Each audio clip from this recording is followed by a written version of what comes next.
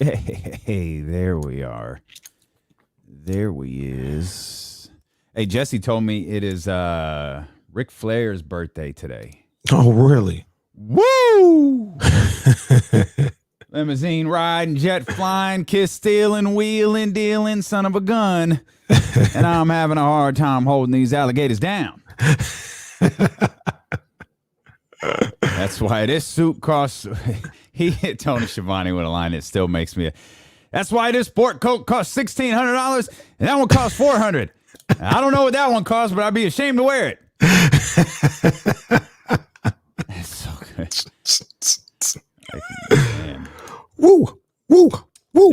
Woo. John, woo. John already got us retweet. All right, John, we appreciate you, fam. What's good, baby? Shout out, John. And John worked hard for us, man. Shout out, even John. He's just showing love. He hit retweet, and he was like, retweeting them out. It's all love, baby. It's all love still. John. Oh, look at this. Hold on. Where are we at? We got. Ramsey got the serial connection excited. Let's go.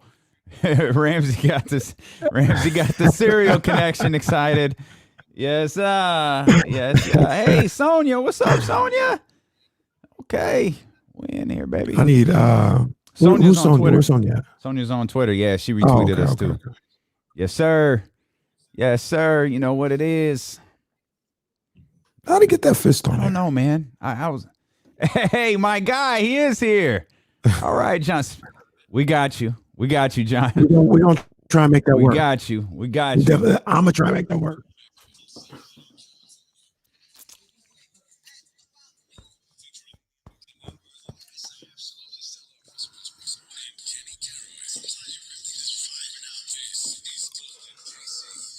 From the streets, voice out west, legendary self-made progress. Last time that I checked. Hey, who's ready for 4.5 hours of the best talk show in the city of Sacramento? We appreciate you so much for being here with us on this Thursday. I'm Damian Barling.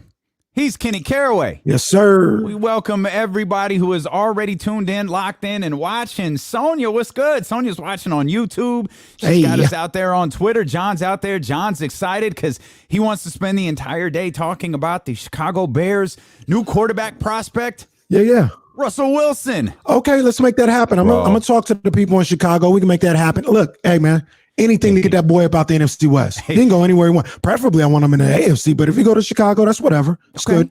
Okay, this is a juicy story.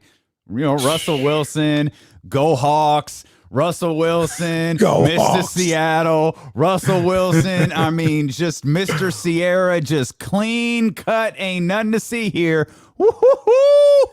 Man, this was a fun story to read this morning. Hey, he's politely dropping these trade demands. Very politely, very classy, but make no mistakes, he's dropping the trade demands. Goes on to the Dan Patrick show like, oh, yeah, we'd like to have some influence. I'd like to have some say here. I'd like to be a part of the conversation. And here we are 2 weeks later, like, hey, what's going on? Like his agent is giving comments on the record talking about, no, Russell Wilson has told Seattle he'd like to stay in Seattle. But, and he does have a no trade clause, by the way, which was a given. I'm sure everybody could have figured that out on their own, but he's got a no trade clause. He's got some years left on the deal. We'll break it down. We'll have some fun with this. We'll talk quarterbacks as the San Francisco Mel Kiper, the ESPN draft guru. He's got a Ohio State quarterback headed to San Francisco in his latest mock draft. I don't think you're going to like this, partner. I don't think you're going to like this. Okay, well, tell me, try me. I might like it. Yeah, 4.5 hours, baby. Yeah. I mean, we got time. I'm just saying, try me. I might like it. Okay. Justin Fields. We'll get to it. We'll get to it. Because Russell Wilson rumors, Justin Fields, J.J. Watt, and $15 million. We'll get to all of the fun football stuff. Yeah, I know. That's what I said. I was like, was like trying to scratch my computer screen. Like, is that a typo? Is there a smudge? 15 million for JJ Watt? Scratch my computer screen. Like, there's something wrong with it. There's something on my screen. I'm trying to erase it. $15 million for JJ Watt. Huh? Okay, I actually think JJ is going to do fine. Like, I think he's going to do better than fine. I think JJ Watt's going to do really well wherever he lands. No, let's relax. But no, I do for a year. Right. 1 year. Right. Well, 1 year. I think he's going to be great for 1 year. Oh, great. Let's calm down. He'll be all right. Okay, fine. Yeah. Okay, you want to talk about calm down? Is that what you really want? You want to talk about calming down? You want to talk about some of the things that you were tweeting this morning? I mean, I was just asking the people. I was asking the questions, as my partner would say, and they were very valid questions, and they were very valid claims that I'm making. Valid claims, huh? Mm-hmm. Okay. Mm-hmm. All right. We've got plenty to talk about. We were celebrating Ric Flair's 72nd birthday before the show started. You're welcome to celebrate. I don't know what you do to celebrate Ric Flair's birthday, but just go woo. Yeah, that works. Just wherever you are at. If you're working from home, if you're working at the office, if you're on a conference call, just belt out a woo, and everybody knows what that means here at this point. Woo. I love Ric Flair, man. We're paying tribute to Ric Flair all day. I don't really know how, but we are. Probably switching teams. That's what we'll do. We'll switch teams as quickly as Ric Flair likes to do, and we'll switch subjects here really quick as we'll be with you all the way till 4:30 today because the Sacramento Kings are in New York. They're live at the Mecca. Oh, yeah, you said it. You said it. You know what time it is. Show some respect, Damien. I really do not appreciate, nor do I like the lack of disrespect you're showing to New York City basketball. Okay. I don't. Okay. Did I say lack of disrespect? You did. I know what you meant. I know it's fine. Don't mind me. Lack of respect. It's fine. That you're showing. It's fine. Hey, look, the Knicks are playing well. That's the only thing that matters to me. Lack of disrespect. We could talk about Madison Square Garden and all of that stupid the Mecca stuff. But this Tom Thibodeau version of the New York Knicks is playing well, and if for all of the Kings fans who are, got to get through Brooklyn, just to kind of take that L and keep it moving. Things get easier at the end of the week because got the Knicks and the Pistons on a Friday night back to back or Thursday Friday back to back, and I'd be careful what you wish for. This is a Kings team that has beaten the New York Knicks 5 of the last 6 times that they've played. Julius Randle was named to the All-Star team. Julius Randle, and he's having an All-Star season. He's having a hell of a season. This is, Hassan Whiteside is out for health and safety protocols. Yeah, the Twitter detectives were hard at work yesterday. I don't know how much the truth there is to that. It looks like if you search Twitter a little bit, you see Hassan Whiteside was apparently traveling during his time away, which is which if it's true, I'll hit him with the Jesus Christ, Jackson. Yeah, and Mrs. Mac 10, like that was for you. That was for you. She was on it early on the YouTube stream. By the way, if you're not watching, you should. We have a lot of fun, and this show goes a legitimate 4.5 hours on twitch.tv/ESPN1320 and on the ESPN 1320 YouTube channel. There are no commercial breaks here for D'Lo and KC as we roll along and taking you all the way up until tip-off for the Sacramento Kings and the New York Knicks. But for those who were looking forward to the end of the week saying, okay, we can get things right here, this is a tough matchup for the Kings tonight, KC. It is. The New York Knicks, very physical, very aggressive, and that is a complete, I don't want to say opposite. I'm not trying to down the guys or whatever. I'm not trying to go too hard, keep painting this same picture, but it is. It's a complete contrast to what we know of the Sacramento Kings for most of this season. They are not hard-nosed. They are not physical for most of the season. They had a 2-week period where they were playing that way. Week and a half. But go, I got you. Okay. Gotcha. Fair enough. But right now, they're not playing that type of basketball. Yeah. Now, despite the what they gave a 124 to the Brooklyn Nets the other night, I think it was 124. Despite that, I did see some signs of them being a little bit more aggressive in the game against the Nets and being able to stand their ground and competing. You know, they were down 10, I think, a couple of different times in that second half, fought right back, closed it down to 2 or 1, took the lead for about 17 seconds themselves. So they showed signs of those things coming back with their starting lineup coming back. But was it just a one-night thing? Are they back committed to playing that type of basketball? We're going to find out real quick tonight when they go up against Thibs and his Knicks. A one-night stand for the Sacramento Kings, huh? All right. You're right, though. We will find out. You mentioned it was actually 127 that the Brooklyn Nets put up the other night, but that's not the problem. Like, and I understand your point there. I mean, that's the Brooklyn Nets, and that's a high-powered offense. That's a team that's on fire right now. Yeah. Not quite as hot as the Utah Jazz, but they're hot. They're hot, no question about that. The Kings gave up 124 to the Memphis Grizzlies. They gave up 123 to the Orlando Magic. Yeah. They gave up 122 to the Chicago Bulls. You see where I'm going with this. There's a problem. Now, if they give up 120 to the New York Knicks, I'm jumping on the Tim Maxwell tank at all.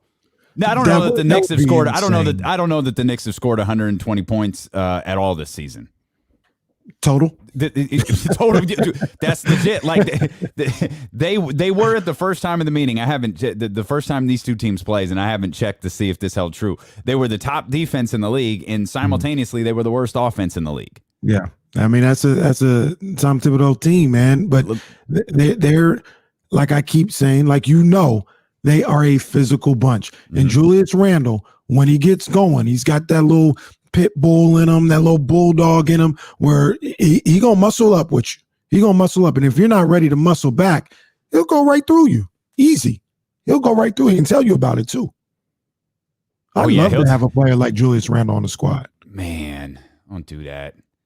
I wanted Julius Randle on the squad when he was a free agent. So I mean, I don't know that he'd even be remotely interested at the time. Coming here, but he was a player that I really liked when he left Los Angeles. He's a good ball player. He's showing that right now. The Knicks still have the top defense in the league, and hey, look at that. They still have the worst offense. so this is pretty similar to when these two teams met a couple of weeks ago. The Knicks are still the top defense in the league and still the worst offense in the league. So it'll be quite the outing. We mentioned Hassan Whiteside not playing. He didn't play the first time, so it's not going to be a head scratching loss, but it is leaving people wondering, like, all right, what does this mean for Hassan Whiteside's future? What's really good? That's what we're asking here. What's really good? We saw Glenn Robinson away for personal reasons for a handful of games, and ultimately he was waived and left to go on and do his own thing. Now, this doesn't feel the same, but given the amount of rumors surrounding Hassan Whiteside now, at least his alleged interest from other teams, given the fact that the Los Angeles Lakers lost again last night, not just lost, but were absolutely blown out. I certainly don't think Hassan Whiteside is a 25-point difference for the Los Angeles Lakers against the Utah Jazz, but we know that the Lakers are desperately looking for somebody to fill some minutes with Anthony Davis out for the next handful of weeks, and that's just something they don't have. No, they absolutely don't. And I was talking with my boy A Knox about this last night, and I think the Lakers right now, with the injuries, and even without the injuries, I think they're vulnerable. I think they can be had because they just don't have the size that they had last year with JaVale and Dwight Howard. And that also allows them, or doesn't allow them, to be as versatile on the defensive end. Another guy that they're missing, and I don't want to make this Laker talk here, but another guy that they're missing is Rajon Rondo. So they have holes on that roster that I think Hassan Whiteside, while he wouldn't start when AD comes back, he would really help out what they're trying to do as far as their versatility and rim protection moving forward. So, keep your eye on it. Keep your eye on it. I was talking to my man, and he agreed with me. A possible bidding war. Okay. All right. I'm just saying, because it's almost looking like as crazy as it sounds. Whoever can get Hassan, Nets or Lakers, be in that driver's seat. I want you to listen to what you're saying. You're saying Hassan Whiteside. I know. It sounds crazy. I know. I'm just saying. So if the Nets get Hassan Whiteside, they ain't the favorites? Well, wait. Do you listen to yourself? Do you hear yourself? Of course. Okay. Your headphones are working. You can hear the words that are coming out of your mouth. Oh, the Nets not the favorite. Like the Nets aren't the favorite now in the East? They might be. No, I'm talking about favorites to win an NBA championship. So it wasn't James Harden that did it. It wasn't Kevin Durant being healthy. You already had him acquisition of Hassan Whiteside. You need a break. You need a timeout. Dude, we're talking quarterbacks today. Dan Graziano just tweeted something about Deshaun Watson that I'm going to read to you as soon as we get back. I'm not even going to look. I want to hear it from you. Don't tune in, as a matter of fact. Twitch.tv/ESPN1320, the ESPN 1320 YouTube channel. We welcome everybody listening on radio.com and on Sacramento's #1 sports station, ESPN 1320. Boy, we talking some trash today. This Graziano tweet popped up. I was like, hoo, let's go. Don't say nothing in the chat either. I want to be completely, not you. I'm talking to the chat. Don't say nothing. You know they gonna say something. I want to be completely taken off guard. I'm gonna turn the chat off for a second. You know I don't never do that. I love the chat. Kenny Caraway says he hates the chat. Did y'all hear that? Did y'all hear that? No, I love the chat. Hassan Whiteside. Oh, that's right. He hates Alex Smith and his comeback stories. That's true. You guys got to stop with that Alex Smith award. That's just Yep. Hassan Whiteside making a team favorite. Full stop. Kenneth Caraway. Look, man, I'm just saying. So, what's the one issue that the Nets have right now? That's all I'm saying. No, you're right. Would you take Austin Rivers? I would. Yeah, I would too. Absolutely, I don't care if the locker room hates him. That ain't my problem. I'd take Austin Rivers in a heartbeat. Yeah. Yo, I put something. Nothing. I put something in the sound bank for you for every time we hit the sophomore class field trip. Break it down. I also got your. I'm gonna put that. I gotta put that Kendrick Perkins.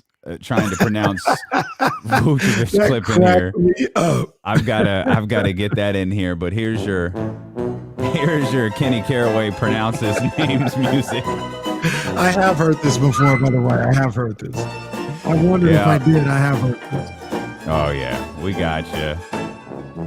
That's definitely pop culture. That is not a full culture reference. That is pop culture stuff right there. Vucevic.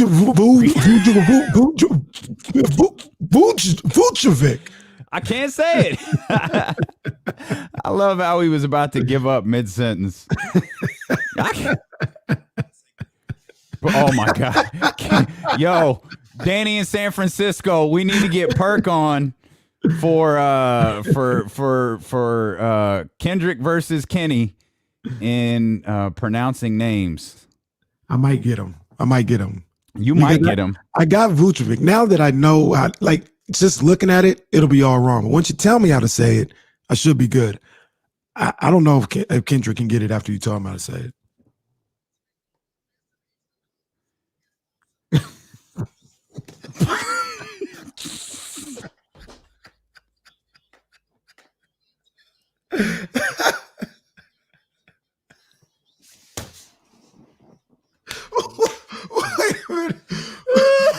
What did he call him? Vucevic? Vucevic? Oh, man. That one right before he got it right. Play that again. He said Vucevic.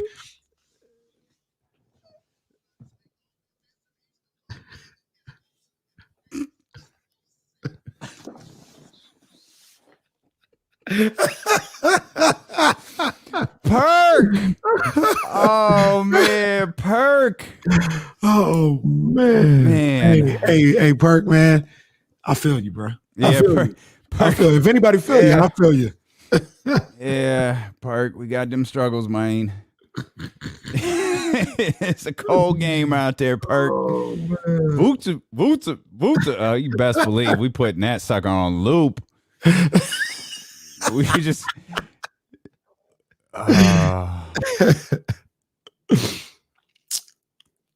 Damien, I'm about to text you real quick.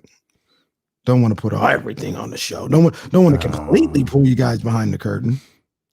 Jabari Parker has missed more games due to COVID than any other athlete in major sports. Is that because he's got the He had it last year too, didn't he? Before the bubble? I was gonna say I hope he didn't have it last year. Going into the bubble, I think he had it. Did he? Okay. Like, let's not like he was gonna play. Come on, man. And commenters, I'm dead serious. I have not looked at the comments. I want to know what's going on with Deshaun. Oh man, I closed that tweet too. I better open it back up.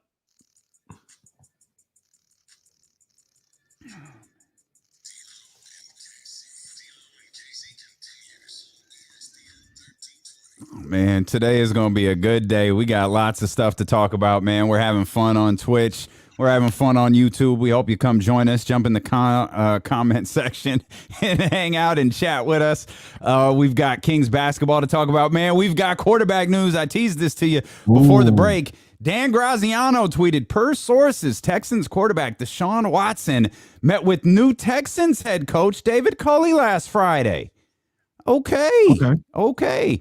In that meeting, Watson reiterated that he wants to be traded, and he told Culley he has no intention of playing for the Texans again.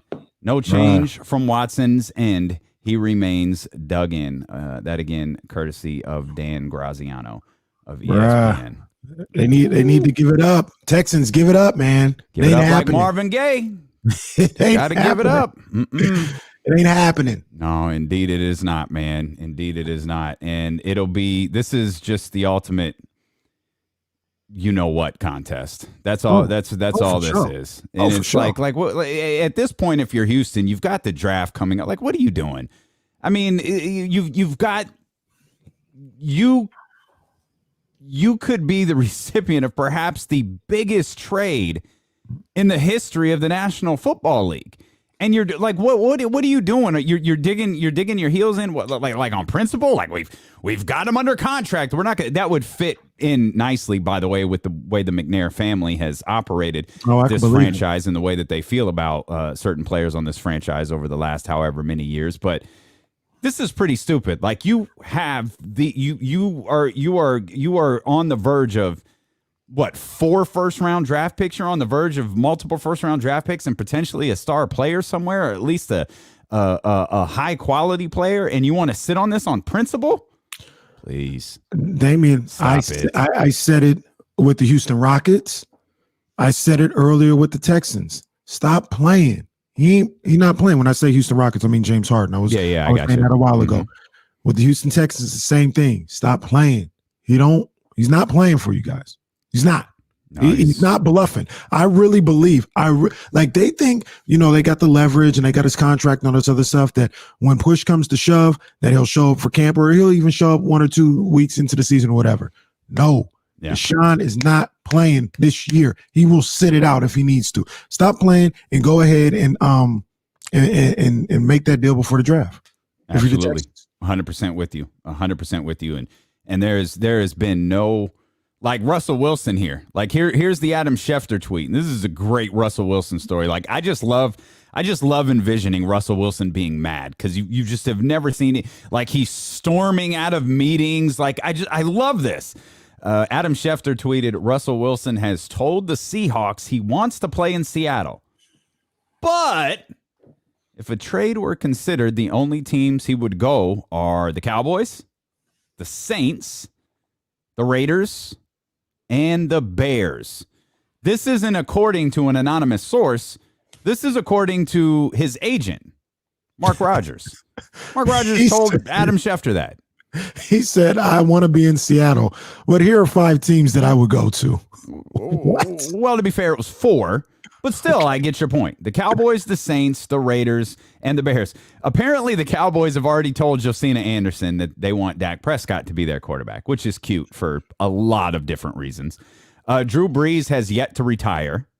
Everyone believes that Drew Brees is going to retire, but he is yet to retire. John Gruden hates Derek Carr, obviously. And then the Chicago Bears will probably destroy Russell Wilson's career because just no quarterback is ever successful there. Damn. Shout out, put on that. Shout out, John. Sorry, guys. You just put on a Bears uniform and you immediately can't throw the ball anymore. It's fascinating. Whew. Sorry, Well, Manny. Guys, I'm sorry. Like, point to the piece of evidence that suggests otherwise. Well, look, I'll tell you like this, though. I will say this. I got my ear to the streets. I got my ear to the streets all over the country. All right. Listen to some people, talk to some people up in Seattle. They're not, I know. See, look, first of all, I made a mistake of reading the chat while we were trying to have a serious conversation. Sorry, John, I love you, buddy. I love Bears fans. Bears fans, I love you guys. I love you. I love you guys. But, like, let's be real. Like, let's be real. Like, no one why are the Bears on that list? I guess because you still believe Khalil Mack is a tremendous defender. I think their defense is maybe ready-ish. So let's ask the Bears fans this. The Bears fans is the roster complete? Like, we talk about the San Francisco 49ers roster a lot. Yeah. And I know that Khalil Mack is over there. I know that the defense is I don't know that the defense is great. I think 2 years ago the defense was great. I don't know that they're great now. Like, is the Bears, are they legit a complete team?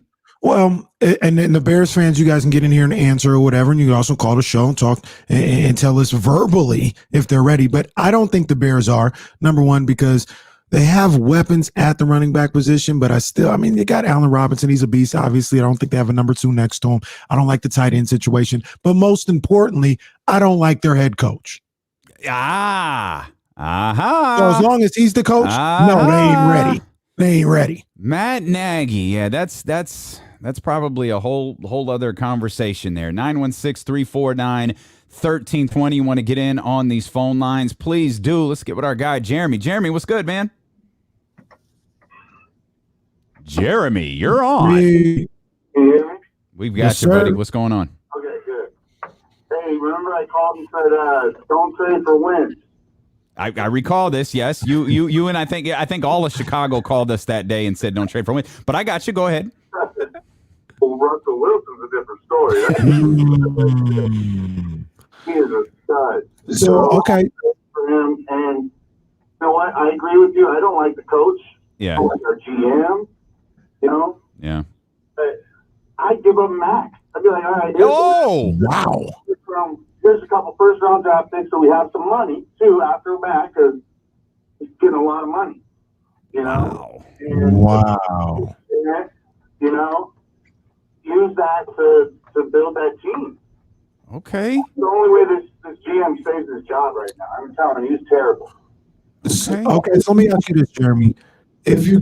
I understand what you're saying, but I don't think you trade Russell Westbrook. You trade for Russell Wilson to build your team. I think you trade for Russell Wilson to say this is the missing piece. We're trying to go to the Super Bowl right now. That's what I think a Russell Wilson trade should be. Yeah, but the thing is with that trade, Seattle's not going to give you just Russell Wilson for nothing, So you've got to, that you're going to have to pay a quarterback, and they're super expensive. So if you have a really good one, you can pay that. But you can't pay a defensive end like quarterback money. If you're not going to get that trade, then you just stick with Trubisky, sign him to like $10, $12 million, and be done with it and try to get better on the draft. Oh, Jeremy, you just made every Bears fan in the chat room vomit, man. We appreciate you, Jeremy. Thanks for listening. Thanks for calling, Casey. Go ahead. No, I was going to say the Bears fans are, upset about this whole thing in the chat and all this other stuff about the idea of trading Khalil Mack.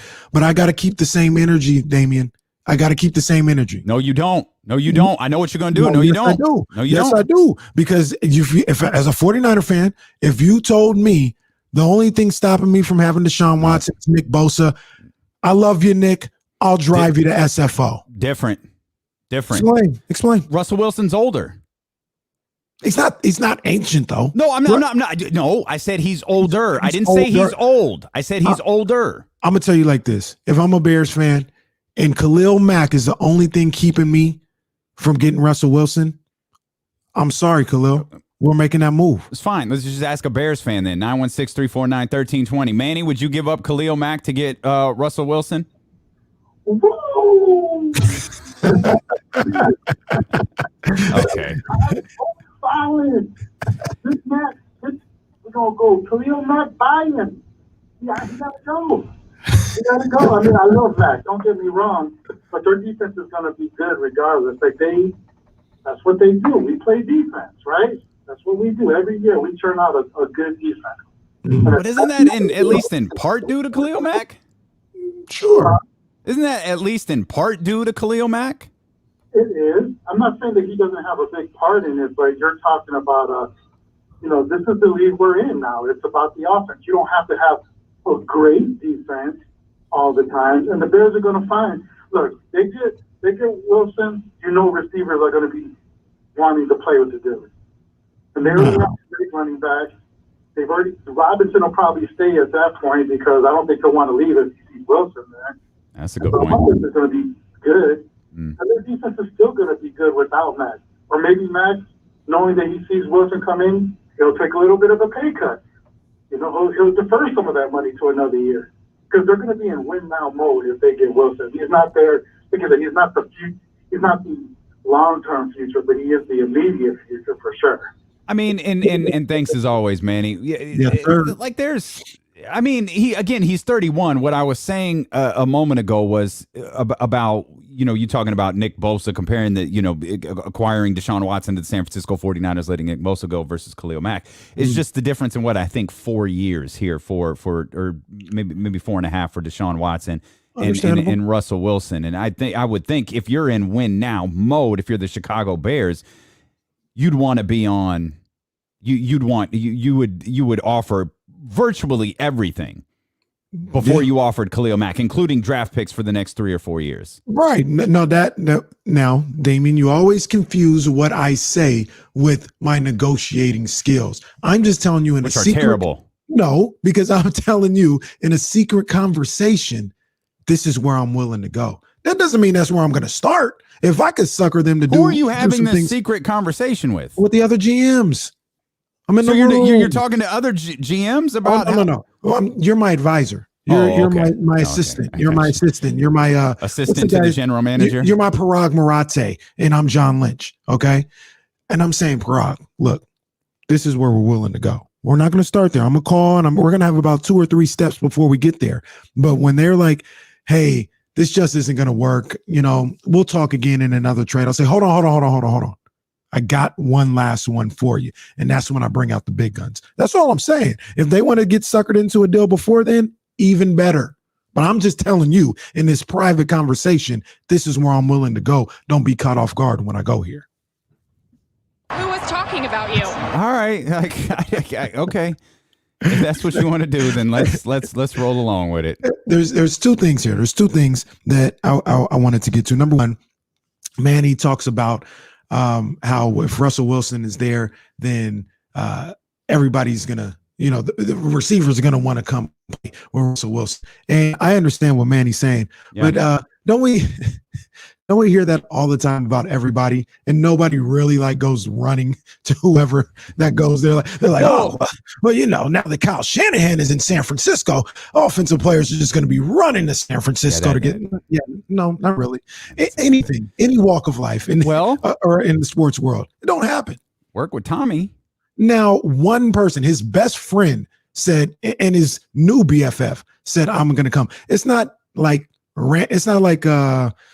Julio Jones said, "Trade me to Tampa Bay." That's where I want to go. I'm willing to take a pay cut. Like Mike Evans was already there. Godwin was already there. He got his 2 BFFs to come in there. That wasn't everybody running to come play with him. I'm just offering a couple of examples. I understand. It's just a quirk. It's just a quirk that I have. I know this, and it sounds good in theory, but it never really happens. The other thing that I was going to say that we got far off of is I want to say my people in Seattle, they're not taking this lightly. You know how typically, like here in Sacramento, we hear De'Aaron Fox rumors, not even real rumors, but somebody will be like, "Oh, Fox."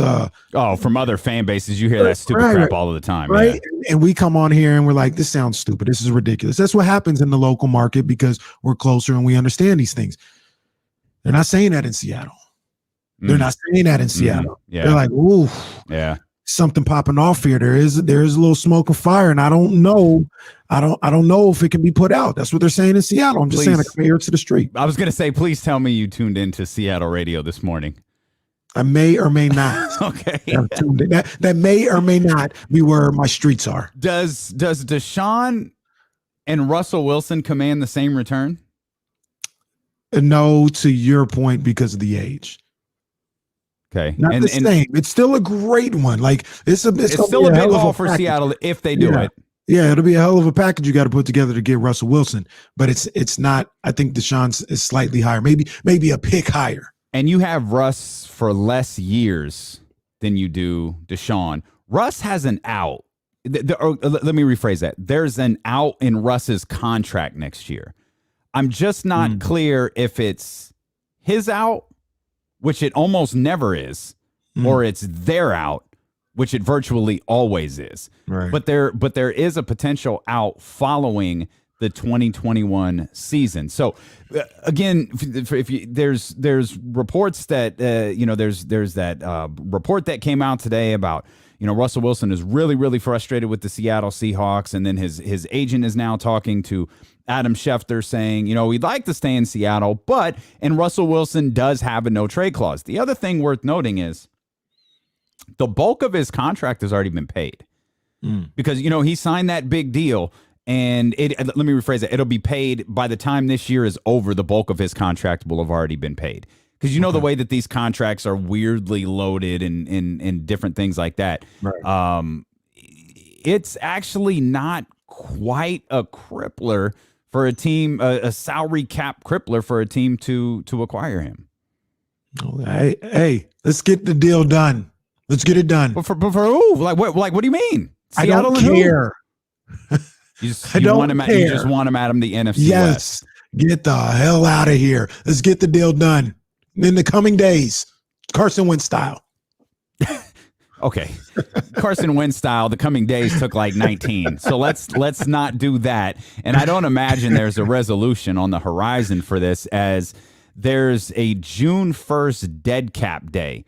The Seahawks will only save $7 million if they cut him or if he is moved by June 1st. The team that acquires him will acquire the 2021 salary, the 2022 salary, the 2023 salary. That's 19, 24, and 27 million. Again, by standards of NFL contracts, that's not outrageous because the bulk of Russell Wilson's big deal is being paid in the first 3 years of it. This year we're entering is the third. Yeah, and we talk about June 1st, and I understand that. I understand the significance of that date and guarantee contracts and cap hits and all this other stuff. But if I'm a GM of Seattle, if I'm the GM of Houston, I'm trying to get this done before the draft. If Seattle's really trying to make that move, June 1st don't matter to me. It's what's the draft? April 27th. We were talking about today. I don't know. We got an 8-hour show that day, though. We learned that today.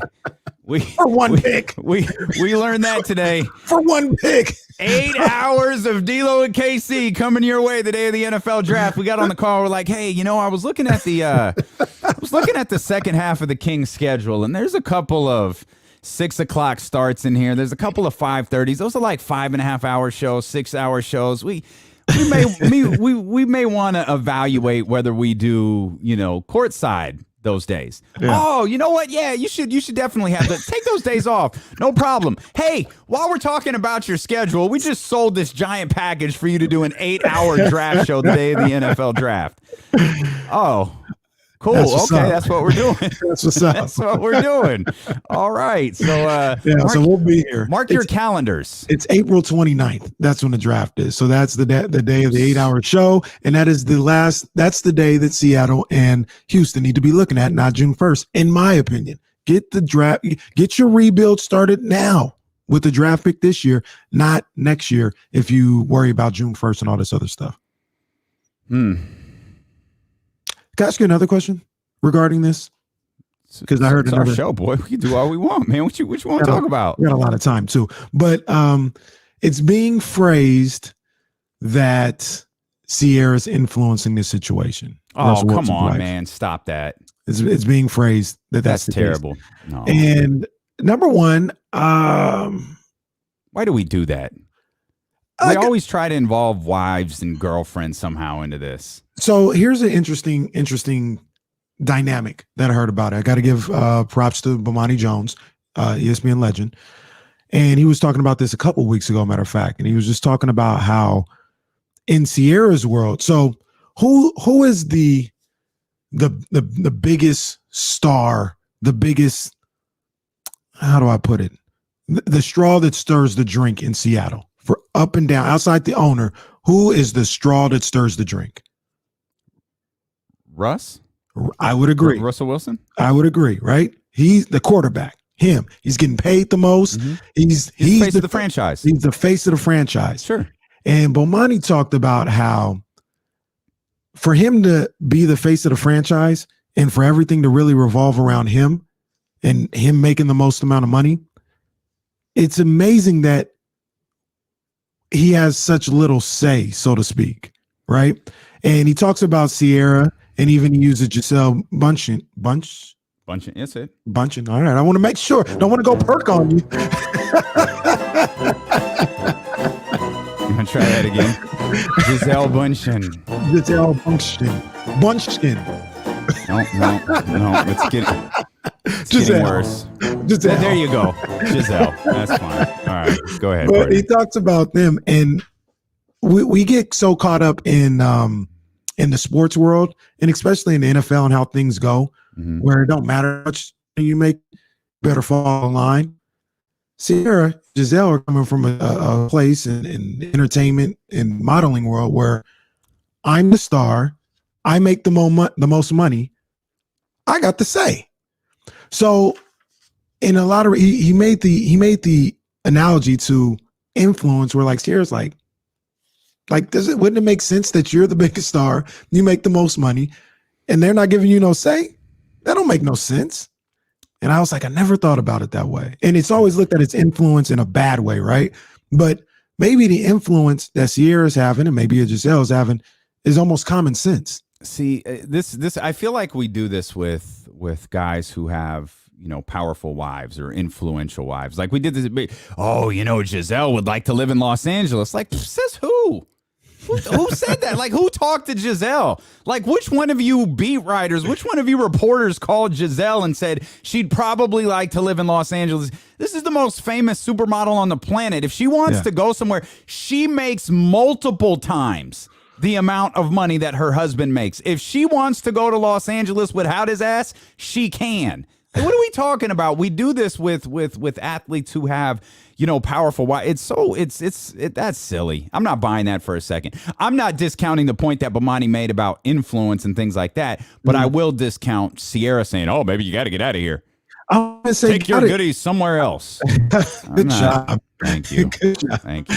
I'm not even saying that she's influencing him to leave. And I don't think Bomani was saying that. He was saying she was influencing him to be like, yeah, what do you mean that they're making decisions without you? Like, you're the franchise. I just don't think quarterback. I just don't think athletes should do that.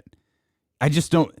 Well, we've talked about that. Yeah. I mean, if you want to hit a throwback, you don't need that smoke. You don't need that smoke because you can put like you can scratch and claw and fuss and fight saying I want this person. Like, hey, Monty McNair's like, Darren, you got all the influence. Darren, what do you want? Go get me Julius Randle.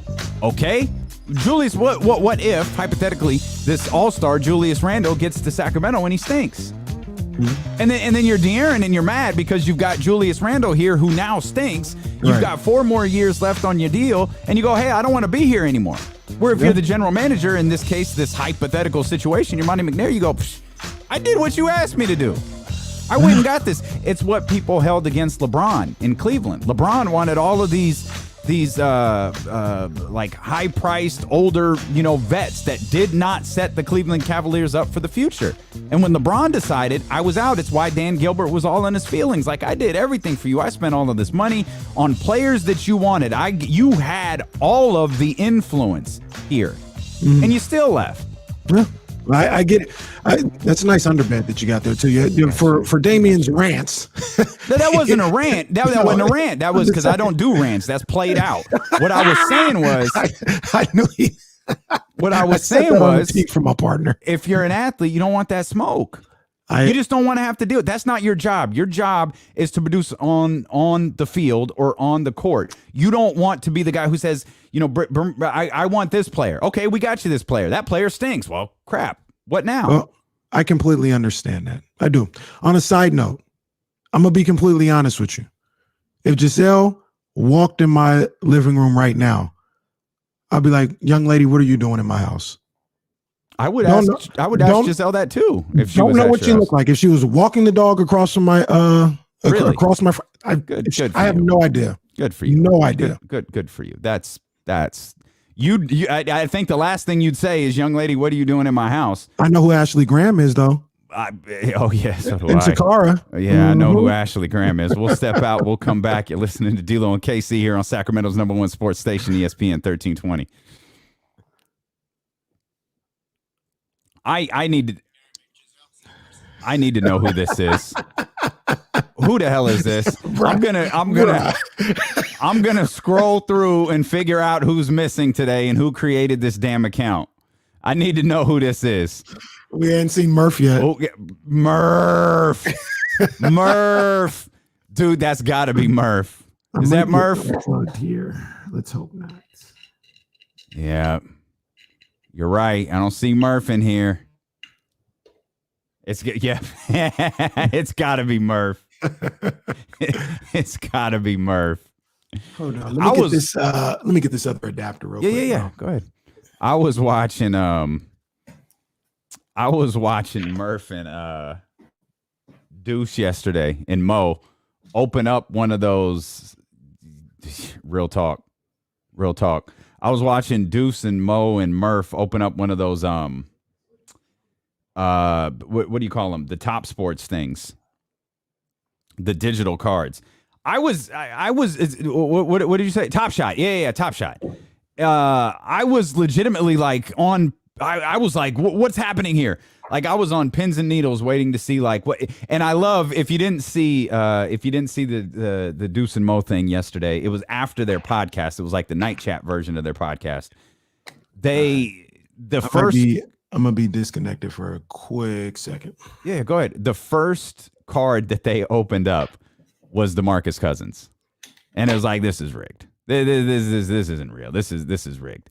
Like, I got that line right in the middle of my head. But I was seriously anxious to see, like, are these guys about to like get a card that's worth like hundreds of thousands of dollars right here on their chat? They didn't. I think they landed one that was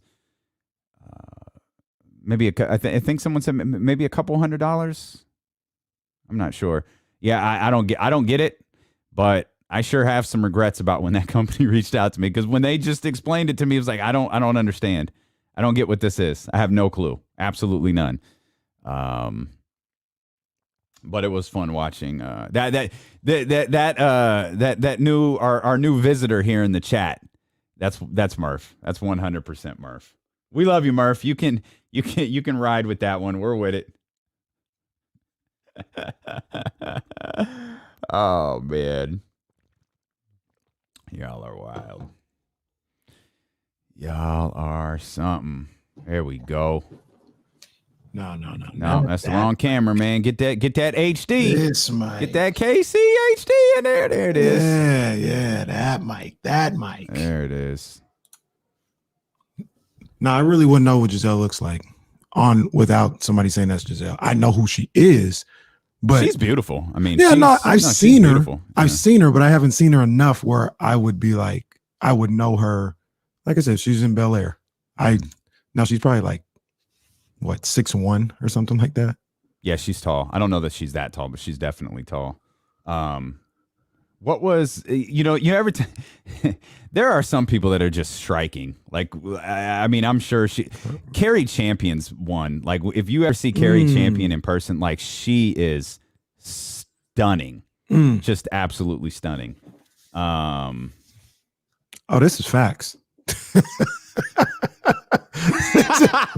This is facts, Matthew. It's absolutely facts. Park around the corner, please, Giselle. I'm gonna need you to move that Maserati right there. They were all already on it. I'd be upset, Rich. I'd be very upset. Can we talk about what the Queen Bee would do if Giselle just walked in the house? Look at me crazy.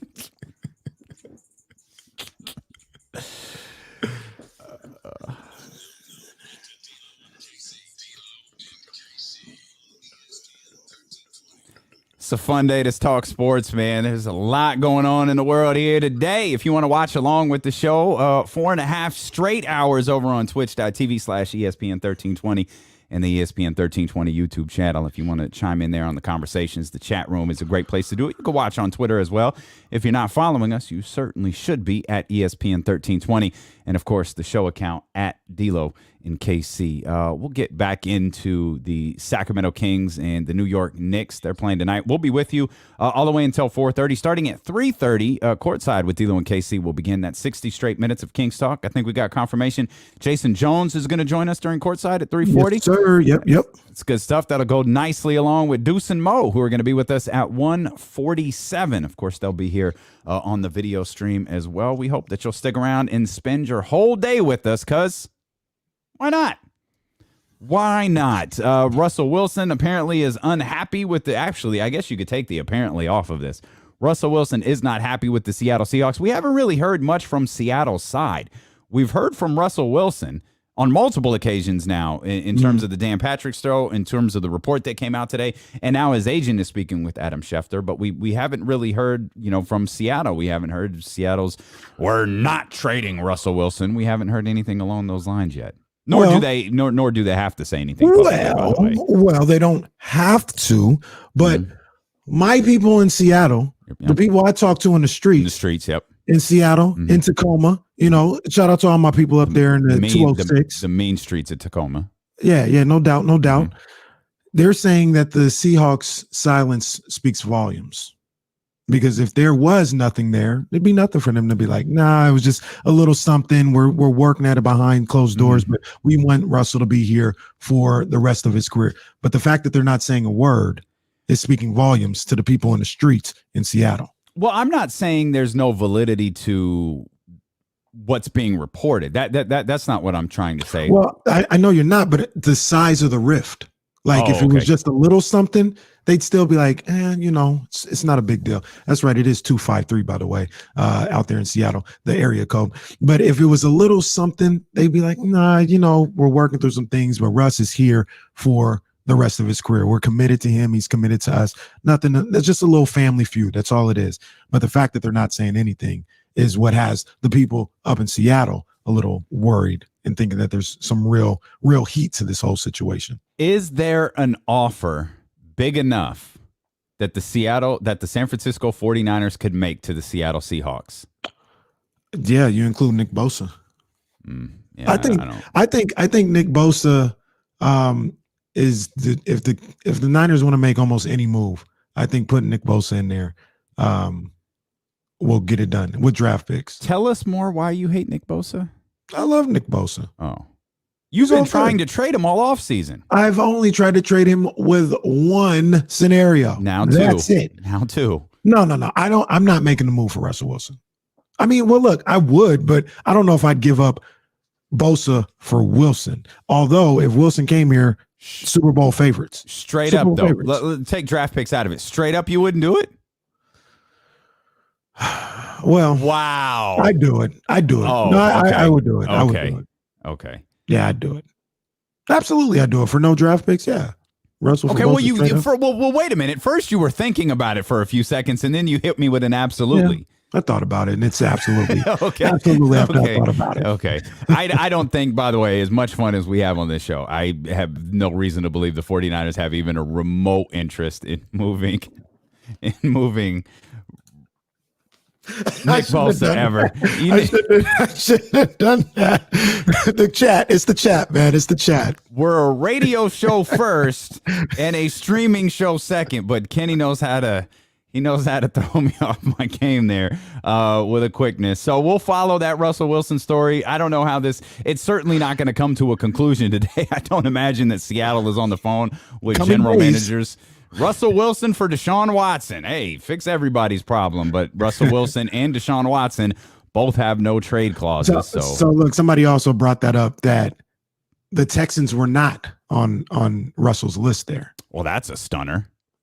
Who wouldn't want to get traded to the Texans? Oh, well, nobody would. But I'm just saying, because I guess, once again, up in Seattle, they floated the idea of, well, if we got to do it, let's try and make Deshaun Watson can't do that for a Russell Wilson trade. No, and the Texans are not on Russell Wilson's list. Not only that, if you're Deshaun Watson, you want to you just spent like the last 3 years getting sacked like 60 times a season. You want to go to Seattle now and get sacked 60 times a season? No. I'm going to guess both of these guys would like to go somewhere that has an offensive line that could keep them upright for the better part of a 60-minute game. I think we could figure it out in San Francisco, offensive line wise. I'd get in there and play tackle if need be. You're better than Mike McGlinchey? Oof. You're better than the season that Mike McGlinchey just had, that's for sure. You can call Seattle, hey, we'll offer you Mike McGlinchey. And we got you covered. What do you say, guys? Huh? There's no way that Seattle would trade Russell Wilson in that division. Nah. There's no way they would trade him to San Francisco. There's absolutely no chance at all. Oh, look, this is no chance in hell. This is the discussion that we had yesterday, Kings-Lakers. If you're Seattle, I feel under no circumstances do you trade him to San Francisco. Or if the deal is out there, you call every other team and say, this is what's presented. Can you beat this? Mm-hmm. And anybody that's close, that's not in the NFC West, you go with. But it's the same thing, right? And you laughed at me and the rest of the Kings fans when we said, we never do deals with the Lakers. No, because I'm not talking about fan bases. I'm talking about organizations. I'm talking about not an 82-game season. I'm talking about in a 16-game season. You trade the face of your franchise away. You trade the guy who has won you a Super Bowl, who has taken you to another one, and you trade him within your division. You know who gets traded within their division? Donovan McNabb gets traded within his division. You know why? Because no one cares. That was a good pull there. I remember Russell Wilson does not get traded inside his division. Okay, I agree. This isn't the same as what we were talking about. You're misrepresenting what we were. No, it's off. Because this is a fan base talking about, I don't want to do a deal with the Lakers versus the Seahawks going, we are not playing Russell Wilson twice a season. Yeah, I don't think that. Well, Monty McNair may not understand Sacramento on the Lakers, so maybe he would do that. There's nothing to understand. Monty McNair probably doesn't give a crap. There's nothing to understand with the Kings and the Lakers. I'm just saying, if I was general manager, because I understand this city, that's why we have the best radio show in the city, because we understand this city. I would know that if the Lakers came with a deal, I would go, thank you, Pelinka. I'll get back to you. And I would call every other team in the league and try and make a deal with them before I settled with the Lakers. That's just how it would go down. Have we gone over how bad of a general manager I believe you would be? Be an awesome one. I wish they would listen to me more often. You would be terrible. Oh, my goodness, you would be frustratingly bad. You listen to D'Lo and KC. You're in the right profession, my friend. We're doing this thing the right way. You listen to D'Lo and KC on KIFM, West Sacramento, KRXQ, HD2 Sacramento, a radio.com sports station, and driven by our good friends over at Lasher's Elk Grove Dodge. We're also live on twitch.tv/ESPN1320 and the ESPN 1320 YouTube channel. If you're a business and you're not sponsoring the stream yet, come on now. What are you doing? Come on now. What are you doing? Get at us. I don't know who to tell you to call, but call somebody. Call Danny in San Francisco. Get it worked out. Hey, this stream right here is the next Top Shot. You want to get in now. I'm just telling you. That's real talk. And we got Murph in here, who's a Top Shop expert. He knows what it's all about. He was opening a pack last night on the Deuce and Mo podcast. Deuce and Mo will be with us coming up at 1:47.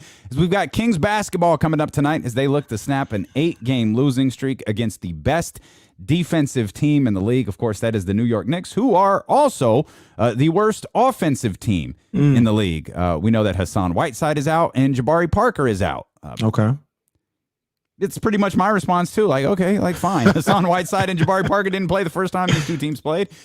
Were they on the same plane as to wherever they were traveling? Jill, if you're still in the chat, we don't have the ability to confirm this, but it looked like Hassan Whiteside was, like, in Charlotte or something. Yeah. He was traveling somewhere. That's the street you're saying. How, though? How, Sway? How? I know. Wait, I got you, bro. How, Sway? How did he get there? I don't know. You cannot do that. Like, yeah, you can't do that. Which brings up. And why was he in Charlotte? For what? Yeah, I don't know. I have no idea. That's just not something that you could do in the 2021 NBA season. But again, what's it matter? Hassan Whiteside didn't play the first time that the Kings played really well the first time these two teams played. And we had a lengthy conversation headed into that game about whether or not defense can truly could the Knicks defense dictate the pace of the game? Like, would the Kings try to get out and move? Would they try to get points up? Would they try to break down that Thibs defense, or would the game settle in the way that the New York Knicks wanted it to? And I'd argue that the game settled in the way the New York Knicks wanted it to. It's just the Kings were better offensively than the Knicks were, and that led to the Kings getting the W that day and really kind of set them off on that nice little stretch of basketball that they played. Yeah, and I would say it was going the Knicks' way until the Kings kind of imposed their will late in that game. They actually took a page out of the Knicks playbook, started to lock up on the defensive end and use those defensive stops to get some timely buckets on the other end of the floor. So I think, to your point, the Knicks, it was played at a Knicks pace, but the Kings played well at that pace that night at least. Yeah, at that night, and then they pulled away at the end, and I think that's going to be more of the recipe for the night. They're going to have to grit and grind a little bit, but there's going to come times when you got to make stops and turn those stops into buckets. Well, we saw a number of stops, including, I think it was a franchised record. Let me double check this. Okay, I'm not 100% positive. It was. They had 14 blocks or something in that game. Rashawn Holmes had 6. Yeah, man. Yeah. If the Knicks set the tone defensively, the Kings had no problem in that particular game following them. Now, again, it doesn't hurt that the Knicks defense or the Knicks offense is bad. So that can spice up your defense a little bit, but that has nothing to do with, Rashawn Holmes knocking out, 6 shots out of the sky, and Tyrese Halliburton had 4 blocks that day as well. I think this is a good matchup for the Kings. That's just what it is, a good matchup. You got teams like the Warriors and the Lakers and the Nets, who are also, some of at least the Lakers and right now, at least just the Nets are one of the best teams in the league. But I look at those teams and they're bad matchups for the Kings.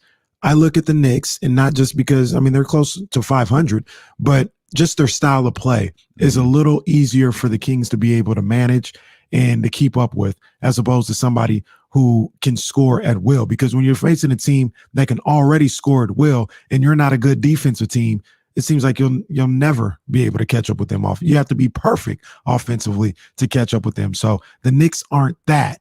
And I think this is a good matchup for the Kings tonight. 21 points from Harrison Barnes in that first meeting, 22 from De'Aaron Fox, 16 from Tyrese Halliburton. You're going to need a full complement of players. And this is a game that I think a lot of Kings fans have their eyes on, in that, okay, we have Harrison Barnes back. He's got his feet under him in a difficult Brooklyn matchup. All right, we're in good shape. Let's keep it moving. We know that De'Aaron is back to playing big minutes. Marvin Bagley topped the 30-minute marker the other night. Okay, Rashawn Holmes is here. Tyrese Halliburton is here. Buddy Hield is still in the starting lineup because, you got to give it time, as Luke Walton says. You got to give it time to figure it out. And so this is a man. I hate this. And I'm going to be mad at myself for saying this is a good measuring stick game for the Kings. It's like, okay, where are you here? Are you going to fall over for the 9th straight time? Or, much like you did the first time around, can you use this game against the New York Knicks to correct yourself? Is the narrative right? Has this been an injury problem for the last, prior to Brooklyn, 7 games? Has this been bodies not being available? Has this been a starter or multiple starters missing? Has that been the reason that the Sacramento Kings are in the hole that they're in now? Or is there a bigger rooted issue? We might, I don't know that we're going to get an answer tonight. We could get an answer tomorrow. I don't know if we're going to get an answer tonight, but I think maybe however the Kings come out, maybe that answers the question. Or if the Knicks score 120 points, that definitely answers the question. If the Knicks score 120 points, I mean, something's got to change if that happens. Whether it's the starting lineup, the coach, whatever, it'd be inexcusable for the Knicks to score 120 points in a loss at the very least for the Sacramento Kings tonight. But I'm scrolling I'm looking at this as quick. Okay, they scored 121 against the Rockets. I was about to say they had a high scoring game against Portland too. They had 123 against the Hawks. Okay, and these were recently. Yeah. So maybe that it looks like 123 is their highest scoring output. Oh, yeah, that it looks like their highest scoring output of the season, 123 points. Which is, by the way, that is right on average of what the Sacramento Kings have given up during this losing streak, 123. That's facts. So I don't see it from the Knicks, that scoring output here tonight against the Kings. But if the Kings are messing around, that can easily be taken care of. I mean, the Knicks, it's their style of play that keeps them from scoring a lot. I don't think it's their talent. They got an all-star in Julius Randle. I love RJ Barrett. I really love Emmanuel Quickly. They got Derrick Rose now. I mean, they got guys that can fill it up. Alec Burke, he could have a good game, a 20-point game here and there. So they got guys that can put the ball in the basket. It's just really the style of play that keeps them down at the bottom when you talk about average points per game. I agree with your assessment that this is going to be a good measuring stick for the Kings. Not to say that they should beat the Knicks, but this is a winnable game. This is a winnable game. This is a team in the Knicks that I feel is about on par with the Kings. I don't look at the Kings as so much better than the Knicks and vice versa. I look at them, they're on the same. If we had tiers the NBA, teams, things of that nature, I feel like the Knicks and the Kings would be on the same tier. So with that being said, this should be a game that could be there for you to win. I disagree. I think the Knicks, if nothing else about the New York Knicks, and what are they, a game? 2 games below 500? The 2 games below 500? 2 games. They have an identity. You know what their identity is. And that identity is based off of their coach. It's not based off of Julius Randle. It's not based off of all of those players that you just named. This is a Tom Thibodeau-led team. This is a team playing Tom Thibodeau-style basketball.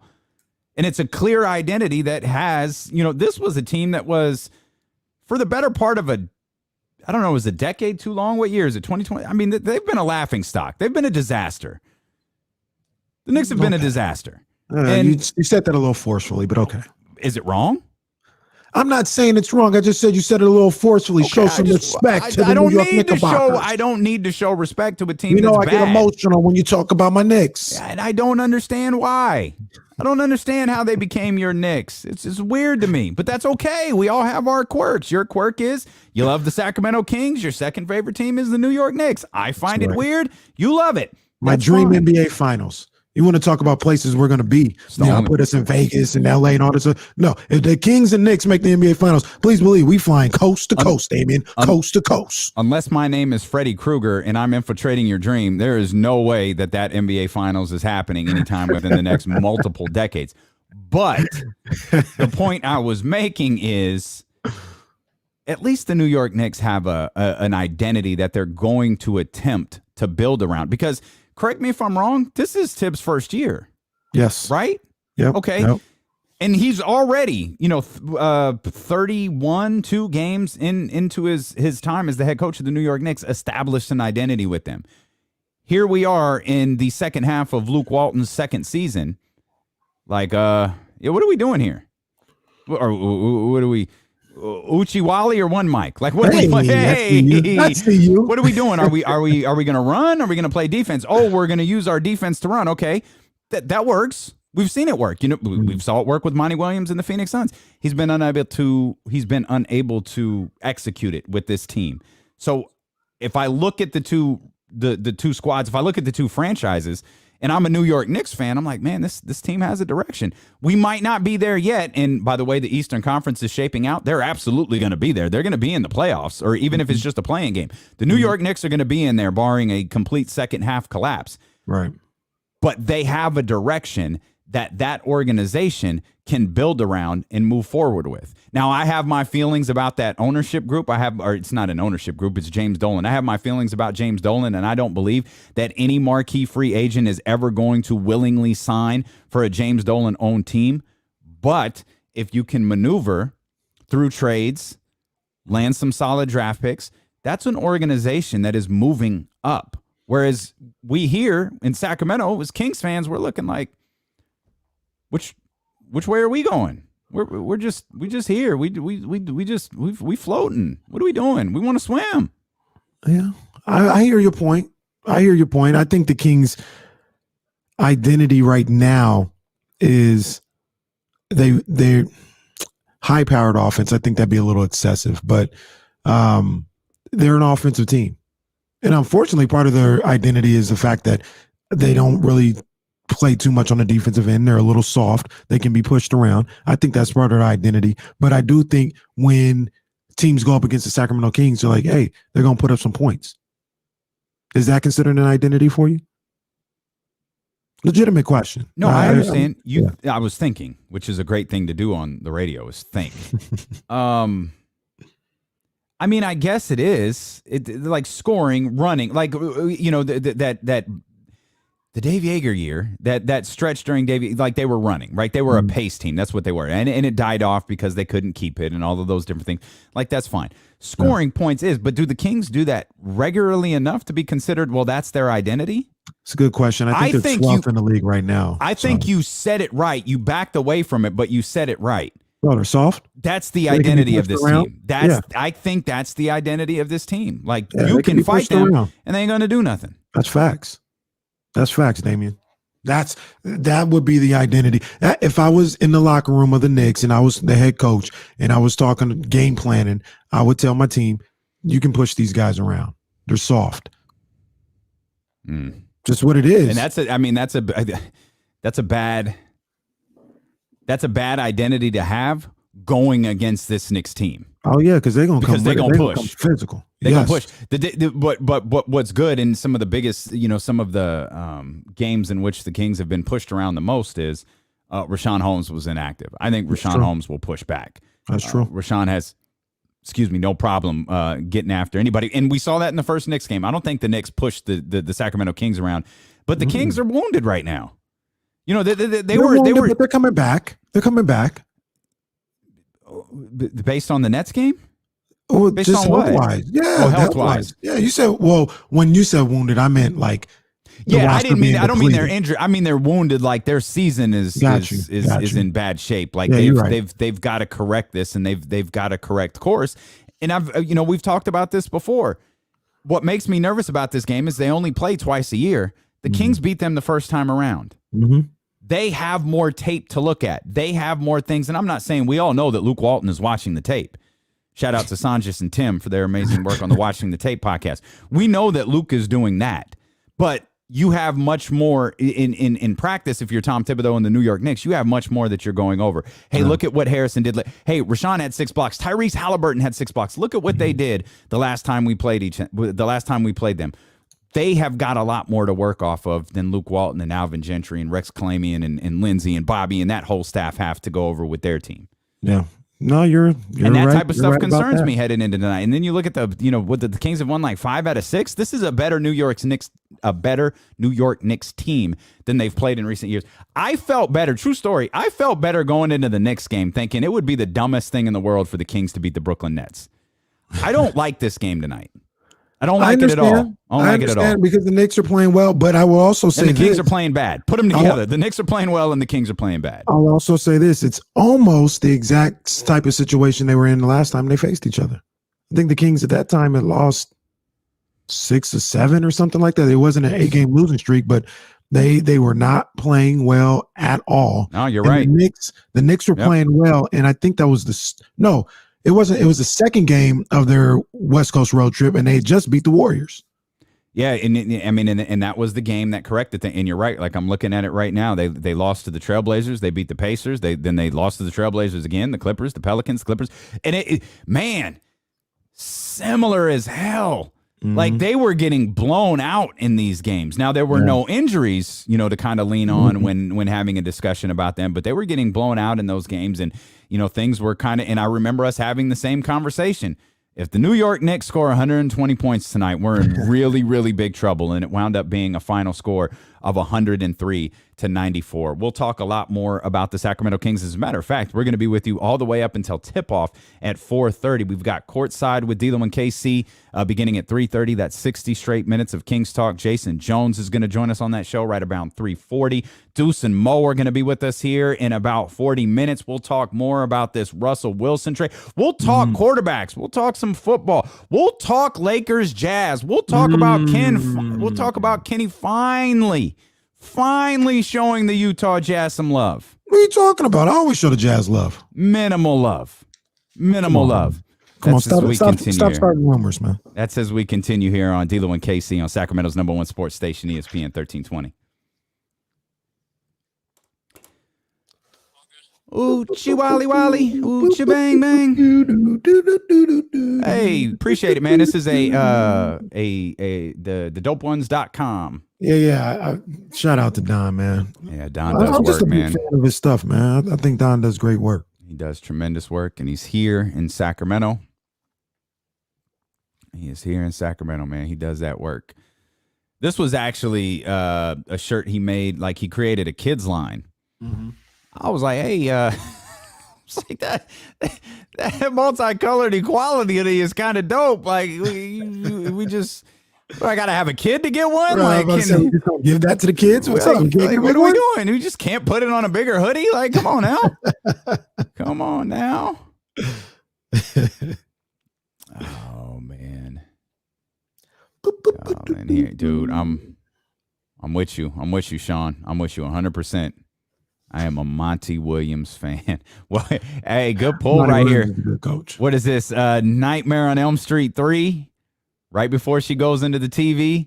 Welcome to prime time. And I still haven't gotten clarity on the B word. I know I've said it. Especially he says that? Yeah, he says, welcome to prime time, bitch. And he throws her head into the TV. And seen none of them. He comes out of the TV. Like Nightmare on Elm Street 1 to this day scares the crap out of me. Like, I think Nightmare on Elm Street 1 is terrifying. Nightmare on Elm Street 2 was really weird. It's a little strange. But, like, it kind of gets to the point where, like, Freddy Krueger almost becomes, like, the hero. Like, he's not a hero. Like, he's still killing people. Was that Freddy versus Jason? Is that what that was? That was later. Like, that was way later. That was after both franchises kind of end. None of them. I've only seen I've seen Freddy versus Jason. I loved Freddy Krueger for some reason. Because I thought he was like, it got to the point where he was funny. Like it was just funny. Like no Nightmare on Elm Street movie is nearly as scary as the first one. The first one is legitimately terrifying to me. I'm going to check it out. Where would I watch that now? Maybe it's on, I don't know. It's on one of the streaming things. They'll surprise you with who has what. I'm like, oh, you guys got this? Well, they're about to launch what's it called? Paramount Plus? Yeah. They're about to launch another one. That looks great. That looks like they got a gang of stuff. Paramount Plus.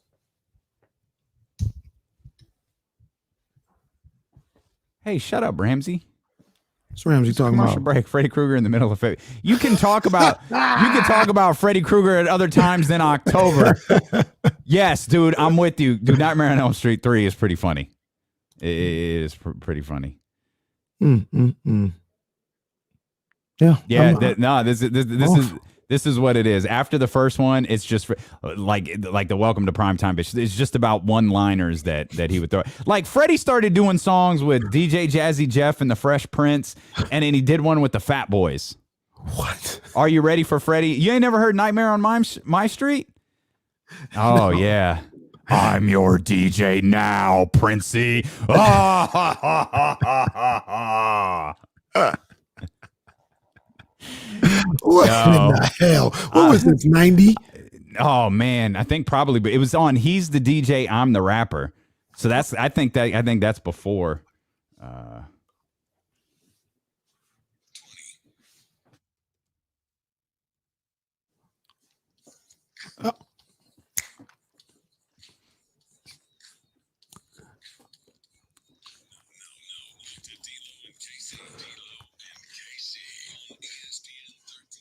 Appreciate everybody listening. I got to throw this out for my partner in the chat house here on twitch.tv/ESPN1320 and the ESPN 1320 YouTube channel. He's the DJ, I'm the Rapper came out in 1987. Oh my goodness. Yeah, 1987. I had When that did the first Nightmare on Elm Street come out? 1985 maybe? Wow. 1985. We were discussing Nightmare on Elm Street and Freddy Krueger during the commercial break. So what? What do y'all do? What do you do during commercial breaks?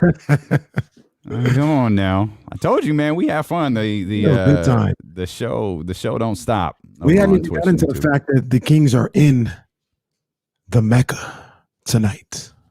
Well, they were actually in the Mecca the other night, but they're in the Mecca and the world's most famous arena tonight.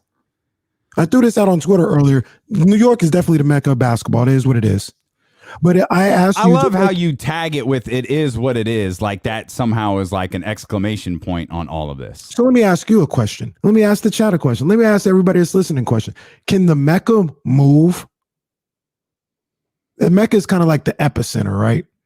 So technically it could. It's not the holiest city in Islam cannot move. Okay. But all of these little things that we throw in with the Mecca, like there is no. So you're right. It can't move. You're right. I figured it couldn't move, but I'm just saying maybe I got it wrong. But no, it can't move. So New York is not. Was the Mecca. Was. And that's okay. So, but it can't move. So there just is no Mecca anymore. There's no center of basketball anymore. You can't. You can. No, you can't. It's so played out, dude. It's so played. New York is the Mecca. And then I'll do this. I'll do what you do with All Stars then. If it's not the Mecca, where is the Mecca right now of basketball? Why does there have to be a center of the basketball universe? Because that's how life works. Excuse me? Says who? What are you talking about? That's how life works. What are you talking about? What do you mean you want to live a life without a Mecca of basketball? I want to live a life without the New York City being the Mecca of basketball. Well, that's what it is. If you said New York City, if you said New York City was the Mecca of professional wrestling, you'd have an argument because it's been maintained through decades and decades and decades and decades. Well, we're talking about what, like a stretch in the 70s where the Knicks were good, and we're talking about Rucker Park. Like, who talks about Rucker Park anymore? Okay, so where is it at now? It doesn't exist. That's cap. If I had to say, I would say L.A. is the current. Okay, that is dumber than saying that New York is the Mecca. L.A. doesn't care. L.A. does not care about professional sports. LA is hot. I don't care if the Dodgers win or the Lakers win. I don't care if somehow the Lakers and the Clippers win in the same year. No one cares. That's Hollywood. Damian, this is the problem that you have and that everybody who hears this term has every time it comes up. Didn't nobody say the Mecca of NBA? It's the Mecca of basketball. And I said to you, who's talking about Rucker Park anymore? Who talks about Georgetown? Georgetown isn't in New York. What am I talking about? No, but they play in Big East because because that's where the Mecca is. That's the world's most famous arena. That's why you equate them with New York City. I'm telling you, the Mecca of basketball, if it's not New York, it's Los Angeles. Chicago may be able to throw their ring in a hat.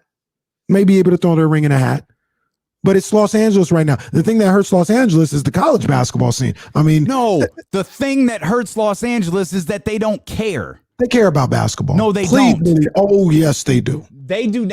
You're second tier there, no matter what. No, you're second tier there, no matter what. It's Hollywood first. It's Lakers. It's Hollywood. Lakers first. And Hollywood are entwined. False. Jack Nicholson, all these guys, all the Hollywood stars coming into the game. It's intertwined. It is not intertwined. It's Hollywood first, and then way down. It's the Lakers. Stop it. Lakers are LA. Sacramento is the center of the basketball universe. How's that? I mean, they're up there. You'd have a better argument with Chicago. No, Chicago don't have the college component. They don't get the McDonald's All-American games, Jordan Brand games, things of that nature. So they kind of miss out on those things that no, don't get it twisted. New York has all of this. The only thing New York isn't doing right now is winning. They're not okay. Well, Brooklyn is in New York.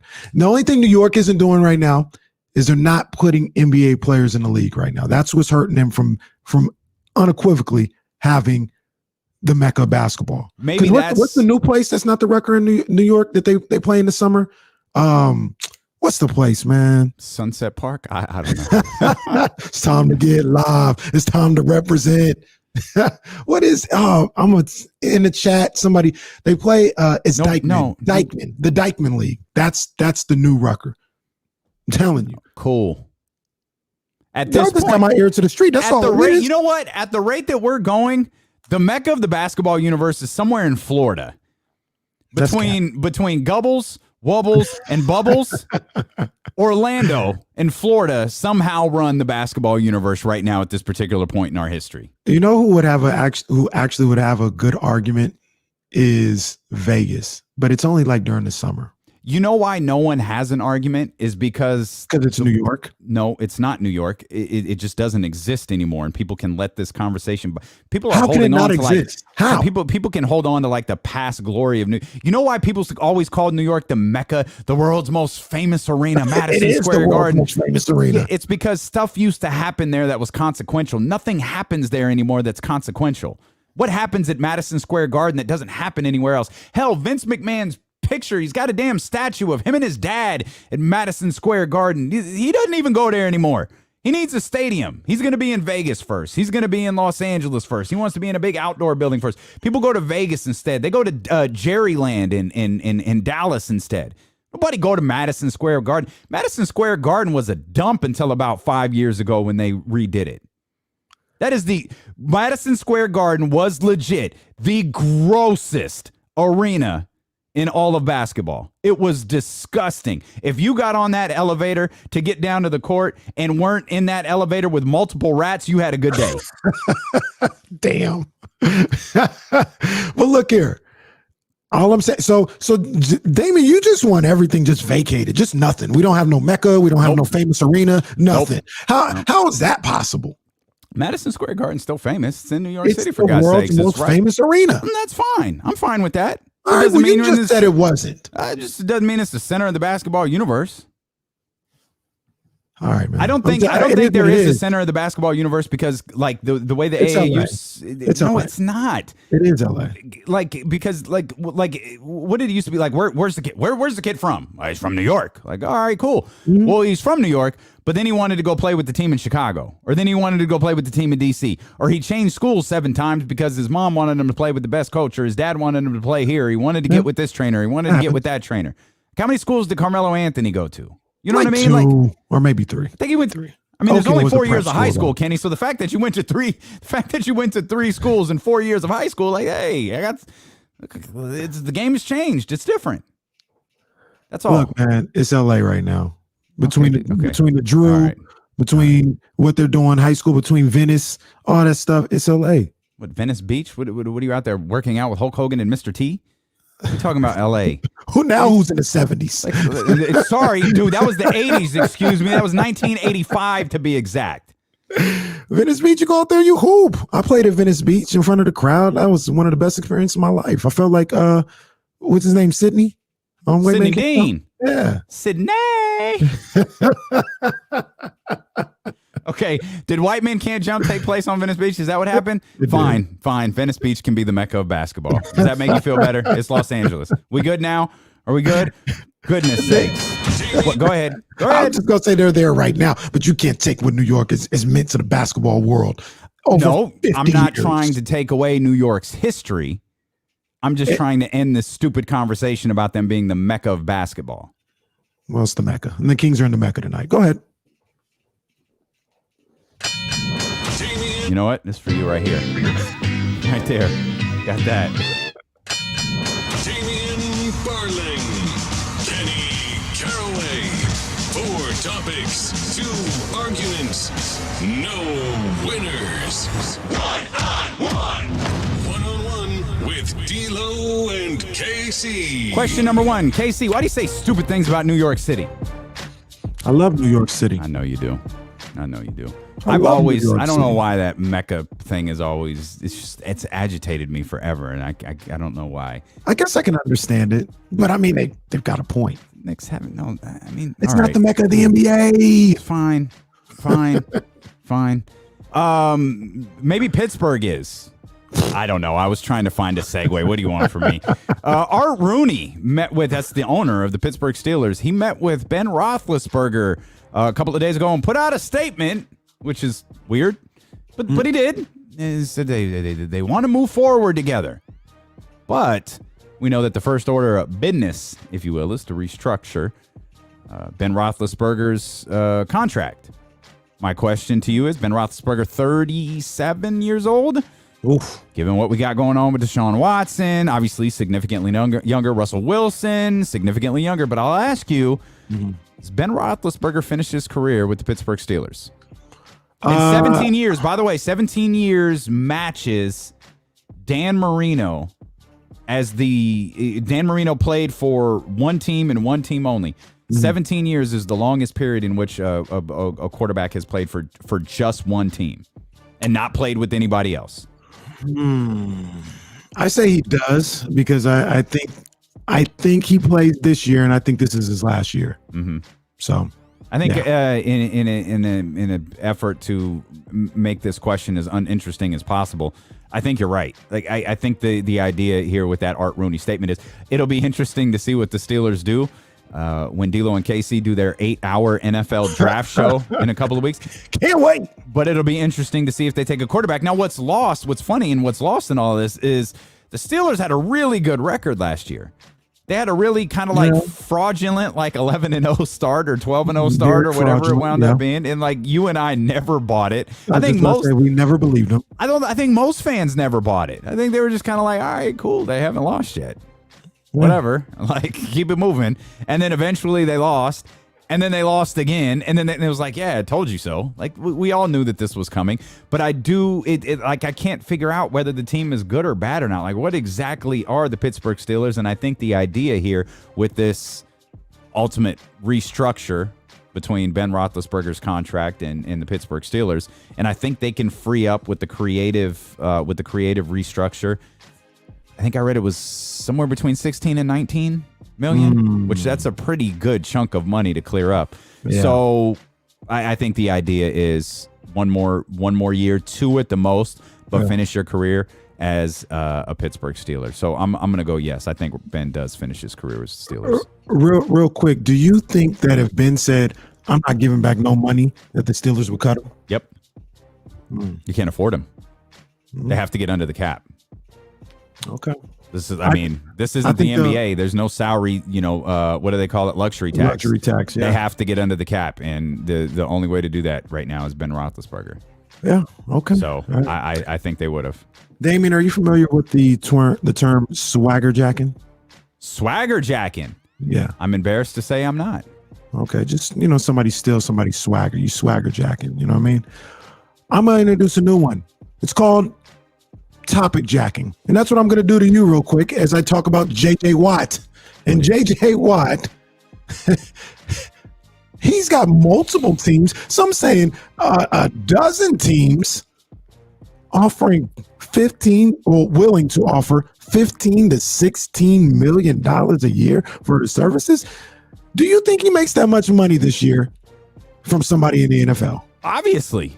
Absolutely. That $16 million. So here's the thing with JJ Watt. What ultimately it depends on is who's offering him that money and how good is the team that is offering him that money, because Diana Rossini was reporting that it's I think there are reports out there that it's as many as a dozen teams offering J.J. Watt a good dollar figure. Whether it's as high as 16 is probably the highest. I'd imagine the average of the offers is a bit lower, but I know Buffalo is involved here. Las Vegas is involved because they just have to be involved in everything. And, I think John Gruden has a, fear of missing out here. But Cleveland is involved, which would be really, really interesting. Pittsburgh is involved. Obviously, his brothers are there.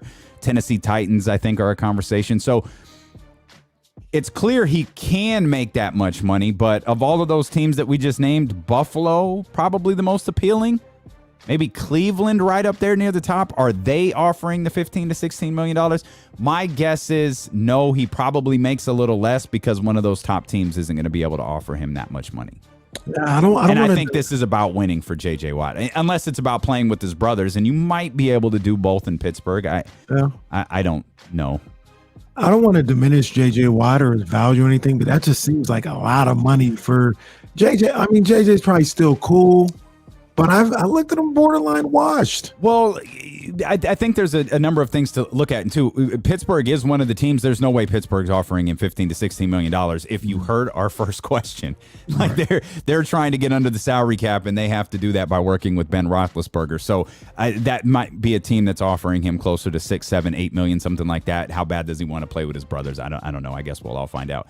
I'm fine with the thought that J.J. Watt is washed, but I'll also say this: the Texans are terrible.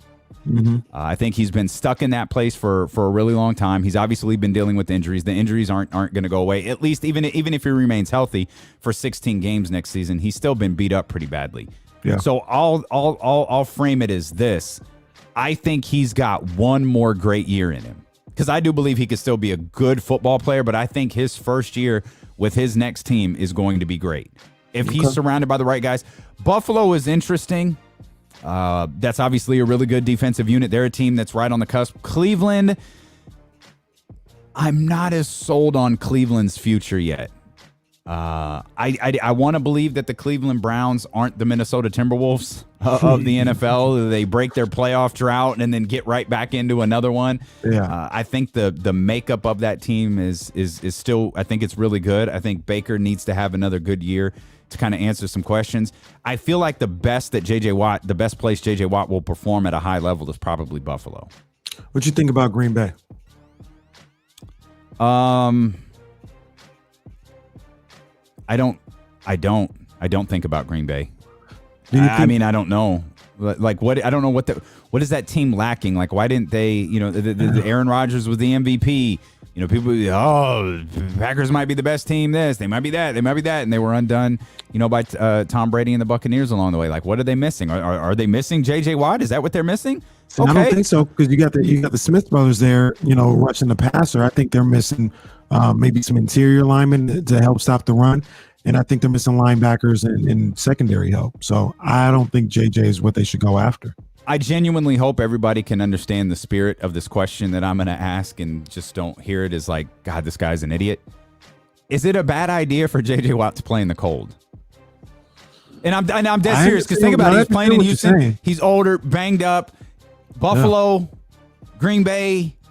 Maybe Vegas is the perfect spot for him. Hey, go hang out in Vegas. And, I mean, you're not going to win.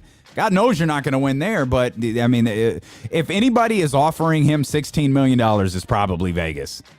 But I don't know. That's the one thing. Price. That's the one thing I would be worried about is older. I don't want to call him brittle. He's not brittle, but J.J. Watt in the cold. I completely understand it, and I do agree with you that I think maybe not a superstar, maybe not old school J.J. Watt, but I think wherever he goes, that first year. He's going to be impactful. He's going to be impactful. Yeah. Yeah. Last time he was first team All-Pro was in 2018. Colts have some cap space. What about that? Yeah, Indianapolis Colts? I can see that. I think we can get a Carson Wentz to J.J. Watt touchdown pass at some point this season. Oh, brother. We could. We've seen it before. The only thing we saw J.J. Watt not do was throw a touchdown pass. And maybe we did see that, and I just forgot, but he could catch him. Carson Wentz going to need somebody to throw to. Might as well be J.J. Watt there on the goal line. Somebody to throw to. The Colts, man, to me, it's that's just a good team. The team is good. Most boring team in the NFL, if you ask me. I didn't say they were exciting. I said they were good. And I think they probably got one more year, maybe two, but I think they got one more year of being able to capitalize on playoff success with this group that they have before it's like, move on to something else, try to figure it out.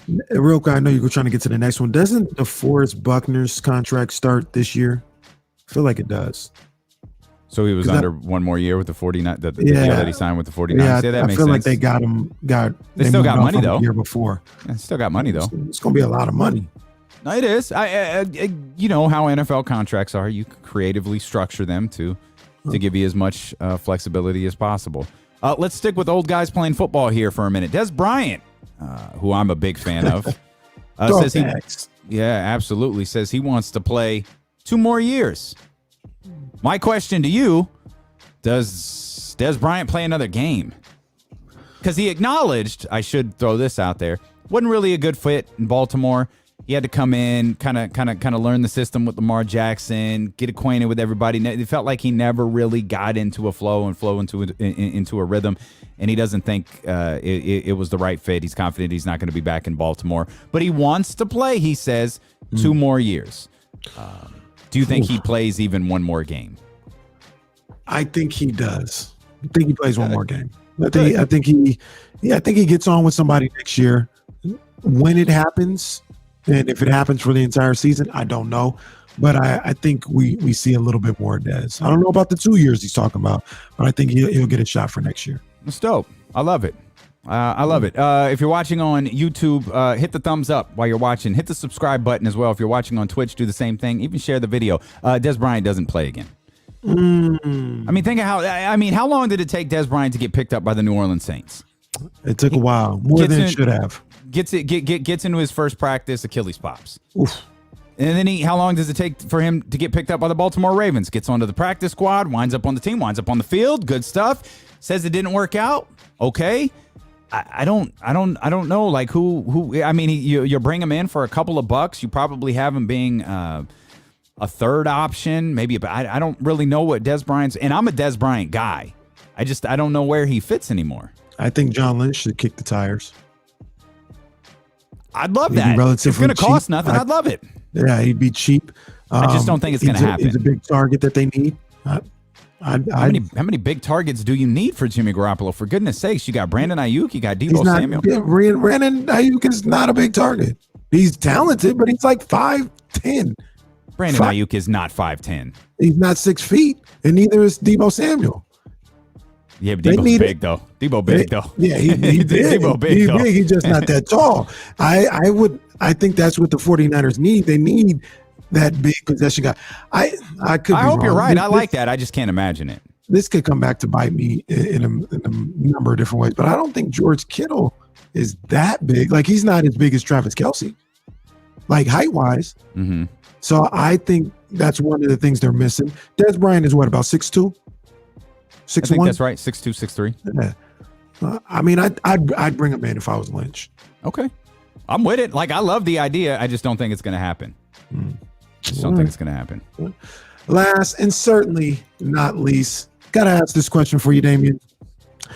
The number 3 team in the nation, college basketball, the Michigan Wolverines, they just got a little stronger. As it was announced earlier this week that they had signed 3, not 1, not 2, but 3 McDonald's All-Americans to next year's class. Oh, it's about to be lit in Ann Arbor. Caleb Houston, the number 7 ranked high school player in the ESPN Top 100.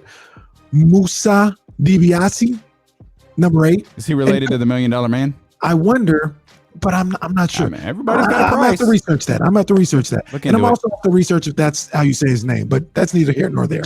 And Kobe Buffkin, number 47 in the ESPN Top 100. My question to you is, does Juwan Howard have Michigan to the point where they are a perennial power in college basketball? Yes is the answer, by the way. You are the worst homer on the planet. What? They're number 3. I wonder if Baylor. I missed. Did Baylor win yesterday? They might go to number 2 after a Baylor game. I have to check that. You are the biggest homer on the planet. It's fun. The answer to your question actually is yes. Now can I reframe it in the proper non-homerish way of doing it? Juwan Howard is building something special at Michigan. Absolutely, he is building something extremely special. Mm-hmm. Time will tell if Juwan Howard is building a dynasty at Michigan, but he is absolutely building something special. Juwan Howard is a guy who's probably should have been an NBA coach a long time ago and never was. Juwan Howard is good of a coach as there is out there. He is in the perfect spot in Michigan, and he very, very clearly is building something incredible. So he's building a dynasty to tailor, but you let him win one before we start talking about him building a dynasty. He is building a program. He is building a powerhouse program in Michigan. You don't have to win to build a dynasty. We see all the time all these college coaches who don't win. That Kansas with Roy Williams, that was a dynasty. He never win, right? Who called that a dynasty? Come on, man. That wasn't Who called Kansas with Roy Williams a dynasty? Numerous people call one of the top elite programs in the game for a decade plus. You could be elite without being a dynasty, can't you? Okay, I'll take it back. Dynasty, maybe that was strong. Elite, top flight program in the game. That's what Juwan Howard's top flight of the right world, now. Craig. Top flight of the world. The answer is yes. Let's reframe that question. The answer is yes. Juwan Howard is clearly building a top flight program at Michigan. Also, you feel better? Oh yeah, but unfortunately, probably 2 of those guys will go to the G League. Would you be in next year? Would you be in heaven? Just like Isaiah Todd did this year. Isaiah Todd was the top 5 guy in the nation, and he went to the G League Elite. Can't wait for the announcement that the University of Michigan is now playing out of New York City. Boy, Kenny Caraway would be unbearable if that were to happen. Well, I guarantee you they're going to be playing some preseason NIT games at the Garden, at the Mecca. They go there for a reason. Stop playing. Bart Scott. Can't wait. Deuce and Mo join us next here on D-Lo and KC.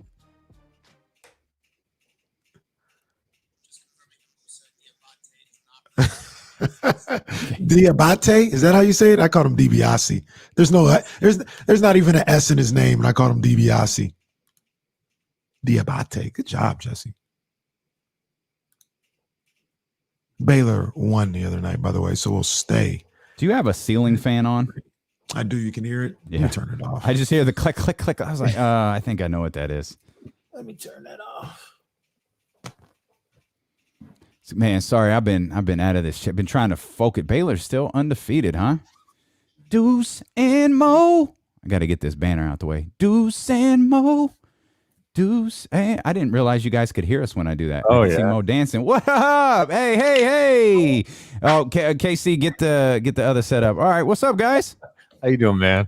Hey. Doing good, man. I'm doing good. Did you hear that song when we were playing in the background? You didn't hear that? No, I couldn't hear it. I didn't have you potted up yet. Oh, there it is. There you go. Deuce Mo. Podcast that you know. What up, Kenny? How you guys doing? We aight. Good, man. We're not live right now, are we? No. Are we live? Okay. No, we're chill, man. We're not that chill. We're in a break. Like, okay, I mean, we're live on the stream. We're not live on the radio. I know the stream's always live. Those people are unbelievable. I didn't even know that last time, and I was just like loose. So this time I know. Whoopsie. Sorry. No, Hey, it was my fault. Even Deuce was like, "You're always live," and I was like, "Got it." Yo, someone's man's is wilding out here. We have a pretty good idea who that is. Oh, man. I was watching you guys yesterday, by the way.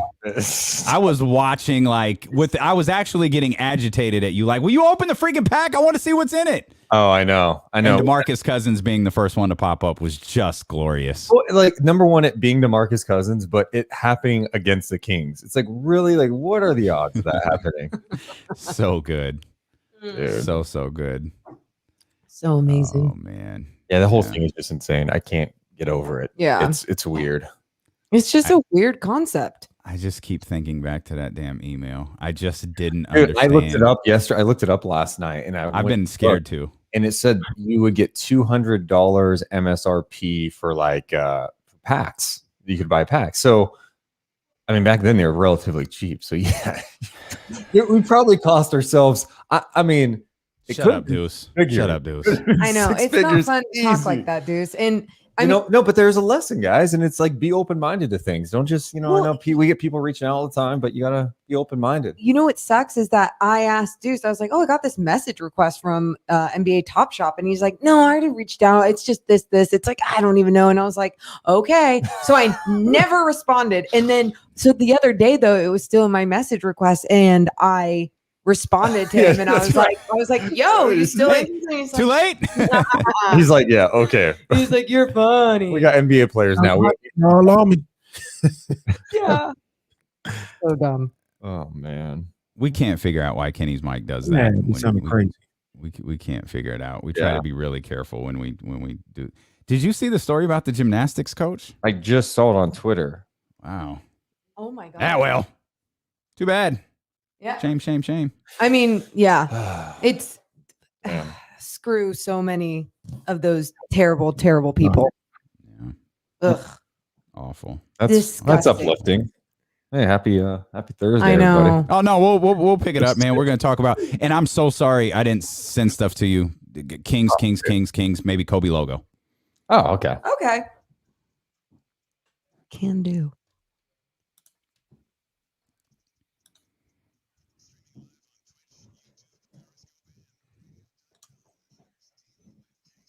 Yes, indeed. We are so happy that you are here with us on twitch.tv/ESPN1320 and on the ESPN 1320 YouTube channel. Thrilled to bring in our good friends Deuce and Mo from the podcast that you know.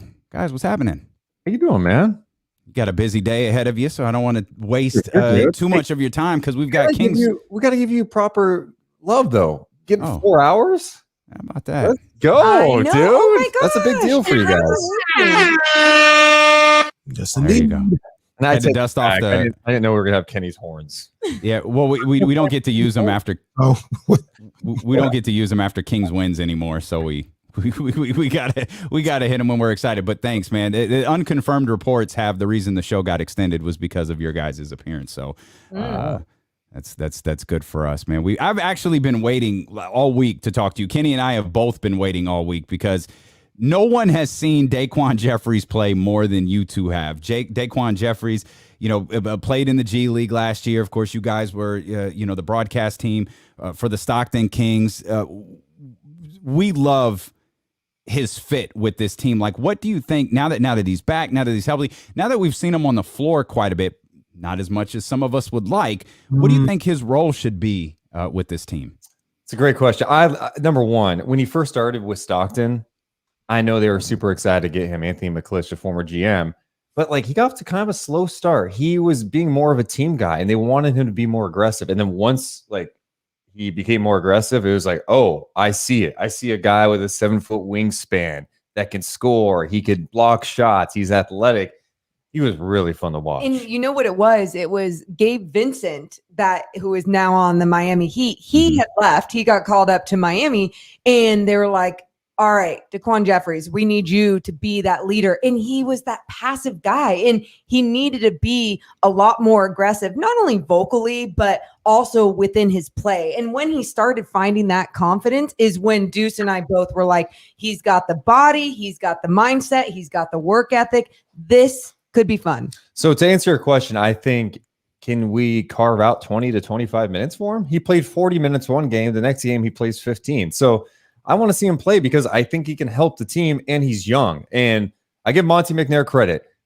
He was on a two-way deal. They converted to a guaranteed deal. So he's a team option next year for something like $1.7 million. And those are the type of deals that when you're a small market, you're the Kings, you have to be searching for that next kind of under-the-radar talent and get him under control for a little bit. So I want to see him play more. I may be in the mind. First of all, I agree with everybody and what they're saying. And I know Tyrese Halliburton is the future of what this team is doing in the backcourt. But I mentioned a couple of times, and I'm still feeling this type of way, is I would like to see Daquan Jeffries start at the 2 guard right now. Keep Tyrese with that second unit. He's still going to play 30 to 40 minutes a night in certain situations. I get that.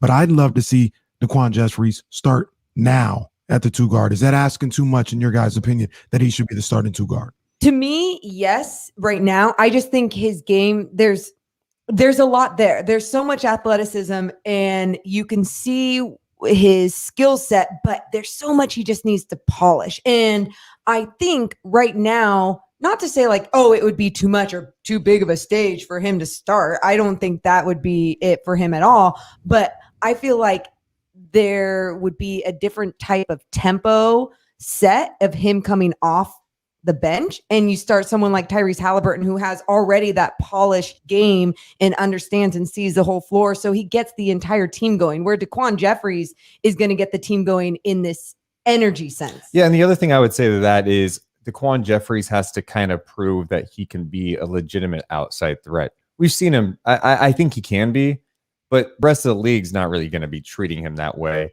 And even though Hield has struggled for most of the year with his shooting, teams still look at him as a threat. They're still going to defend him from 3. So I just think from a spacing perspective, I'm cool with Jeffries just coming off the bench for now. I'm playing that energy role. Play him out there with Halliburton. Run the floor. That lob that Halliburton threw him against Brooklyn, like, that's the stuff I want to see. And Halliburton has talked about wanting to play more minutes with him because, they haven't had those minutes yet. And when he does, you see how good Tyrese Halliburton was making Hassan Whiteside look, in some of those plays where he sees him rolling to the basket, he's going to throw the ball up in the air and Hassan Whiteside's going to throw it down. Now he has someone who can seriously move their feet in Daquan Jeffries and kind of do the same thing, and it's going to slash through the paint for him. Like, it's going to be a fun 2-man game right there.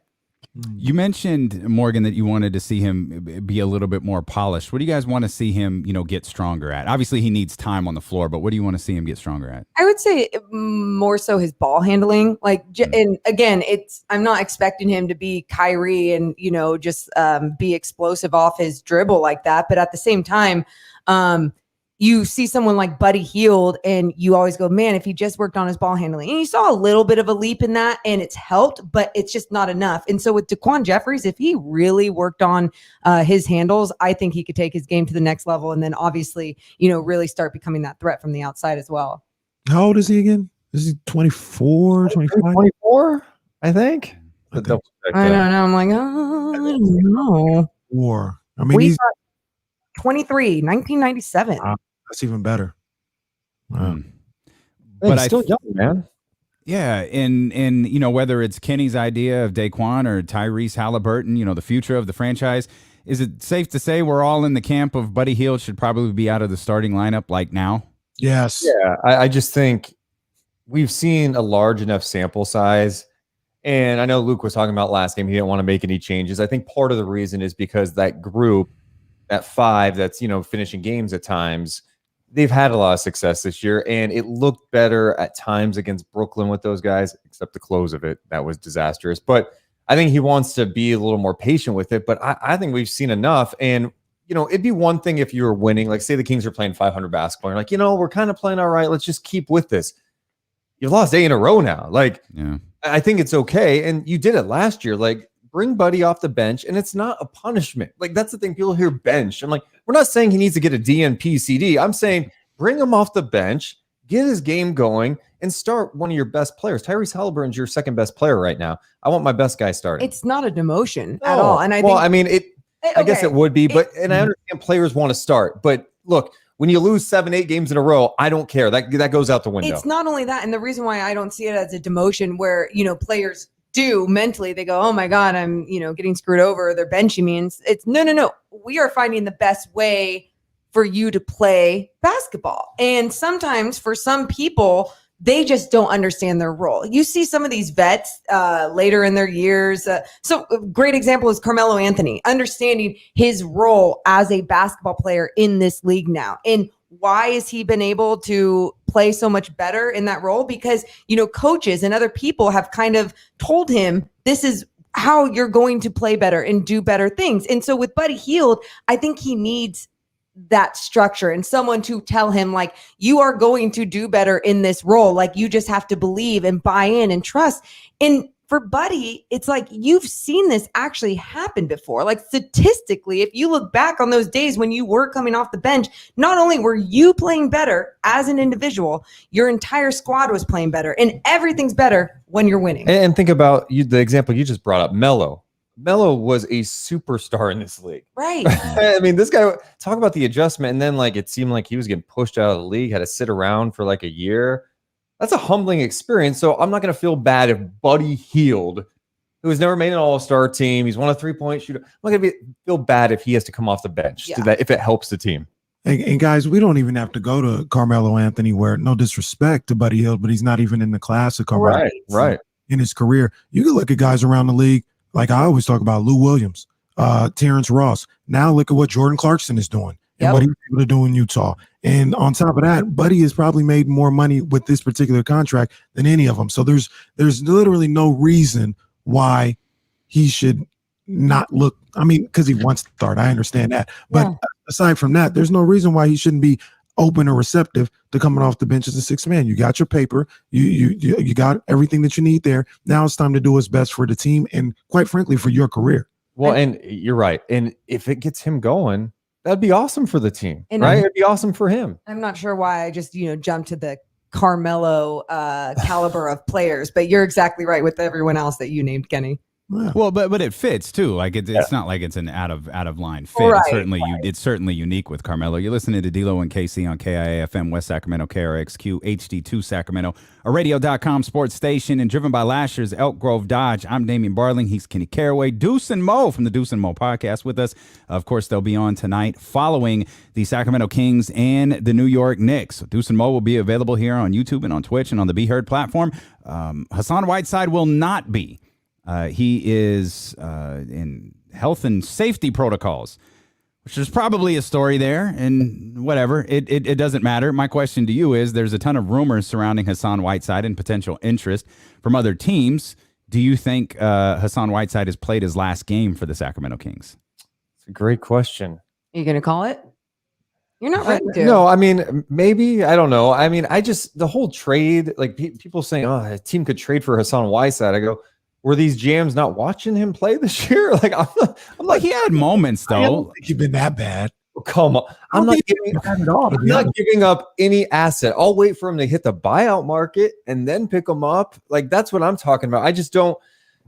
Look, I understand he's a big body, and you look at his resume from past years. I just think there's been more bad moments than good. And you can point to me a couple of flashes where he's blocked some shots. I can point to you. Well, 26 and 16. I knew you were going to mention most, that. the least impactful 26, 15, and 5 block game I've ever seen in NBA history. But I guess I could see I could see a contending team saying, hey, we need some depth, and in case of emergency, we break the Whiteside glass and we bring him into the game. But the Blazers couldn't play him last year in the playoffs. He played 10 minutes 10 minutes a game in the playoffs. Because again, he's not the most mobile guy, and in this league, you're defending pick and rolls, the defensive issues. It's tough to play him. And I think that the very smart teams and or the teams that have already had that experience with him, they know that, the Heat, the Trailblazers, and they understand what you're going to get from him. So I think some of these other teams, they might see some of those stat lines and be like, ooh, can we get that? But there's so much more to those stat lines. It does not tell the entire story when he's out there. And it's not to crap on him either. It's just when you become such a liability after you block a shot, and then on the other end, you just, can't even hang on to the basketball, or you're 7 feet tall and you're holding it down by your waist. There's so many little moments like that. And it's just too many for a good NBA team. Well, and I think the other dose of reality here is I wasn't expecting some amazing things from Hassan this year. This is kind of what I expected, Kenny and Damian. It's, hey, he's going to have some nice moments. And there are definitely games in which he's played well and they've won. And he had a role in that. But let's not get twisted. The guy signed a minimum deal this year with the Sacramento Kings. It's not like there are a ton of teams lining up for his services. The Kings didn't even have to overpay him, right? They give him a minimum deal. So I think there are concerns about him. There could be some interest, I think, from teams who are looking for depth. I think there's a little more there for Hassan. I joke with Damian all the time about what do I call it? A bidding war. You call it a bidding war. A bidding war. Kenny, a bidding war for Hassan Whiteside? And look, it's a little tongue in cheek, but at the same time, I was talking to my mans about this last night. If the Nets or the Lakers get Hassan Whiteside, they gotta feel like they're in the running. They're in the run. They're in the lead for what they're trying to do. You are optimistic. No, see, this is garbage. This is what I'm going to challenge you on right now. The best basketball I saw the Nets play was when they were forced to go super small when Jordan was out, and they had Durant at the 5. And I know they can't do that against every team in the playoffs because of the size matchup. But you know what? That against the Kings, they can't do that against Joel Embiid. That's fine, but if you have we not witnessed the Embiid Whiteside games over the years? Who's going to get the best of that matchup? Embiid in shape, playing the best basketball of his career, and he's got Hassan Whiteside guarding him. Get out! Whiteside will have 3 fouls in 7 minutes and be on the bench. I'm not. That is not the game changer for the Brooklyn Nets. If they get him, it's like I'd rather have DeAndre Jordan out there. DeAndre Jordan can be a legit lob threat. He can finish above the rim. He can rebound a little bit. Hassan Whiteside, if he goes to another team, is going to be in a situation where it's just an added body just for the moment. And not trying to act like DeAndre Jordan is the answer for the Brooklyn Nets. Obviously, we've seen the other things that he's not capable of doing anymore since he's aged in this league.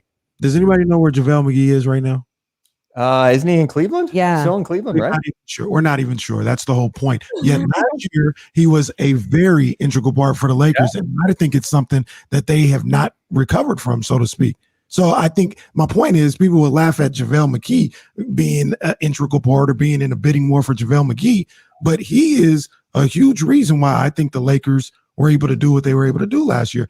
I'm not going to say a huge reason. I guess the huge reason to me would be Anthony Davis and LeBron James. But JaVale McGee, if we're comparing the two, here's why I would like JaVale McGee better.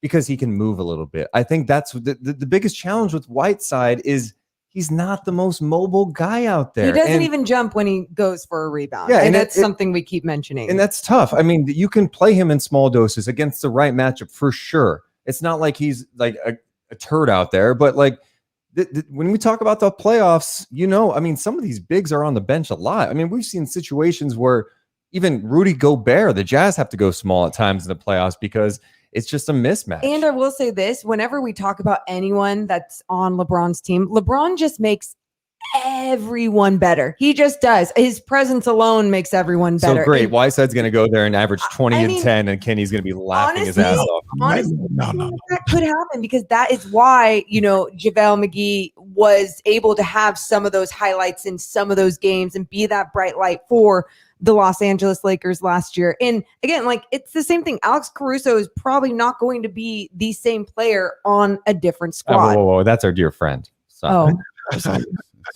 The other Manscaped spokesperson, Alex Caruso. Your label mate. That's what the music a label mate. That's what Caruso is. Of course, I use the promo code DMP20 when I go to manscaped.com. Hey. Related but not, DeMarcus Cousins cleared waivers. That's all. Just putting it out there as we're talking about big men. We're talking about Brooklyn. I know LA kind of shut it down, but LA lost last night. LA might not want to close the door on anything right now as they continue to search for someone who can fill minutes with Anthony Davis on the bench. Why they wouldn't consider DeMarcus Cousins, I have no idea, unless there's a little bit more to the DeMarcus Cousins, Anthony Davis thing than has been publicly talked about, and I've always been told privately that maybe there's a little something there.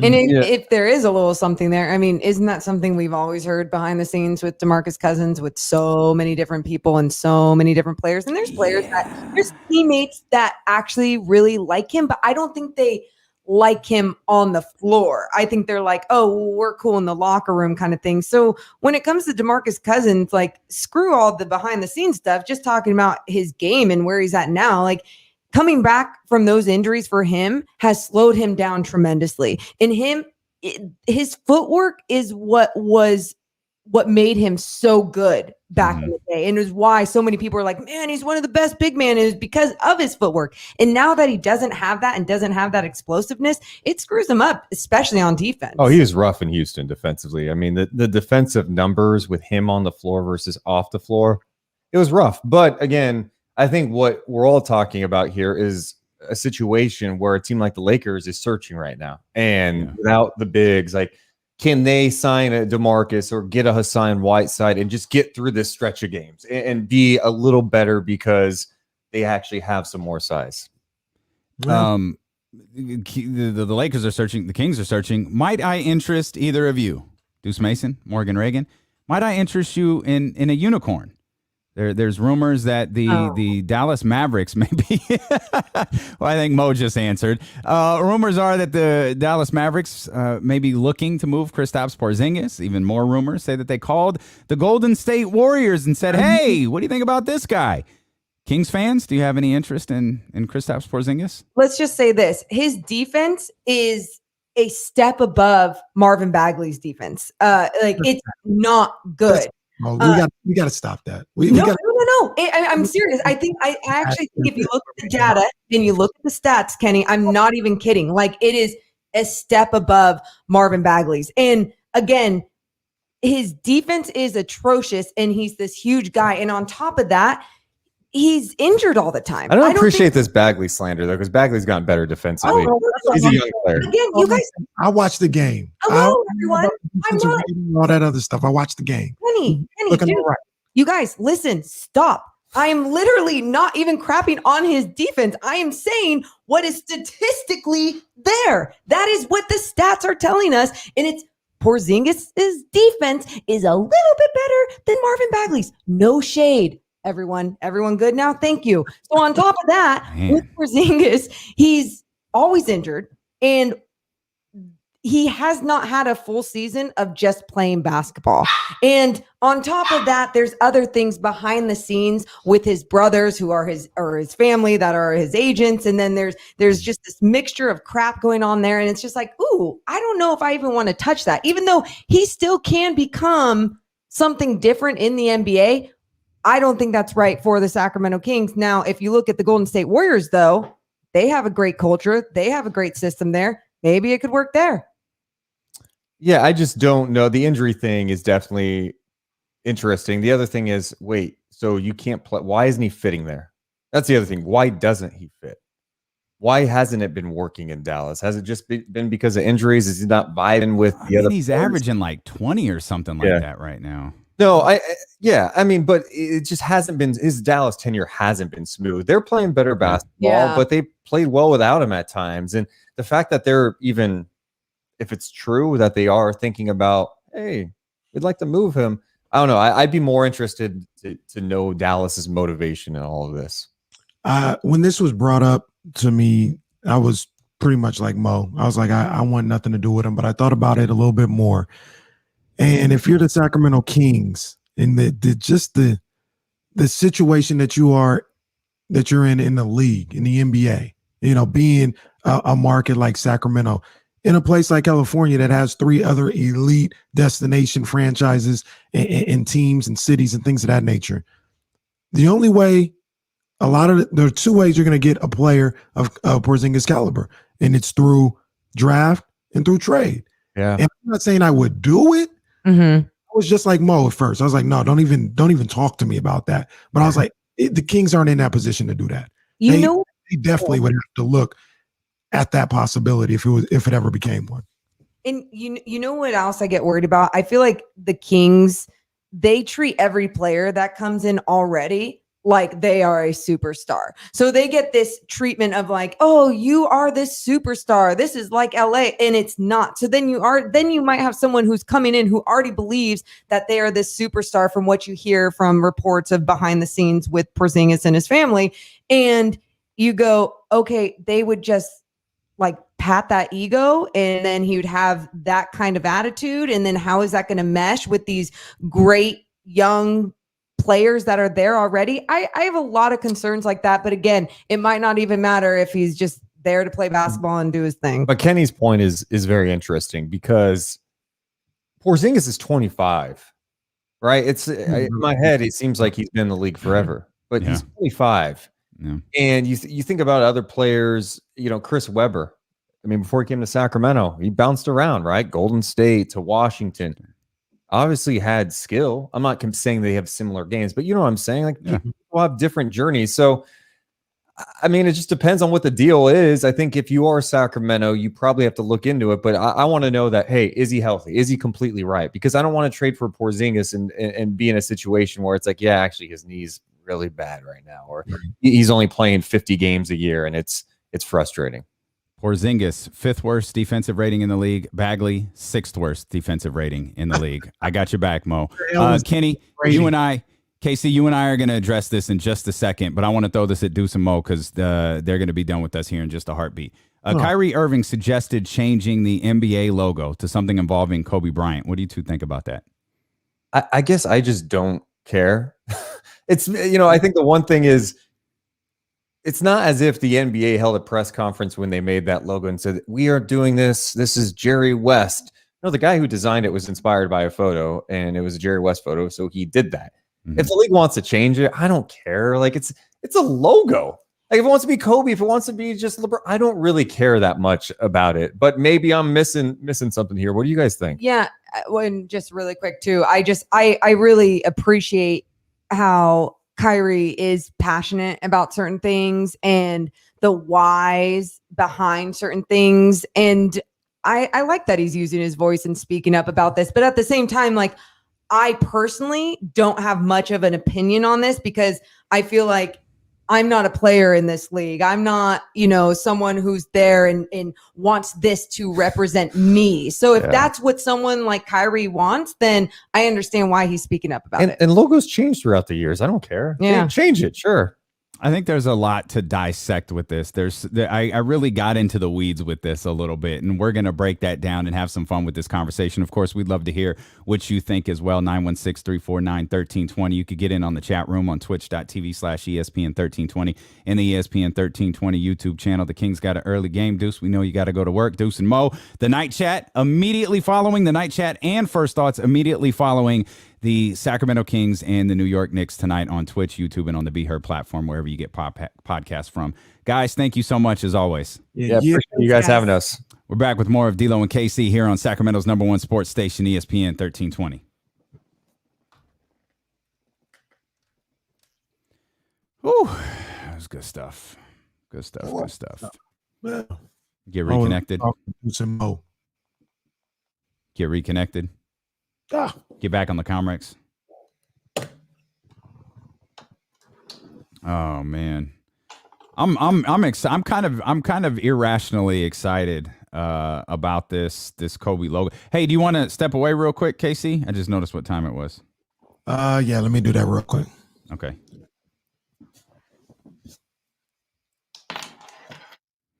I'm excited about this conversation we're about to have. I think it's going to be fun. Like I said, I got into the weeds a little bit with how this logo thing is, how it works, and I love Kyrie's passion, and I think he makes some.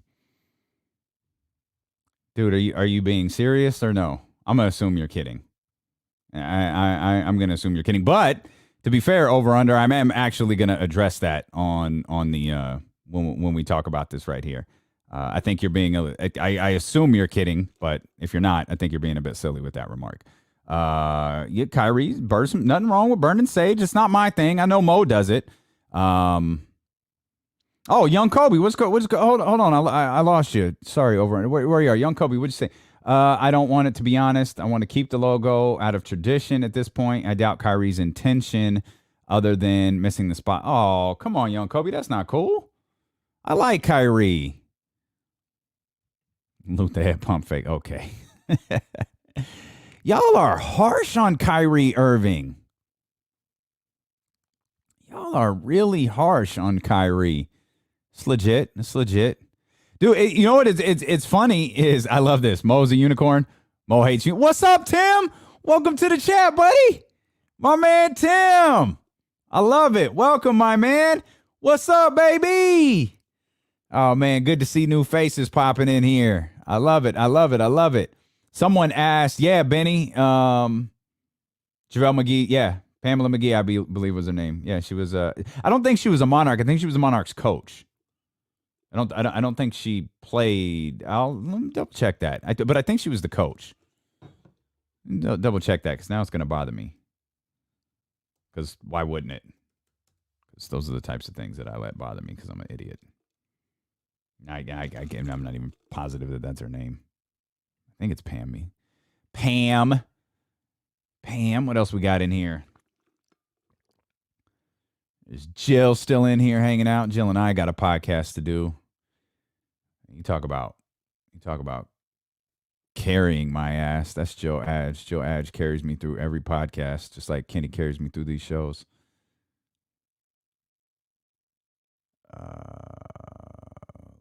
Let's see. Oh man, Benny, man, Ben. Yeah. Oh, I see you, Benny.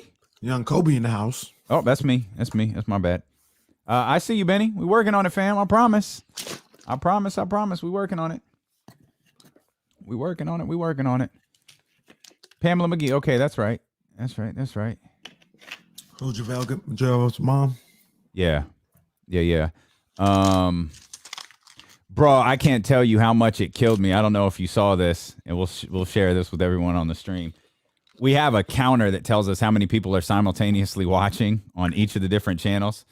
I can't tell you how much it killed me to get to 99 viewers. We haven't cracked 100. Like now, hundreds of people see it throughout the day, but like 100 people in all of the streams at the same time. We got to 99, and I was just sitting there staring at it like, give your boy one more.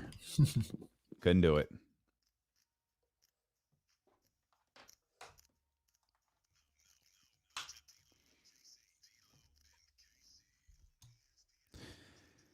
Two hours down, two more to go. You heard that right. We're with you till 4:30 today. We're going to take you all the way up until tip-off when the Sacramento Kings take on the New York Knicks at the world's most famous arena, Madison Square Garden. That's right, baby. Deuce and Mo for joining us. If you missed our conversation with Deuce and Mo, you can use the rewind feature on the radio.com app, or you can watch us on twitch.tv/ESPN1320 or on YouTube. A quick reminder, if you're on YouTube, please do hit the thumbs up. That is super, super valuable for us. If you could hit the subscribe button as well. We hope that you dig what you're listening to, and you'll come back every Monday through Friday, 12 to 4, sometimes 12 to 4:30. And in tomorrow's case against the Detroit Pistons, it's going to be 12 to 5. Hell, there's going to be a day in April when it's going to be 12 to 8.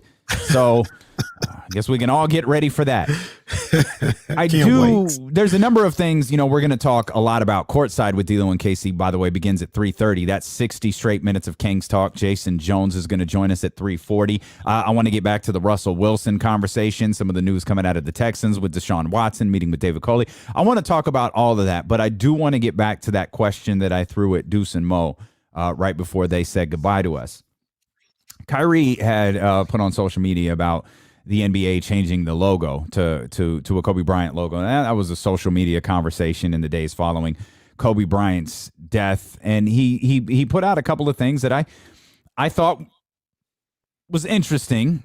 Jerry West obviously has an incredible place in this league, and is as Deuce laid out there a moment ago, the guy who was inspired by the logo, just like the picture of Jerry West, and made the logo like it wasn't a big symbolic gesture like it would ultimately be if the logo was changed to Kobe Bryant. And we're going to get into the difficulties of that whole process here in just a second. But just initially you saw what Kyrie Irving put out there on social media about changing the logo to Kobe Bryant. What did you think about that? I did see that. I didn't see all of his why. So if you could kind of explain that, maybe that. Well, he didn't have a big explanation, but he had one definitive explanation, and it probably rubbed some people the wrong way. But he did say this, and he used his own terms. I'm going to say it in a different way.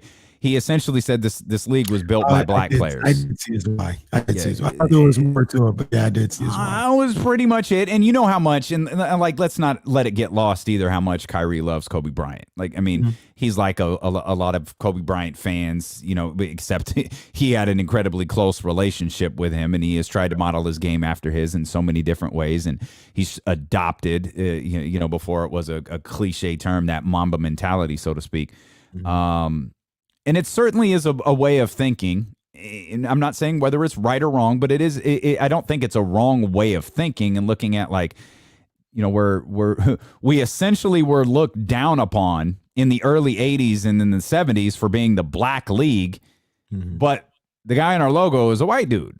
Like, okay, like, and again, you can have whatever feelings you have about that particular statement, but there's also like, hey, Deuce and Mo were saying a minute ago, logos change. Like, why not change it? Why not update it? Why couldn't it be Kobe Bryant? Well, I thought that was, fascinating, and a number of other people did, and they wrote some incredible articles about it. And one that I came across was licensing is an interesting thing. in that, and I saw that today that Vanessa Bryant supported the idea of Kobe becoming the logo. That doesn't necessarily mean Kobe Bryant can become the logo for free. Like, there's licensing involved when you're using someone's image to market something. That wasn't a thing when Jerry West was playing. When that logo was designed, Jerry West gets absolutely nothing for being the logo of the National Basketball Association.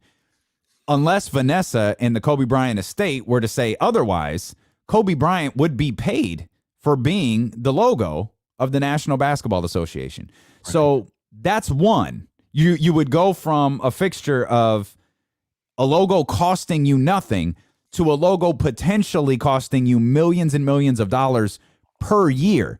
Right. That doesn't seem really feasible. Now, again, Vanessa and the Kobe Bryant estate, they can step in and say, nope, we're going to waive that. Like, it doesn't cost you anything. You can have that likeness. Mm-hmm. The other thing is the cost of rebranding.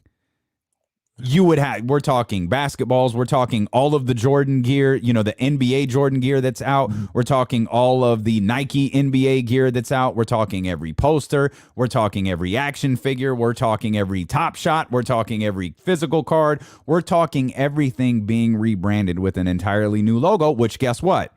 Cost hundreds of millions of dollars.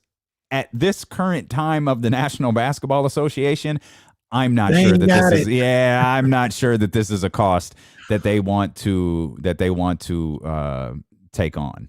So I think Ramsey mentioned it in the chat. I'm trying to look for it, but can't. Oh, there he goes.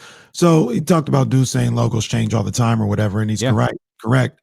I don't remember leagues changing logos, and when you talk about leagues, you talk about, to me, the four major ones in my lifetime: NHL, NBA, Major League Baseball, NFL. They've changed variations of the logo, like maybe one or two less stars or something like that, but not a complete silhouette of it. So that you would can. be precedent. I realize people are. I'm going to open up people to make jokes about this. The WNBA changed their logo a couple of years ago. Yeah, that's true.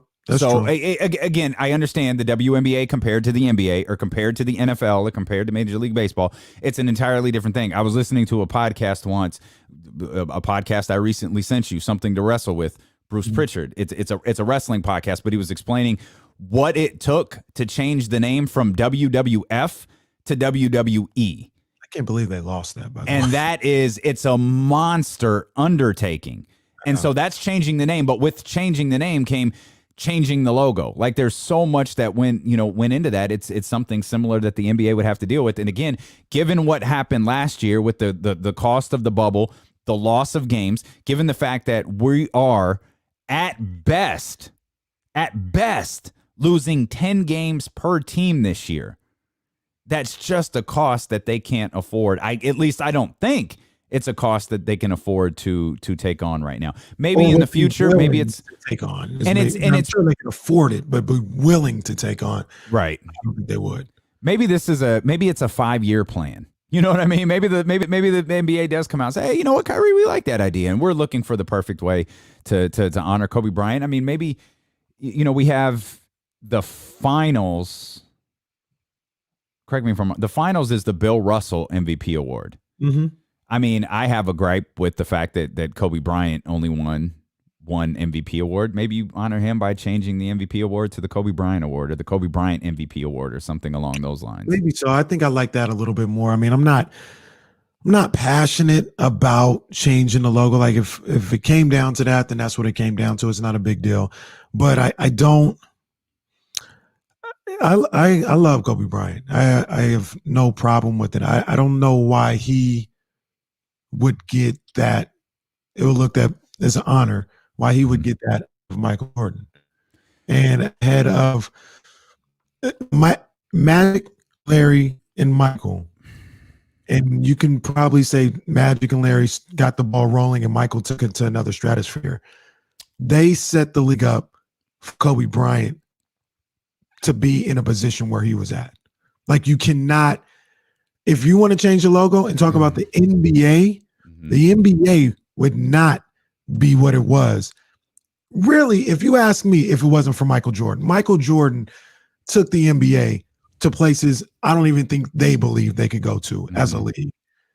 That's what a logo should be. That's who a logo should be, in my opinion. That's just kind of how I see it. If you want to change it, I don't think you need to change it at all. But yeah, I like your idea that I'm sorry. I like your idea that name the award. I like that. Yeah, and I'm just trying to come up with different ideas here. But let's address why Kobe over the other two specifically, Magic and Larry, and I'll get to Jordan here in just a minute. You know why? It's a tribute to a guy that's not here anymore. I get it. Like if Magic had passed away in 1991, like 11-year-old, D'Lo was scared to death was what was going to happen to him after November 7th. Mm-hmm. Maybe the logo would have been changed to Magic Johnson, but he's gone on to do amazing things. Part of this is a tribute to a guy who's no longer here. Right. Jordan Jordan, you're now talking about $1 billion buyout from Nike. Unless you're coming up with a completely different Jordan logo, I don't know how you could get anything Michael Jordan related without going through the Nike brand first. And when I say that's a good point that you bring up, but I wouldn't make the Jumpman the NBA logo. But Jordan, it's the same issue with Kobe Bryant. It's the same issue with any player now. It's probably the same issue with Magic and Larry. It's the likeness. That would be Michael, though. That wouldn't necessarily be Jordan and Nike. That would be Michael would have. I'm going to step out on a limb. If it was the switch of the hands, like that would be Michael, not Jordan Brand, right? That'd be a terrible logo, but I'm going to step out on a limb and say that the Jordan brand owns Jordan's likeness, meaning you can't do anything that involves Jordan's face, Jordan's silhouette. You probably can't do anything with 23 in a certain scripture without the approval of the Jordan brand. And you can tell me if I'm wrong. You're Jordan wrong. Brand. Michael Jordan owns the Jordan brand. No. Or Nike owns. Correct. Nike owns the Jordan brand. The Jordan brand is the most I believe it's the most profitable branch of Nike. But it is Nike. Just as I think Converse is Nike now, there are a number of different things that have different names, but they're ultimately all Nike. The Jordan brand is Nike. And you have maybe a little better knowledge of this than me. Essentially, Nike owns Michael Jordan. Michael Jordan don't own himself. Is that what you're saying?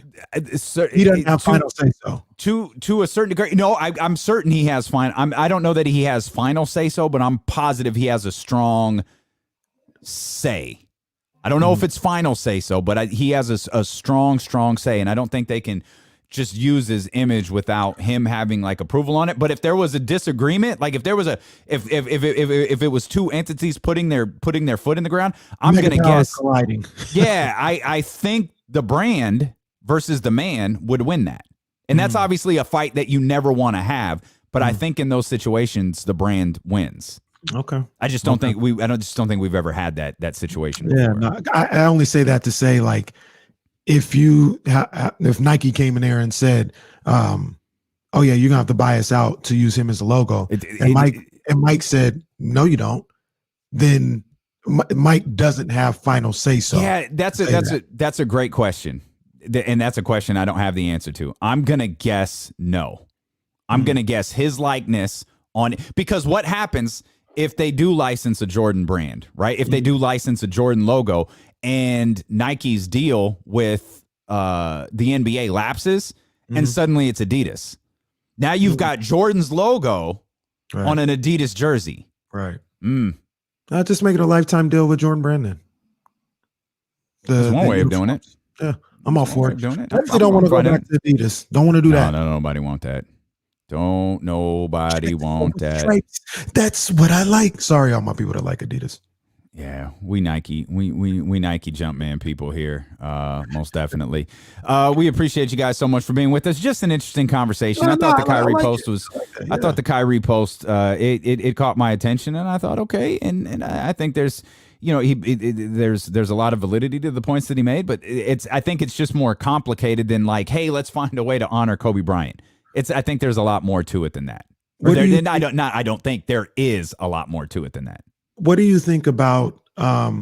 I think LeBron talked about this when Jordan retired. Baseball does it with Jackie Robinson retiring number 24 or 8 or have it in every rafter. I think because Jackie Robinson's 40 was retired. Yeah. I mean, nobody wears it, but if you go to a stadium and they have other retired numbers in there, Jackie Robinson's 42 is there. So in the NBA, 23 hangs from the rafter, or 24, 8 hangs from the rafters in every NBA arena. Yeah, don't get it twisted. That was LeBron's way of telling us he was leaving Cleveland. Like, that was LeBron's way of setting up the fact he was changing numbers because, and you can't convince me otherwise. Remember, there was one, I think there's only one. There might be multiple teams, but there is multiple teams. There's Chicago, but Miami was like, no one's ever going to wear 23 again. It's hanging in the rafters. LeBron knew what he was doing. This wasn't about Michael Jordan. This was about LeBron James switching numbers the following year, and it was about him switching numbers the following year in Miami. I'm not knocking him for it, but don't ever get it twisted. That wasn't about Michael Jordan.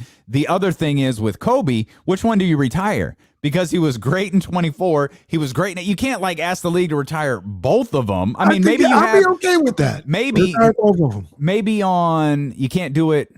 You can't do it on 8/24 because there's no season. So maybe on February 24th, which was Gigi, and it was 2 and 24. February 24th was the day of the ceremony as well, the go home ceremony. Yeah. Maybe everybody in the league wears 2 and 24. That'd be cool too. I mean, you could also. It's not as definitive as the logo, but no, but it's cool. That's what they do in baseball on Jackie Robinson Day. And they also have. I don't know if there's any guys left in the league, but you could have. You could have 8 and 24 retired, and certain guys who say I'm wearing this in honor of Kobe can wear it. That's what they did with Jackie. Ones. Yeah, that's what they did with Jackie Robinson for. Yeah. Like I said, I don't know if they have. It was Mariano Rivera, right? Yeah, was Mariano Rivera the last one? Yeah. Yeah, so maybe that's a way to honor him. Okay, it's the logo is very definitive, and every team wears it every game, and it puts Kobe's presence out there. I don't see it being something that the league does. I think it's obviously a tremendous gesture. I don't think it's something that the league does, and I certainly don't think it's something that the league does anytime soon. One thing that we know that the league is going to do, we really didn't dive into, and we're going to talk a lot about the Kings and the New York Knicks and everything going on tonight coming up here. We'll get back into the Russell Wilson story in a couple of minutes as he's the latest quarterback on his way out from his current team. There's a mini Deshaun Watson update, but it's not really an update. It's just kind of more of the same. We'll get back to all of that, but we kind of brushed on this. The Lakers, the struggle bus continues for the Lakers, and the Jazz continue to look dominant. That was a 25-point win for the Utah Jazz last night. Yeah, they beat the hell out of them last night. Beat the hell out of them. The Lakers are struggling. Yeah, it's bad, and it's. But here's what I'll say. Another team that I like, Jesse likes, is we follow the Boston Celtics still, and the Boston Celtics struggle sure feel a whole lot different than the Los Angeles Lakers struggle, because what I think this is with the Lakers, and it happens virtually every year. I actually don't think that it happened last year, but we also had like a 6-month break in the middle of the season, so maybe that's part of the reason. Every year there's like a LeBron James induced panic. Like something happens with the Miami Heat or the Cleveland Cavaliers or whatever team that he's on, and there's this his team doesn't have enough. Oh, LeBron is just superhuman when he's out there on the court. And it's magically always around the trade deadline. I know we're still a month away. It's at least in the vicinity of the trade deadline, the All-Star game. And I feel like this is a pretty regular occurrence. And I'm kind of in the place of, it's Marcus Morris, right? Yeah. He was like, this is. No, maybe Markieff. Might be both of them, but it doesn't matter. Mr. Morris said last night, like, hey, they kicked our ass tonight, but it's going to be different in the playoffs. We know it's going to be different in the playoffs. I mean, you said it best. It happens around trade deadline time, and all this tells me is LeBron is trying to put the heat on Rob Lincoln to go get his son Whiteside. Can you stop? Because someone's going to tune in and think that you're serious. And Markieff is on the Lakers. They're both in Los Angeles. Markieff is on the Lakers. Marcus is in Los Angeles. Yeah. So I hear what you're saying in all seriousness about this does happen a lot. Every year. Every year. I think this is a little different. I do think without AD, without AD, like if they went the rest of the season without AD, they'd be in trouble. Yeah, They would be in trouble. I agree there. That's where I think it's real. When they get him back, they'll still have that hole of not having the big guy coming off the bench, but I still think they will be fine. Mm-hmm. Boston, on the other hand, Yeah. Man, something doesn't look right. Jaylen Brown and Jason Tatum, terrible games last night. Okay, let me tell you this though. This is something I talked about yesterday. What's the common denominator with those two teams? Someone's missing? Injuries. You're correct. Yeah. So Marcus Smart missing. Like okay, since we're asking each other questions, what's your favorite line? The straw that stirs the drink? That's Marcus Smart in Boston. It could be, but that's just the nature of the league, of the game, of the NBA. You lose starters, and Marcus Morris, if he's a straw that stirs the drink or not, he's a very Marcus Smart. Marcus Smart. Who did I say? Marcus Morris. That's all right. We were talking about Marcus Morris a minute ago. That's Marcus fine. Whether he's a straw that stirs the drink or not, he's an integral part into that team, into that starting lineup. You lose those guys, you're going to struggle in this league. And what's the argument that I made yesterday when you talk about Luke Walton, you talk about the Kings, and they're in a worse spot than those other guys. But you lose starters, Kenny Caraway says the Kings are in a worse spot than the Lakers and the Celtics. More coming up here. Extra with Kate. No, that's what it is. Like when we'll talk about this 8-game losing streak and things of that nature. Yeah. The Lakers have lost 5 or 6 without AD. And they've got the best player in the world. That's fine. That's fine because you know what they're doing in Boston? They're calling for Brad Stevens' head. So don't put this on like Sacramento as if Kings fans are irrational for being upset with Luke Walton. Like Boston is calling for Brad Stevens' head. He's arguably one of the best coaches in the entire league, but no, we're 2 games under 500 for the first time in God knows how long. We got to get this guy out of here. Yeah, and it's a good comparison because that part of the nation is always rational when it comes to their sports team. Yes, they're always thinking clearly. When it comes to the Patriots and the Celtics and the Red Sox. So, let's just dismiss it because we must be crazy here calling for Luke Walton, but they're saying in Boston. It actually pisses me off a little bit when you make a point. That's a good point. And I get it. Boston fans aren't the most rational. Hey, if they want to let Brad Stevens go, I told you this yesterday, or I told somebody this. I don't know. Maybe I said it to my dogs. I said it to somebody. If Brad Stevens was let go, I don't even know that he'd take another job. Oh, yeah, you're telling us. You don't think he'd coach anymore, I think he'd just be like, whatever. Like, cool, I'm out. Like, again, Boston's not firing Brad Stevens. No. They are not. He just signed a contract extension. He's not going anywhere. Boston, Danny Ainge, they're not doing that. But if they did, I think, okay, cool. Like, I'll holla at you. Wow. You just disappear. Holla. And maybe he'll pop back up when Coach K retires in 47 years. But before that, I doubt it. I don't think the Kings interview him, the 10, 50, 20 other teams interview him. I don't think he even takes the interviews. Interesting. I don't think it's that serious to him. Oh yeah. I mean, I think coaching is serious. I'm sorry. I didn't mean to imply like coaching isn't serious to him. Right. I don't see that. Moving. Yeah. Keep it moving. So, my point was with this team and people talking about how bad this team is, how bad this franchise is. I know it's hard sometimes to not lump 14, 15 years in with what we're actually seeing right now. But if we just look at the season and look at the team, when their guys were here, they were playing good basketball. When they were gone, they weren't. That's no different than a lot of other teams in the league. Mm-hmm. These 2 teams that we're talking about, one has the best player in the world on the team. Mm-hmm. The other has 2 all-stars on the team. And they still couldn't get it right without any injuries. or with injuries that happen. So get healthy. I think that more than anything, fire the coach, all this other stuff. Maybe changing the starting lineup. Okay, thank you. Thank you. He'll stay. Thank you. But aside from that, I mean, just get healthy. That'll help more than anything. Because someone is Buddy is the cardboard straw that stirs the drink. There's also Max says straws don't really stir drinks well, which brings up another question. You use that phrase a lot. You used it for Fred Warner. It's one of your Kennyisms that you go to quite a bit. How often do you stir drinks with straws? Like literally Every time I make a drink from the Bartesian, I stir it with a straw. So you What are you people talking about? You get a spoon to stir it? No, you don't.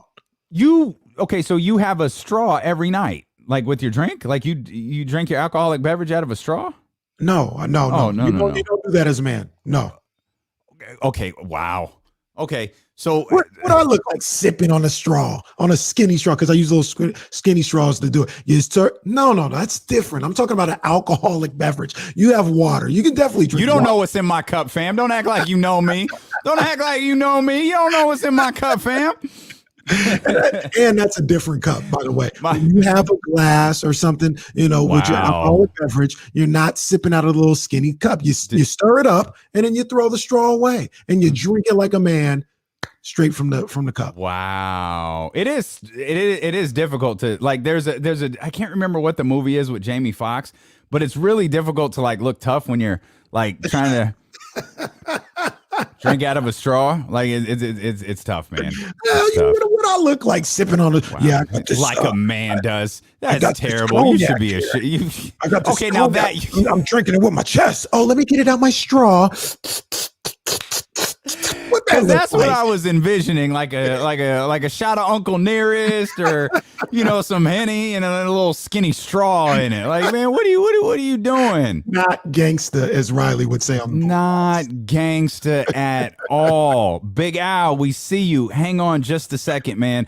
I promise we'll get to you. We need to get back to some of these other things, including Russell Wilson and that interesting report that came out. We've got a lot of Kings to talk about. Courtside with D'Lo and KC begins at 3:30. Jason Jones, he joins us coming up at 3:40. Lots more coming up here. We'd love for you to join the show at 916-349-1320. You can watch along and take part in the chat at twitch.tv/ESPN1320 and the ESPN 1320 YouTube channel. We're back with more here on Sacramento's #1 sports station. You know what it is. It's ESPN 1320.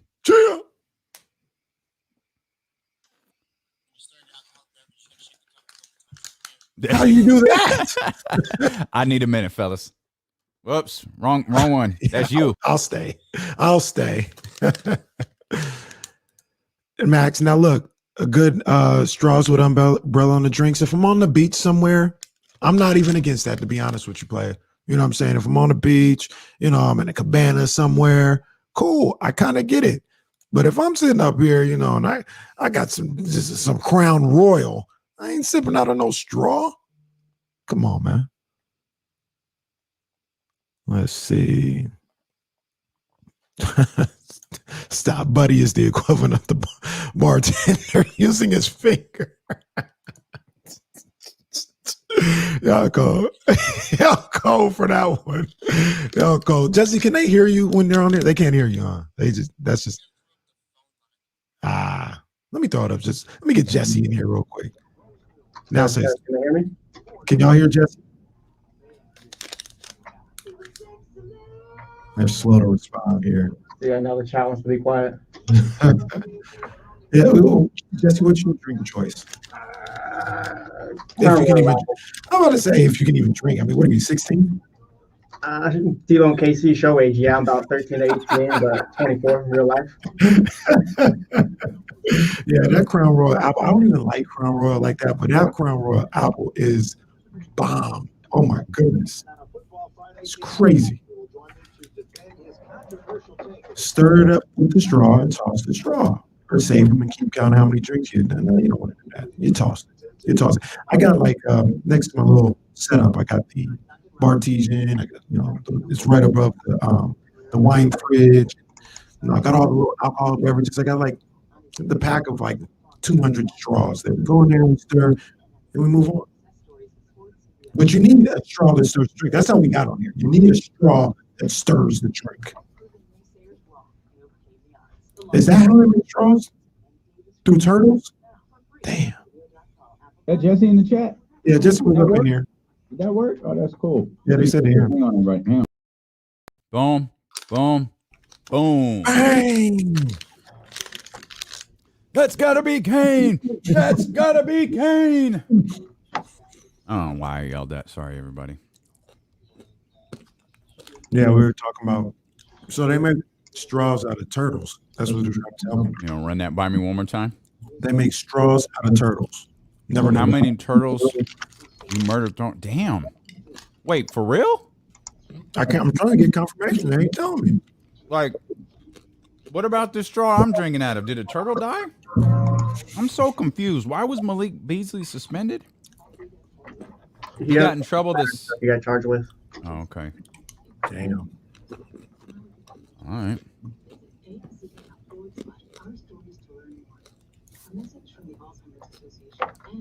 Man. I also stir. I use those straws to stir the coffee as well. Now I do feel like a spoon stirs my coffee better than that little mini straw. They got bar kits come with those, those straws you see at bars that have the little Yep. scoop thing at the bottom. Yep. I'm so ready to pour that first glass of bourbon tomorrow. Back in 5. 5.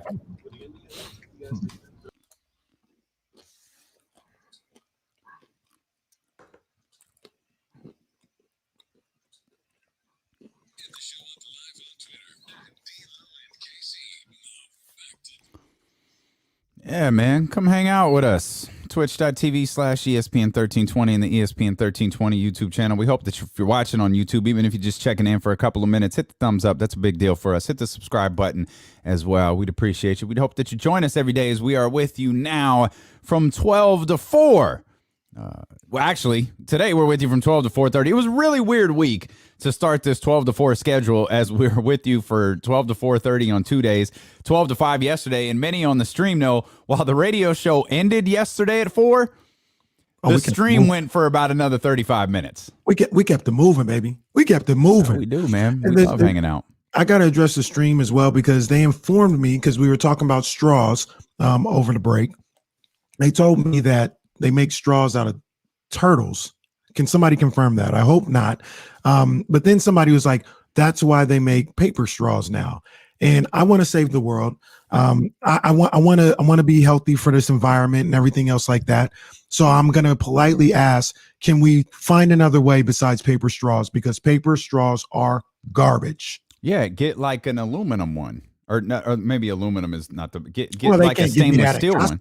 They can't give me that at Costco. They can give it to you on Amazon, Kenny. So you want Costco and everybody else to buy 9 million aluminum straws to give out every time you get a pizza or a hot you're dog. talking about, don't go to Costco to get food, first of all. Don't go to Costco to get hot food. No, are you out of your mind right now? I might be. To Costco? Actually, I haven't. That $1.50 hot dog and soda is the best. It's better than a 4 for $4. This guy. It's better than a 4 for $4. Stop playing with me. And that slice of pizza, that's really 2 slices that they give you for like $2. Stop playing with me, Damien. This is the dude who said, I get a belly when I drink coffee. Like, wait a minute. Explain that to me. Oh, well, I put a bunch of cream and sugar and double pump white mochas into my white chocolate into my coffee. Like, no, it's not actually the coffee that's giving you a belly. It's maybe your eating habits are doing it to you. As the queen bee probably just brought you a plate of God knows what you're about to eat. Some fries.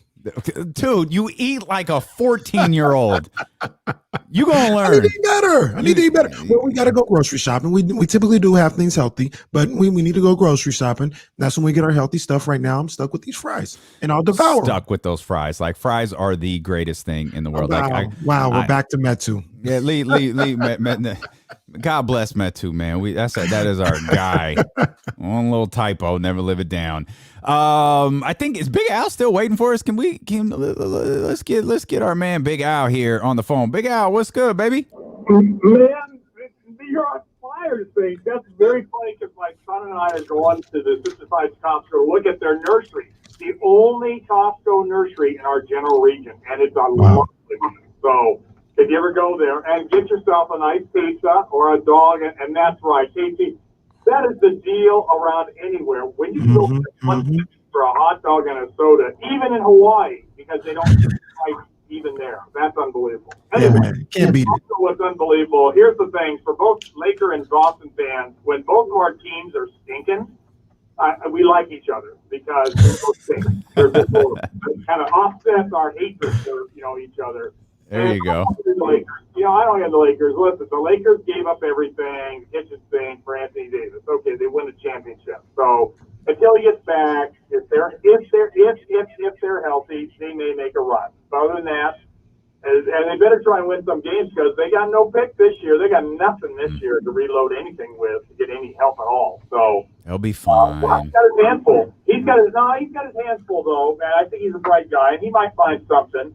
What did you all think about like PJ Tucker? I thought if they got PJ Tucker, I'm burning my Laker gear and sending it down to LA and saying that's ridiculous. Wow, do it on video. That's not good for the money. That makes no sense to me at all. Well, if you were saying to help the Lakers out, I mean, what would you say you'd want? Hassan Whiteside. That's what you need. Yes, I'd give up a first rounder, a future first for Hassan Whiteside. Yep, take it, Big Al. No, we're helping you. We're helping the Lakers getting another chance. Send a first round. That's great though. They don't even have a first round pick. Thanks, Big Al, man. Have fun at Costco and enjoy your $1.50 hot dog and stop playing with us out here, Damien. It just ain't. I just don't do that. I don't eat food that costs $1.50. I mean, I understand that. But if Costco wants to, work with us with the stream, come on now. I'm giving you guys mad love right now. It is fun. It is fantastic how many people love Costco food, though. I mean, so I'll put it. People love Costco food. It's good. It's not the greatest food in the world. It's good. It's not like you're eating, and I love this place too. It's not like it's a Little Caesars pizza. It's better than that, but it's like $2. You can't get anything in this world for $2 no more. You can get like a Little Caesars pizza for like $5. You can, but see, they raised the price, and I did not like that. Yo, the Little Caesars pizza for $5 was up there with the 4 for $4. Bro, it roughly was up there 4 for $4. I need you to work on your eating habits, KC. I'm working on it, but I'm just saying, Pizza Fridays. Pizza Fridays. What you want me to do for Pizza Fridays? Make your own pizza. Nah, no. I got too many things going on. I got basketball. I got SmackDown. I don't have time to make my own pizza. Okay, I'm going to go to Little Caesars now. They're forcing me to go to Mountain Mike's. You know what I'm saying? All right. Let's bring this back here as we've got Courtside coming up in less than 40 minutes. We'll talk about the Sacramento Kings. They're going to be taking on the New York Knicks tonight. Of course, that's their second matchup of the season. Kings and the Knicks played several weeks back. Kings get the win 103-94. This will be an interesting game. No Hassan Whiteside. That's all right. He didn't play in the first game. No Jabari Parker. That's fine. He didn't play in the first game either. Both of them are under health and safety protocols, which is interesting. We haven't really gotten an explanation on that and the way that Luke Walton is. I don't imagine that we're going to get one. Not that he has to, reveal it, but I think a lot of people have some questions as to how this happened. Hassan Whiteside was a DMP the other day versus Brooklyn as well. That was following up the game where he played. I mentioned, wasn't it 26 and I mentioned 26 and 16? I think that was against Brooklyn, wasn't it? Yeah, absolutely. So we'll see. Luke Walton set to speak to the media here in a couple of minutes. You'll hear that press conference during Courtside, and any major news if someone is out and that needs to be relayed to you. Obviously, we'll do that immediately, but we're going to be talking a ton of basketball. We're going to talk with Jason Jones. Haven't had him on in a little while. Excited to hear from him. He'll be with us at 3:40. Another big story going all around today. Russell Wilson and the Seahawks dissension. # Go Hawks. Wait a minute. Wait a minute. Now Russell Wilson's agent. Russell Wilson was posting workout videos today on social media while his agent is speaking to the folks over at ESPN and talking to Adam Schefter saying, no, Russell Wilson has told Seattle he wants to stay in Seattle. But if we're going to start talking about a trade, let's start talking about the Dallas Cowboys. Let's start talking about the Chicago Bears. Let's start talking about the New Orleans Saints. And I'm missing one. And the Jets and the Raiders. I don't think the Jets were involved, were they? Yeah, they're definitely involved. Yes. He wants to go to the Jets? Why are the Jets an appealing destination? What am I missing? I can see why the Jets are appealing for Seattle. What you're missing. Okay. Then you hate it. It's New York City, Damien. It's not real. It's not real. It's New York. Nobody City. wants to go to a team in New York just because it's in New York. You keep asking. I sure ain't the franchise why people want to go to the Jets. Well, that's what I'm saying. I'm telling you, you asked why they're on the destination list. I'm telling you why. They're in New York City. It ain't the franchise. It ain't the Jets. It's the New York There is no Jets. way Russell Wilson wants to go to New York. That's ridiculous. Sierra might want to, though. Oh, God. We're doing this again? What are you doing? I'm just saying she might want to. Giselle wanted to go to New York. She wanted to go to none of this is ever true. These destinations for these it's No, not I'm just true. talking crazy. I'm It's talking not crazy. true But for free agents in basketball. It's not true in football. It's name the last player who signed somewhere because it was LA, because it was New York. Why isn't Chicago ever thrown in this? Chicago's a fantastic city. Why don't people have to? Oh, he's going to sign with Chicago. Why? Well, because it's Chicago. Did you see what happened this like this couple weeks ago in Chicago? Like No. minus 16. Who the hell wants to go there? Well, it's not like it's warm in New York. Yeah, but you're in New York. Dude, your romantic relationship with Look, New York I'm is just telling wild. you want why It's else wild, would bro. why else would Deshaun and I Russell don't. Wilson both have the That's Jets the on point their I'm list? making. I don't think I'm they're on the telling you list. why. They're not on the list. They're They on the might list. be Doesn't on. mean they're the front runner. But They're on the list. Houston's list. They might be on Seattle's list, and it's because of the draft picks and assets they can acquire. But I can imagine the Russell Wilson's agent going, "Hey, Dallas, New Orleans, Las Vegas, Chicago. Hey, what about the Jets? Because the Jets got like the number 2 pick. They've got a lot of stuff that we can look at here. Like, what do you think about New York? How about we send you there?" I can imagine, fine, whatever. We'll work out with those other teams first. Those other 4 teams first. Do you think this even results in Russell Wilson being traded? I've said since the start of all this that he will. I think this is his last year in Seattle. Now I'm starting to feel like it may happen sooner. Today, like I said, today with all the information that came out, and then me having my ear to the streets in Seattle, it's real. It's real. Like what's going on with Russell Wilson and the Seahawks? It's not just media hype. It's real.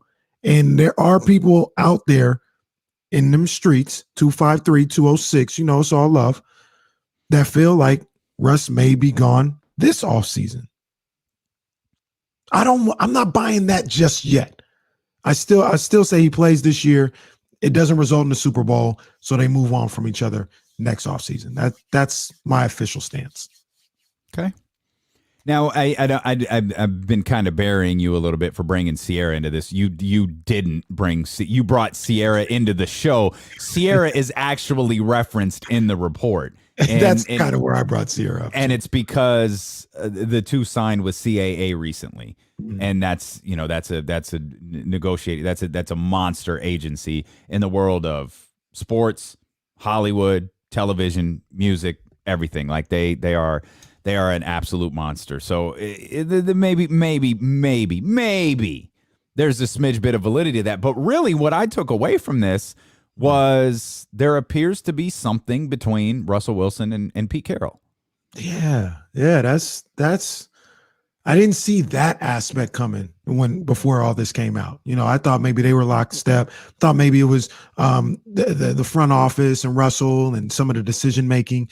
But yeah, it turns out that there may be something there with Pete Carroll and Russell Wilson. And the question that was asked when I had my ear to the streets, you guys know what it is, what was asked was, and I'll ask you the question, who do you think they would side with, Russell or Pete? Keep in mind, Pete just got a contract extension. Yeah, I wonder if they're looking at it. I think it all depends on how you look at the end of the line. Where do you think the end of the line is with Russell Wilson? And do you think you can continue to build around him? Or do you think the ability to build around him, it's too late? Like you can't surround him with the pieces you need? Because we're not talking about making the playoffs. We're not talking about win 10 or 11 games. We're talking about a team that every year is going to have, with that quarterback and that coach, every year you're going to be talking about Super Bowl.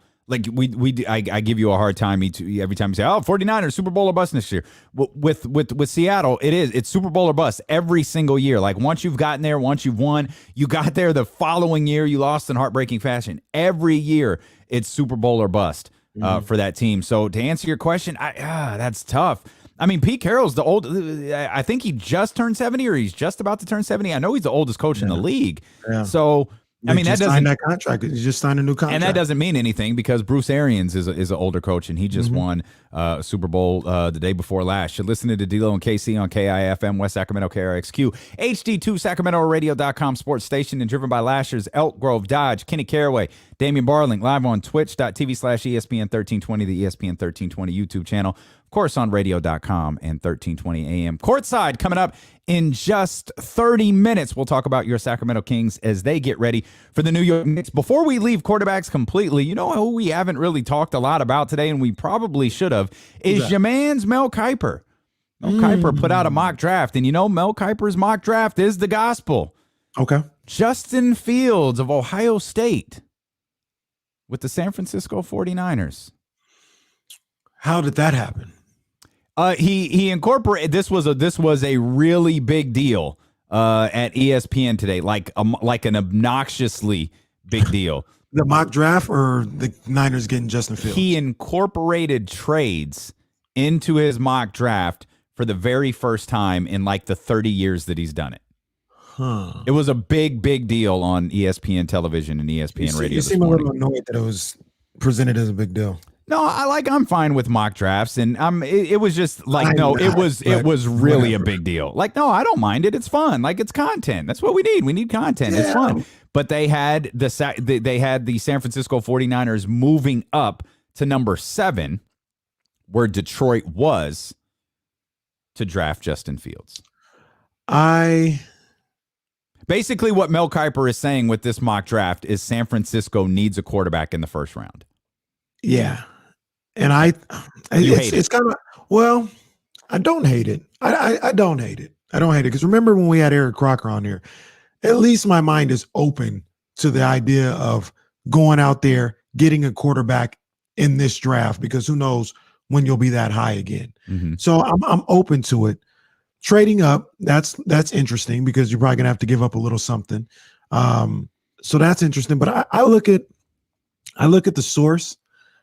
And typically when somebody says something like that, they do it to denigrate the person who put it out there. I'm going to do the exact opposite. I, at the very least, feel like Mel Kiper has heard something, that they're either willing to do this, or there's talks going on, or they're exploring it. For him to just, because it's pretty random for him to put a trade up in there. It's not even random. He hasn't done it before. Yeah, right? So if he wanted to say they needed a quarterback and there was, somebody, and Justin Fields lasted until 12 and he wanted to put the Niners there and picking them up, that's one thing, as opposed to him saying I got them trading up. Does it make sense what I'm saying? So no, I do. I don't just sneeze on the fact that he put that in that mock draft. No, it does make sense, and you're overthinking it. It's content. It's mock draft 2.0. There's going to be 100 more mock drafts. That's what I hate about content. How many more times is Justin Fields going to be, in this spot? How many more times is he going to have the San Francisco 49ers moving up? It's fun. I think you're making too much of it. It's the trade up that caught my attention. I know. It's the trade up. 916-349-1320. I think we got our man Eric here. Eric, what's going on, baby? Eric. Give me PSAs. I just tuned in. I'll briefly touch on. I overheard Damian being a little bougie with his food takes. Always. About Costco. I would say you're generally right. $1.50 food, right? But they sell more hot dogs than anyone. It's bulk, right? That's how their prices are so low. It's good quality hot dogs. I believe it. No, I believe it. I'm not going to knock the quality. Not at all. I believe it. I know. Them hot dogs are bomb. Them hot dogs on the fourth sauce they need to bring back. They need to bring back the combo slice. Goddammit.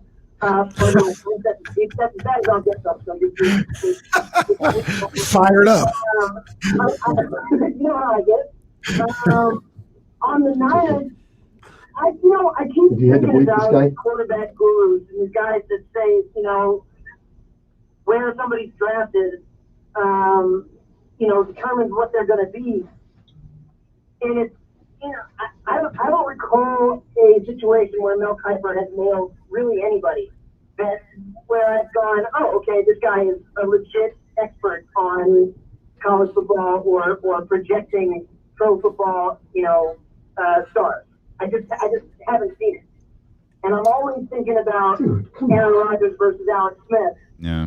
I am very, I mean, as confident as an unknowable thing can be, that if we had drafted Aaron Rodgers, he would have been hot garbage and he would have been out of the league in 5 years. That's The situation was so bad. it was a real bad Yep, situation. It was bad. No, you're right. His story is incredible for way more than just to come back last year. Like, he was in football hell and then actually salvaged a damn good Niner career out of it for a while there. I mean, the guy does not get nearly enough credit for being as tough as he is and as good as he was. But you put him behind Brett Favre and give him a little bit of the epic team that he would have inherited from sitting behind Brett Favre to air stuff out. And, we'd be talking the exact opposite scenario. So it is everything. I'm telling you guys, you get put in the wrong place, you're gonna be bad. You can't necessarily overcome just the wrong situation. Look at David Carr and Derek Carr. Yeah. No, I agree 100%. No, that's a great point. Situation is a massive deal. Thanks, E. We appreciate you as always. I'm glad you fired up over the food take. I'm just jealous because I'm drinking juice that costs like $8, and y'all are eating some pizza and hot dogs that I'm certain are delicious for $1.50. Look here, man. I need to be drinking the same juice that you are. I need to have the healthy snacks. Why we gotta be rich? Why we gotta be rich to do that? Somebody needs to change that. Why we got to be rich to have that stuff? It's higher quality. It's not rich. You don't have to be rich. Like, calm down. You don't have to be rich. Calm down. Be rich, man. Stop it. Come on, man. We work at the same place. Knock it off. Knock it off. But no, look, to Eric's point, though, I understand. I agree. Situations do matter. Yeah. Alex Smith would not be Aaron Rodgers if he was in Green Bay. And you know how I feel about Aaron Rodgers. I'm not sold on the guy. I also know you hate Alex Smith. I don't hate Alex Smith. Stop that. When Alex Smith got some stability in the coaching position, what happened? He became great. Oh yeah, he became good, and they moved on from him. I was Alex Smith. And then what did he do? He got with another coach that was really good. And what did he do? He did good. And they found the greatest quarterback that ever lived. Was he ever putting up MVP numbers? Never. No. Not once. So he wouldn't have done that in Green Bay by any means. Look, Damian, we've had discussions. You know how I feel about Aaron Rodgers. I am not an Aaron Rodgers fan, but let's just be real with ourselves. Under no circumstances would Alex Smith have been Aaron Rodgers if he would have went to Green Bay. He's not talented enough. He's good. He is not talented enough to be Aaron Rodgers or close to it. Sorry, I was distracted here by a tweet from James Ham. James Ham's tweets, Kings have been isolating over the last 2 days because of a positive test within the team. They didn't know until late last night who might be impacted. League used contact tracing and bracelet data to come up with the results. Whiteside and Parker are now in NBA health and safety protocol. So there was a positive test on the Sacramento Kings, and that is playing in part to Whiteside and Parker being away. Whiteside did not play. Parker didn't play either in the Brooklyn Nets game, but I believe they were both on the bench. So I thought I saw Whiteside, yeah. This is something that, again, according to this tweet from James Ham, they didn't know until late last night, and they didn't know until late last night who might have been impacted. So they've I mean, no games canceled. They still continue to kind of navigate, the COVID situation. The contact tracing is interesting. The bracelet data is stuff I've always been fascinated with, as I kind of saw that stuff in action a little bit. It's quite interesting, but there's at least a couple of answers to what we've seen over the last few days with the Sacramento Kings in terms of Jabari Parker and Hassan Whiteside. Help me out here. James said they went through contact tracing with the other Kings, so it doesn't seem like the rest of the Kings are in danger of somebody getting pulled off the court or anything like that. Okay. Correct. Okay. And I don't think we've talked about Norvell Pele. I don't know if I was going to say Pele. Pale. Okay, that's fine because you're great with names. By the way, you're just fantastic. So let's go with. I believe you had the $1 Million Man's son playing earlier. So let's for Michigan. So let's go with that. But that's why they signed Norvell. Let's stick with that. That's why they signed Norvell because I assume Whiteside and Parker are going to be in protocol for past this game. Yeah, I would think so. Given the circumstances of the Kings, I mean they play tomorrow. Yeah. So how does that work? Are they going to be stuck in New York? That's how I understand it. Is they're going to be in their hotel rooms in New York until they clear protocol, and then I know this is going to sound stupid. I don't know how they get to Detroit. That's what I'm saying. Like, how do they get back home? They're supposed to be home on Saturday. The last thing you can do is you can't put them on a plane. You can't get, hey guys, here's your Southwest ticket. That's not how this works. That's what I'm saying. So I don't know how they get to Detroit, and then I don't know how they get home. Maybe you get them a hazmat suit. Home Alone 2, Lost in New York. Hassan and Jabari Parker, dude, that's real life. That's real life. I'd watch that. I'd watch that if they put it on YouTube. I'd watch that for sure. Interesting. Okay. All right. Well, we'll continue to follow that. As we mentioned, Luke Walton is speaking right now. You'll hear what he had to say as part of his press conference when Courtside begins coming up at 3:30. But and by the way, just I don't know if this soothes your angst over potentially trading up for Justin Fields. That wasn't the only team that Mel Kiper had trading up. A couple of picks later, he had the New England Patriots trading up for one of your favorite quarterbacks, which I'm still slightly baffled by, Trey Lance. So it wasn't baffled by. Have you seen the guy? No, actually, I haven't. Well, you should. He played like one game. How did you see him? They don't have YouTube in the crib? Oh, you saw the YouTube highlights. You saw highlights. Oh, just okay. like everybody else. Yeah, because of course you're gonna put the bad stuff in a highlight.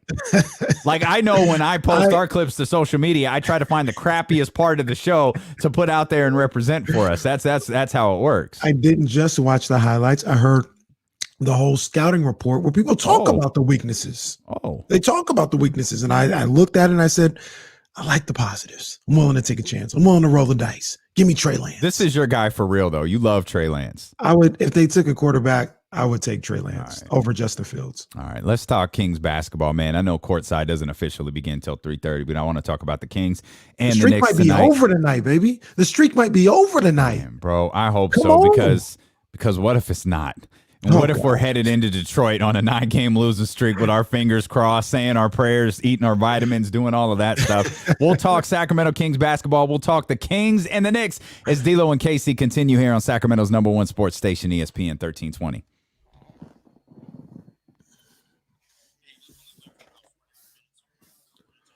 Oh, that's perfect. Yeah, Luke was fed up with you guys. No, James. Oh, James. Jason Anderson does it too. Hey, Luke, how are you, buddy? Fine, Jason.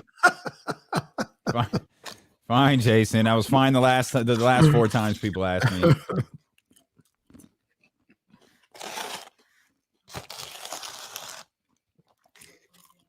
These fries are bomb. Shut up, dude. They are bomb. They're made in an air fryer. Is that healthier or not? They weren't allowed to practice. Yeah. Air fryer's healthier? Yeah. Oh, okay. Yeah. I mean, it's still a French fry, but I love French fries, dude. That's one of my biggest weaknesses. That and sweets. I do never seen Murph Dog and Ed Crane in the same place at the same time. Just saying. Imagine Siri when Kenny asked her to name a street name. That is fantastic. Let's see. What's the hardest street name that I know? I'll find it and I'll tell you guys, I promise. I used to live on Hossman.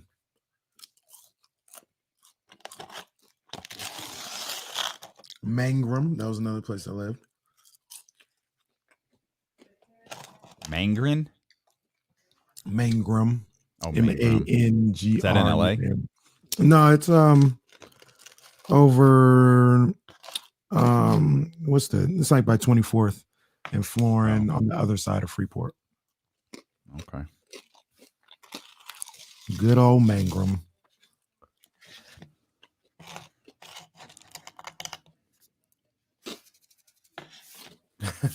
Murph says he's not Ed Crane. Uh-huh. Uh-huh. Yep. Dude, this is real talk. This is real talk. I'm sitting here eating blueberries and peanuts and drinking juice, and Kenny's got some God bless French fries. Ooh, baby. I'm about to say, Sprout, what you doing, baby? David almost took out the game. Sprout. You almost killed the whole operation, Bug. What you doing, Bug? I know. Daddy works later than he used to. I know, sweetie. I know. She said, "What the hell?" I know, baby. We'll go for a walk as soon as I'm done. But you can't knock over the camera, sweetie. I just moved the camera to that tripod. Kenny struggle with street names in Midtown Sac. What are we? L Street? Is that Midtown? Is that considered Midtown? Yeah, that's a good question. When does Midtown, because is downtown different than Midtown? I feel like it is. I feel like it is, but I don't know when it starts. Does it start at the old spaghetti factory? Is that the start of Midtown? I feel like John would know.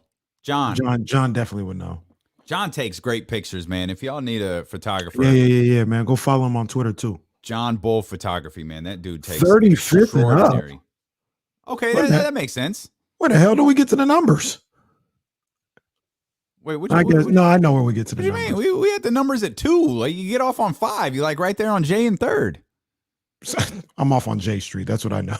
Yeah, J and 3rd. I don't know nothing about 3rd Street. I know I'm off on J. So 35th, where's 35th? Is that around the old spaghetti factory? I don't know. So look, this is what I thought. I thought around that Safeway on Alhambra, I thought that was Midtown, but it really doesn't seem like it is. Well, it probably stretches. Like John says, 16th to 35th or so. Yeah, look, we can't agree on nothing. We can't agree on anything. Look, we're just making stuff up. Look at this. Yo, look, Doug got a different answer than John. Ramsey got a different answer than Doug. Look at Amir up there. We're just making stuff up at this point. For me, Midtown starts after the old spaghetti factory. That's when downtown starts to look different. All right. That's where I'm going to go. Midtown, and it ends at that Safeway on Alhambra. Do we have an uptown somewhere? Uptown, Third Ward, Magnolia. You know what it is. I would have gone uptown Saturday night, but whatever. We canceled uptown Saturday night. I forgot. Never mind. We canceled it? We have to. What happened? I ain't seen uptown Saturday night. Bill's in it. Or Sidney Poitier. Man.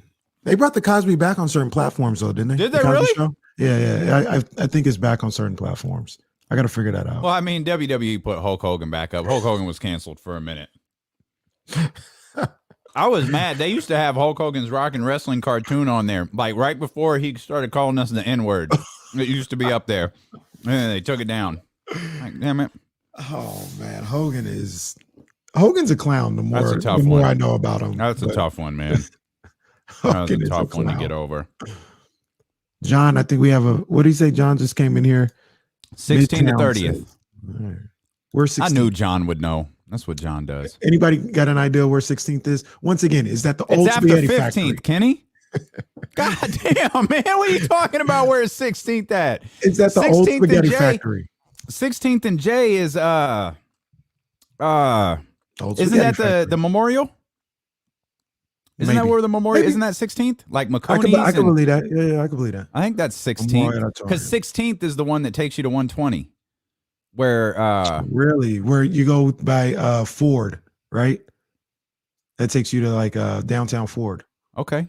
Yeah, I've been over there before. Okay. I got my Ford Escort. I remember I couldn't afford a Ford Escort or even a Ford track recorder. Kenny, look at your physical map. It'll tell you. Look at your Atlas guide.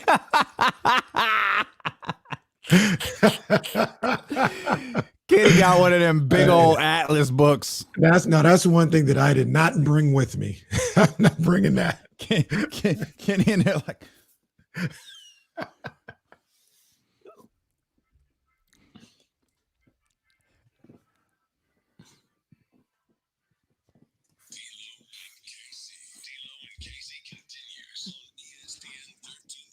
Oh, join us for some silly arguments over on twitch.tv/ESPN1320 and the ESPN 1320 YouTube channel. We appreciate you listening on the radio.com app. And of course, on ESPN 1320 AM. I'm Damien Barling. He's Kenny Caraway. Courtside with D'Lo and KC begins in 10 minutes. We'll get you ready for the Sacramento Kings and the New York Knicks. We've been talking about so many different things today. Had a great conversation with Deuce and Mo. If you missed any part of that, you can obviously watch it on YouTube, or you can use the rewind feature on your radio.com app. Jason Jones is set to join us in 20 minutes. Looking forward to hearing from him. I think we're going commercial free till the top of the 4 o'clock hour, so that's good stuff. But I kind of want to dig into the Kings now, if you don't mind. And I love how you set this up. Man, we got to break that streak today. Yeah, and all I could think about is, what if we don't? And we head into that Pistons game tomorrow. And like I told you this earlier. I felt okay heading into that Nets game, just because I thought it would be like the weirdest thing for the Kings to win. The Kings do stuff like that. Like, oh, they weren't supposed to win this game, but they do. Right. Maybe Harden has an off night, Kyrie hasn't. Like, whatever.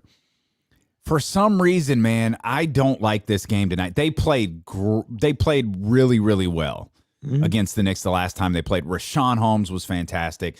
Tyrese Halliburton was fantastic. All of them collectively, the Sacramento Kings, were great defensively. We've learned now, because of the COVID situation and isolating, they haven't been able to practice. They've been doing everything through Zoom sessions. We know, again, they beat the Knicks the first time. The Knicks got more film on them. There's something about this game tonight, man, that makes me uneasy. I understand. I mean, I'm trying to be positive, and we'll give you all the good notes. Just something about this that it just makes me uneasy. Nah, I completely understand, man. Like, I look at this game, and now hearing all this other stuff that the Kings have had to go through in the last 48 hours or so, it's not shaping up well. Yeah. It's not shaping up well. But I will also say this: sometimes that's when you just worry about going out and playing. Sometimes that's when you play the best, and that could be the situation without the practicing, being isolated in their rooms. Could be a situation where they come out and they're just relieved to do what they love, play basketball, get on the court and play a game. That's the fun part, playing the games. And maybe they can get back to that. But I also feel like the Kings are just meeting a Knicks team that's a good matchup for them. Yeah. The Knicks, they're not going to get up and down. They're not going to punish. It's a complete opposite of what we saw the other day. Yeah, I don't feel like the Knicks will punish the Kings for their lack of defense. That's just, they're not going to run up and down, none of that. It's a better pace, and it's a better matchup for the Sacramento Kings. That doesn't mean that they're going to win. That doesn't mean that the Knicks won't put up any kind of resistance. That's not what I'm saying. But I just feel like the Nets, the Warriors, these guys that get up and down, that's tough because the Kings don't play any defense and they're not physical at all. I feel like the Knicks slowing it down helps the Kings out in a matchup between those two teams. The Kings responded really well to the way that the Knicks play the first time that they played. And that's, that's all that we can go on with them, because you and I were concerned, like, are they going to try to get up and down the floor with the Knicks? Like, would the Knicks even let them get up and down the floor? And if the game was low scoring, which it ultimately was, 103-94, would the Kings be able to keep up with that? Like, would they be able to, match that defensive intensity and make what I thought headed into the game, if the Knicks did dictate the pace, they'd have to make the last stop. Yeah. You know what I mean? And it did, and ultimately it didn't really come down to that. They were able to, I don't want to say comfortably, it's a 9-point win, but they had good control of that game over the final few minutes. So I thought that they responded well the first time the Knicks pressed them. I just think the Knicks are going to play them differently this time because well, the first time didn't work. The way they played them the first time didn't work. Yeah, and the Knicks have gained more and more confidence in themselves as a team. They got a guy that can say he's an all-star. That's a certain level of confidence that will be in his game and in his demeanor out there. And they feel like the Kings are a team that they owe a little something to. And I'm sure in that locker room, they're looking back on that first game, and they're saying we let one slip away. Nobody really had a good game there. I think Randall had about 22. Randall played well. 21. But that was it. Randall had 26. He played really well that game. RJ Barrett had 21, but that was it. Nobody else really played a good game. And I think they're looking at it where, hey, if Quickly comes in and does what he's typically done this year, if Alex Burks comes in and does what he's done from time to time this year, they should be able to get this win. I firmly believe, like you said, watching worse tape and all this other stuff, the Knicks probably feel like they let one slip away in Sacramento, and they're looking to make right for that. You meant this game. Yeah, and I thought you a lot of the guys that you were watching headed into that game, as for players the Kings need to look out for, or however you want to frame it, Obi Toppin, guys like that, they didn't play well. And you just outlined beautifully. Julius Randle did. RJ Barrett did. Like, they got very little production from the rest of their starting lineup in that game. And it's like, okay, we've got to clean this. You know, if you're the Knicks, like, we've got to clean this up a little bit. We got to be a little bit stronger in this area. We got to be a little bit stronger in that area. Whereas you're the Kings, the Kings, it's going to be a fascinating watch for a number of reasons. This is a team that is just getting everybody back, like Harrison, Rashawn. Rashawn played great. We had Tyrese Halliburton, and maybe, you said you kind of alluded to this a minute ago, talking about getting back on the basketball floor and just doing what's fun. Well, in the Kings case, Tyrese Halliburton played 40 minutes against the Brooklyn Nets. That was a game that they were in late. That was a game that they were trying to, that was a game that they were just going all out, trying to, break the streak a couple of days ago, break the losing streak a couple of days ago. And so maybe, obviously, you would prefer not to have the circumstances of isolation and COVID protocols and all of that thing in place. But if you're able to just rest, maybe that is the best thing for Tyrese and De'Aaron Fox and for Harrison Barnes. And, like it or not, Buddy Hield played 36 minutes last time. Maybe that is the best thing for them headed into this game tonight. And, one other note, Daquan Jeffries wasn't around for that first New York Knicks game. That's and right. You talk about a guy who can match physicality with the New York Knicks. Yeah. It's Daquan Jeffries. Yep. I agree with that. On the flip side, they didn't have Derrick Rose the first time around. And Derrick Rose coming off that bench, that's something that the Kings got to watch for too. But I think that the Kings look at the Knicks as a good matchup. And I think they look at the Knicks, not that, we should beat them or anything like that, but they're on the same tier. If I had to put tiers of teams in this league, I'd have the Kings and the Knicks somewhere around the same tier. Maybe, if you want to give a lot of props to the Knicks, a tier above the Kings. But to me, looking at the rosters, looking at the skill level of the guys, I think they're on the same tier. So the Kings playing a team that's on that same level, I think they say, hey, this is a winnable game. This is a game right here where we could stop this streak if we put together a string of good defense, good ball movement, getting in the passing lane on the defensive end, creating some turnovers, getting some easy buckets, and taking care of business on the offensive end. I think that's how they're looking at this Knicks game tonight. I'm fine with you looking at the rosters and kind of matching them up and doing it that way. But when I look at the teams and the way that they're playing, I can't match them up. Like I look at the Kings and go, it feels like they're lost. It feels like they haven't found who or what they are. The Knicks know who and what they are, and that is dictated 100% by their head coach. Mm-hmm. Kings don't have that, and that's not it is, but I'm not trying to knock Luke Walton. I'm just saying they don't have an identity. The New York Knicks do. And they're I don't know that I've ever been able to say that. I can look at the New York Knicks and go, I see where they're going. Whether they'll be able to execute it remains to be seen. We've seen Tom Thibodeau execute it in Chicago.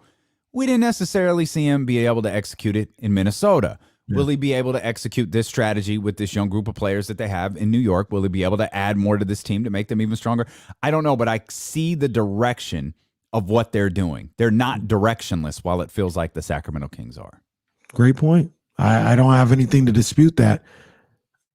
The Kings need to get back on a good foot starting tonight. Remember what I mentioned the other day? I said, we'll take the Brooklyn loss as a loss. Yeah. Okay. Before the game was played. But then you got a shot to next 3 games, teams that are on your tier. And don't get it twisted. Detroit is still not very good, but New York's playing well and Charlotte is playing well. So don't get it twisted on that aspect. But now you're playing teams that are more so on your tier and you're getting healthy. You can do something with that.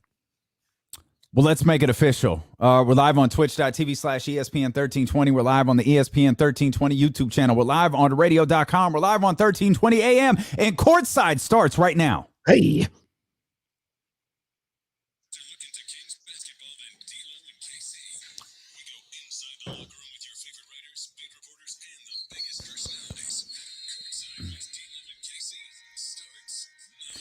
Yes, indeed it does, and we are thrilled that you are here with us. The Sacramento Kings are back in action tonight in the world's most famous arena, the Mecca, Madison Square Garden.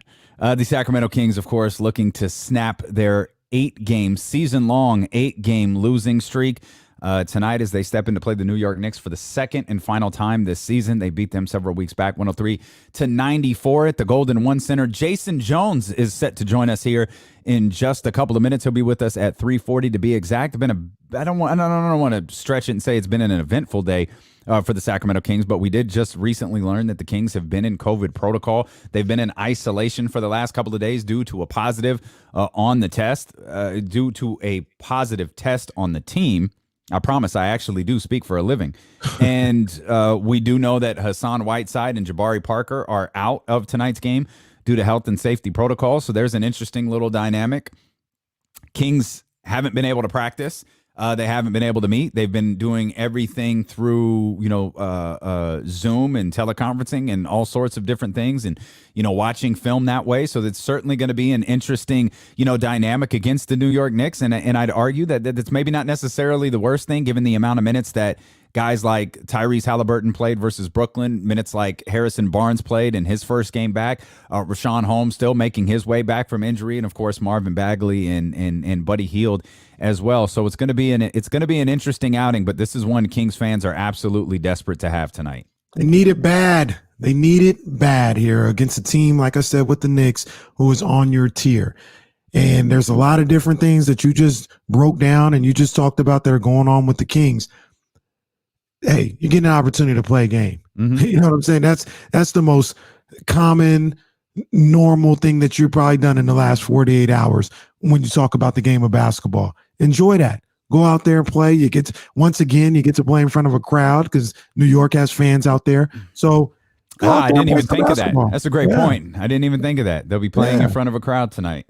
Yeah, so you're in Madison Square Garden. We've seen De'Aaron Fox love that stage of Madison Square Garden in the past. I think he'll get after it again tonight. You said something interesting there, and I know that I'm going to kind of manipulate what you said, but you were talking about in terms of health and safety protocols that you're under and being quarantined and doing that whole COVID process. But now you get the opportunity to get back out there on the court and do what you love doing. Mm-hmm. They're 8 games into this losing streak now. They're bordering on. I mean, it's a season long. It matches last year's season long in 8 games, and you're staring at this New York Knicks team that's only a couple of games better than you. It's the first night of a back-to-back. You got Detroit, who really is a legitimately bad basketball team. You talk about directionless. God bless Dwayne Casey. That is a directionless basketball team over there. Is this still fun for them? Like, you talked about getting out there, still doing what you love, doing what's fun. Is this fun for them, or are they looking at like, man, we've got to get out? Like we are in the desert right now. We have got to get out of here. I'm sure it's not fun, obviously, because you're losing games and nothing is fun. It's nothing but frustrating. But you got to find a way to find some joy. Like that's you got to find a way to take a step back and be like, hey, man, we're playing a game. This is the fun part. Let's go out there and execute, get a win. And then it'll be fun again. Well, let's go out there and execute. Let's just stop right there. Just go out there and execute. And I think if this team is able to execute, it will result in a win. And that's not a knock on the New York Knicks. That's a knock on. It's kind of what is your favorite line when it comes to boxing? Styles make fights. Yeah. I think this is a team where if it comes down to, if the Kings are able to fight with them defensively, the Kings are going to make more baskets in the end. Yeah. This is a team in the New York Knicks that's not going to run away and hide from you offensively. Right. You know what I mean? They're not going to line. Damien, in the first game, they made 5 3-pointers, the Knicks did. So that is one of the reasons why I say this is a good matchup for the Kings, because the Kings, not being a great defensive team, if you face an offensive team with the firepower of Brooklyn or Milwaukee, they can run away from you in a 5-minute span. Absolutely. Because you're just not a good defensive team. Mm-hmm. The Knicks, and I'm knocking on wood as I say this, because they may go on a 25-5 run tonight or something like that. I don't think they'll run away from you offensively. They may, go up, take a lead, maybe even get up by double digits, but it's still going to be within striking distance just because of the nature of how they play the game. And they're not the most offensively gifted team in the league. They got the worst scoring average per game in the league. So the Kings will, as long as they take care of business defensively, they're going to have an opportunity. That's how I feel. If they get stops, get on the boards, they'll have an opportunity tonight. And that's such a big question because when they won 7 out of 9 during that stretch of basketball where they were playing well, they were much better defensively prior, and I think they are still on historically bad defensive rate. But if I remember correctly, I think their average, they were giving up like 123 points per game prior to that game stretch. And then during that 9-game stretch, I think it had fallen all the way down to like 111. So they had gotten significantly better. It's a pretty big dip. Yeah, they had gotten significantly better on the defensive end during that stretch of basketball. And so, but again, who are you though? Because there's a far bigger sample size. And maybe you could argue there's 3 sample sizes right now. There's the bad sample size, there's the good sample size, and there's the injured sample size. There you go. Which one are you closest to, though? Are you closest to the good, or are you closest to the bad? Well, I think now that you're out of I shouldn't say out of it. Hopefully you're out of the injury sample size. You've got your key guys back. Yeah, I think they're closer to the good side. This is a solid team when healthy. And we drew out earlier in D-Lo KC all the teams, or a few of the teams in the league who are dealing with injuries and are struggling. That's just the nature of this game.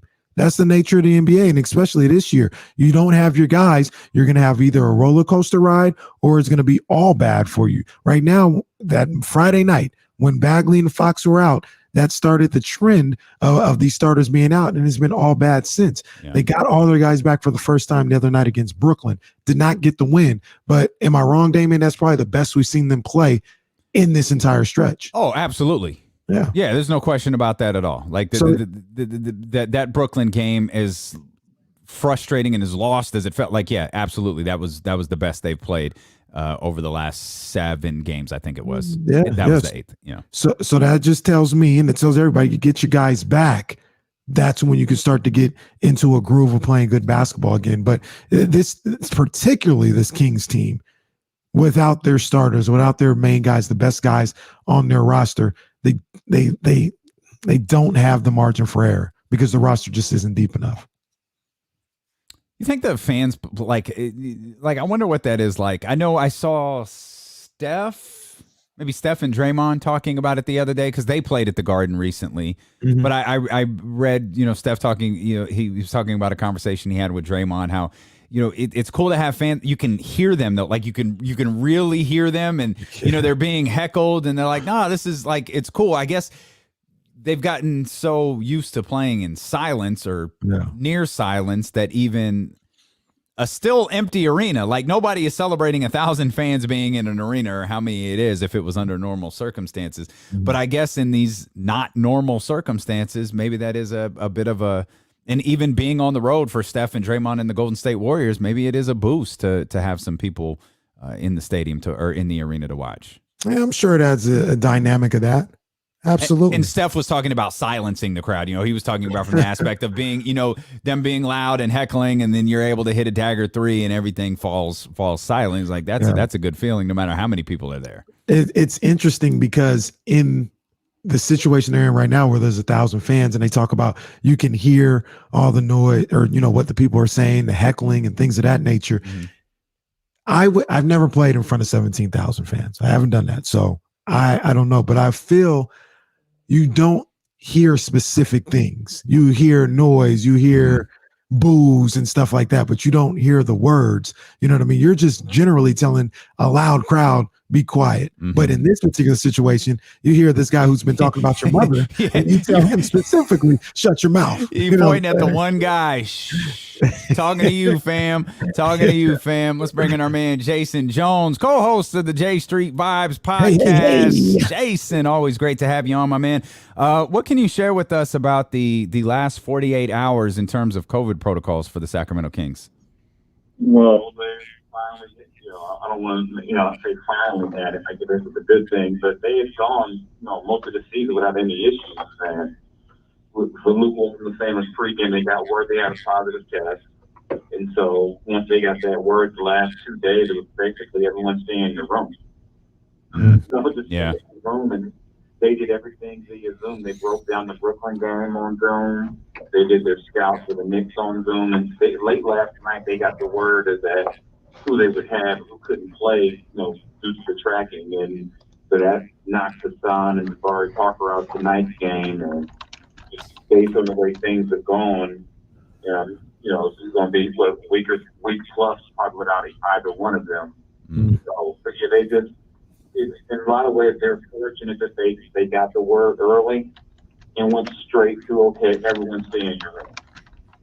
Because, if you don't get that word and perhaps the guy, you decide, hey, let's have a workout or something, then you've got a potential of, knocking out your team and having postponements and whatnot. So, obviously, to me, the game is the most important thing. It's everyone's health, and if they can minimize it the way they did, that's a good thing for them. So let me get this straight, Jay. They avoided having other people in contact tracing, correct? So from everything they know right now, it's not going to be a situation where at halftime they got to pull player X from the Sacramento Kings off because they need to do contract tracing. They've done all that, and they determined it was Jabari and Hassan that needed to be pulled off. Is that kind of where they're at right now? That's the word we got just about a half hour ago from Luke. That he felt for Brooklyn at one time. That what happened with KG was crazy, but it doesn't sound like that'll happen now. I think so. For what Luke said, they were told last night the guys they have are the guys that based on the trackers they wear and everything. Those two guys are the only guys they're not going to have. Jason Jones with us here on Courtside with D'Lo and KC as we get ready for the Kings and the New York Knicks tonight coming up, or today, I should say, coming up at 4:30. We were just having a discussion, Jason. Is this team closer to? We feel like there are 3 different sample sizes with this team. There's the injury sample size, there's the good sample size, and there's the bad sample size. Like, where do you think this team is? Like, which one are they closer to, the good or the bad? I think just based on the year, they're close. I throw the injury one out because I don't think the team is deep enough to withstand injury. I think that I can't really hold the game, but they can have everyone together against it because when you don't build out a roster with the depth by adding enough talent, of course you lose one guy and something throw everything off because you're not built for that. So I just think I lean closer to the bad only from this sense. Even when they won 7 of 8. It wasn't like they were running through the league. Those are still tight games, and basically De'Aaron Fox had to be literally, play almost at above an all-star level to be in those games. And is it realistic to ask De'Aaron to average almost 30 a game? I don't know if that's truly who he is. So if you take into account that De'Aaron's probably not going to get 15, 17.4 quarters every game. I think they're not as bad as they are right now, or even when they've lost 9 of 7 or 9 of 11. They're not that bad, but they're not 7 of 8 good either. They're kind of in that, slightly below 500 range, I think, and that's if they're healthy, if everyone's playing well. And the reality is, even when they were playing well as a team, everyone still wasn't playing well because we're still waiting on Buddy Hield to be the Buddy 2 years ago. Tell me about it.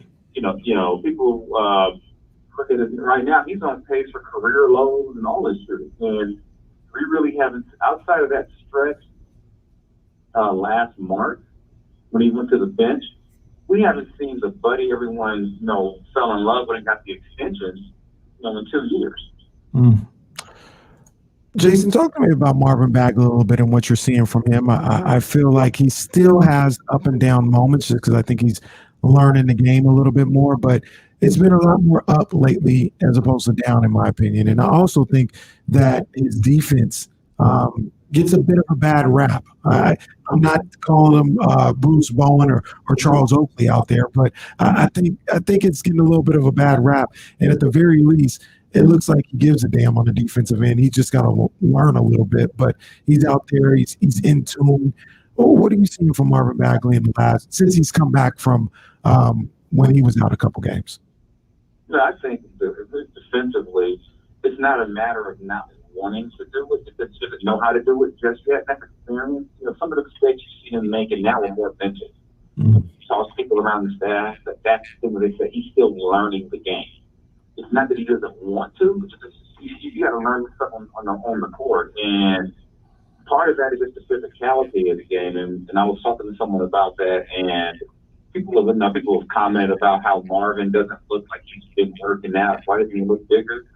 And what someone told me was that people forget he did have COVID before the season. So Marvin we see now, he didn't look like that before he got sick. Mm-hmm. So from what I was told was that don't look at him and think that he wasn't working hard. It was just to forget, because he didn't see it. He was down for a little bit, and the COVID affects everyone differently. All right. And apparently, what I was told was that basically some of those physical games he lost because he just couldn't do anything for a little bit. But I definitely think he's getting better. It's just going to be a process. I mean, he's much better than he was, say, the beginning of January. Yeah. And I think he's understanding how to play against some of these guys who are stronger. I like it offensively. He's using that hook. He's a hell of an athlete, so use that hook shot because with his length and his ability to lead, he can get that shot whenever he wants. And he's learning how to find his spot. So I like what I see from Marvin. I just think people want to rush it. And I just think let the kids just kind of keep growing. I think you're definitely seeing progress.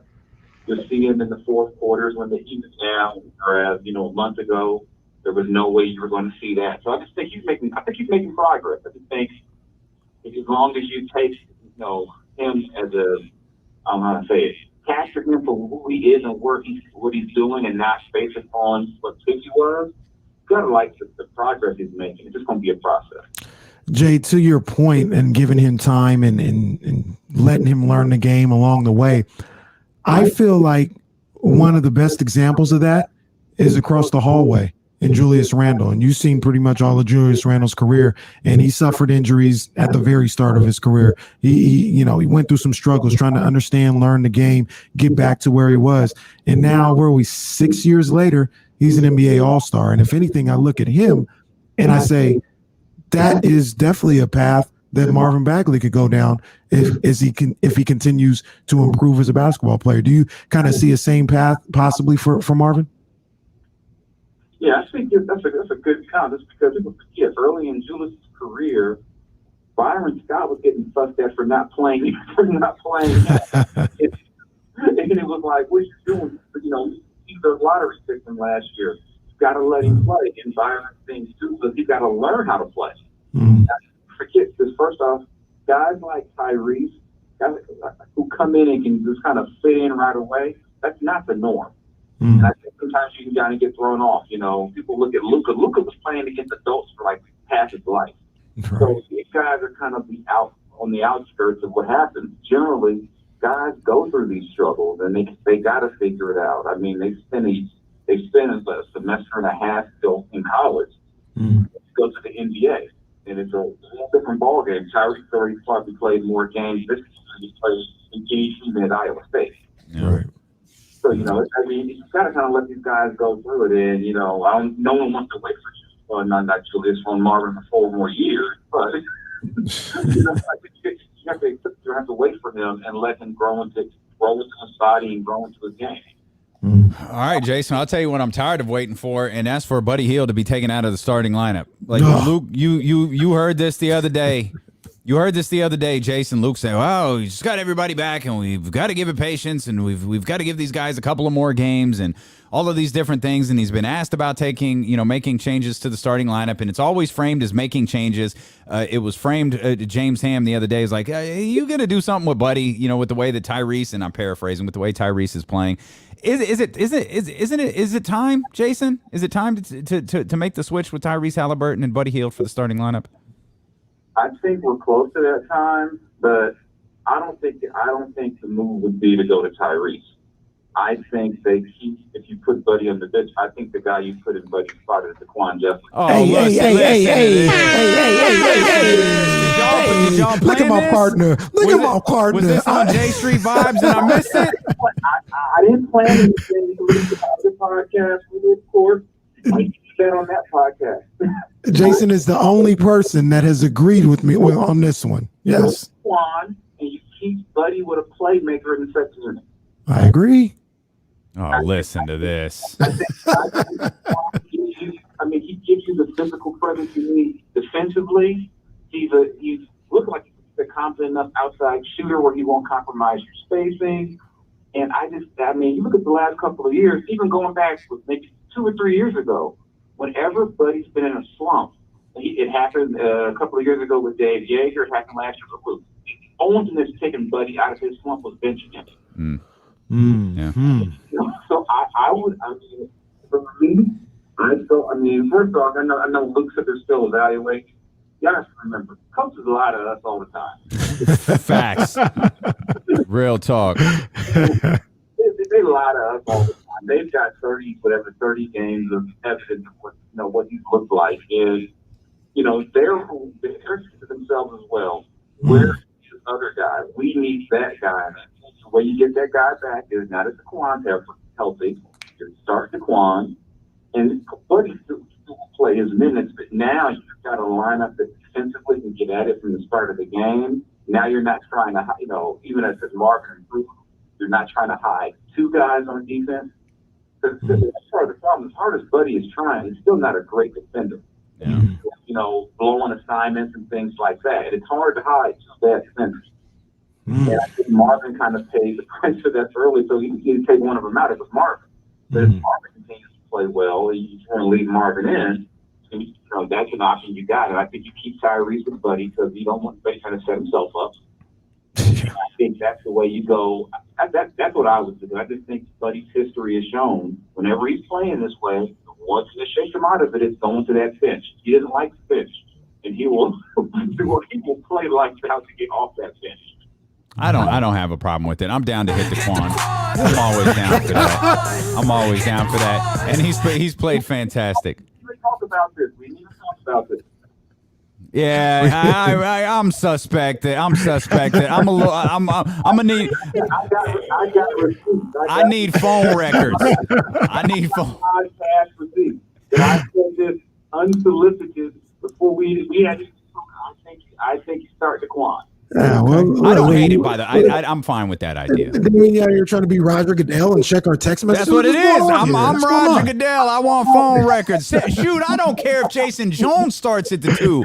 Anybody, but buddy, make the move. I'm ready, and I'm gonna break my phone.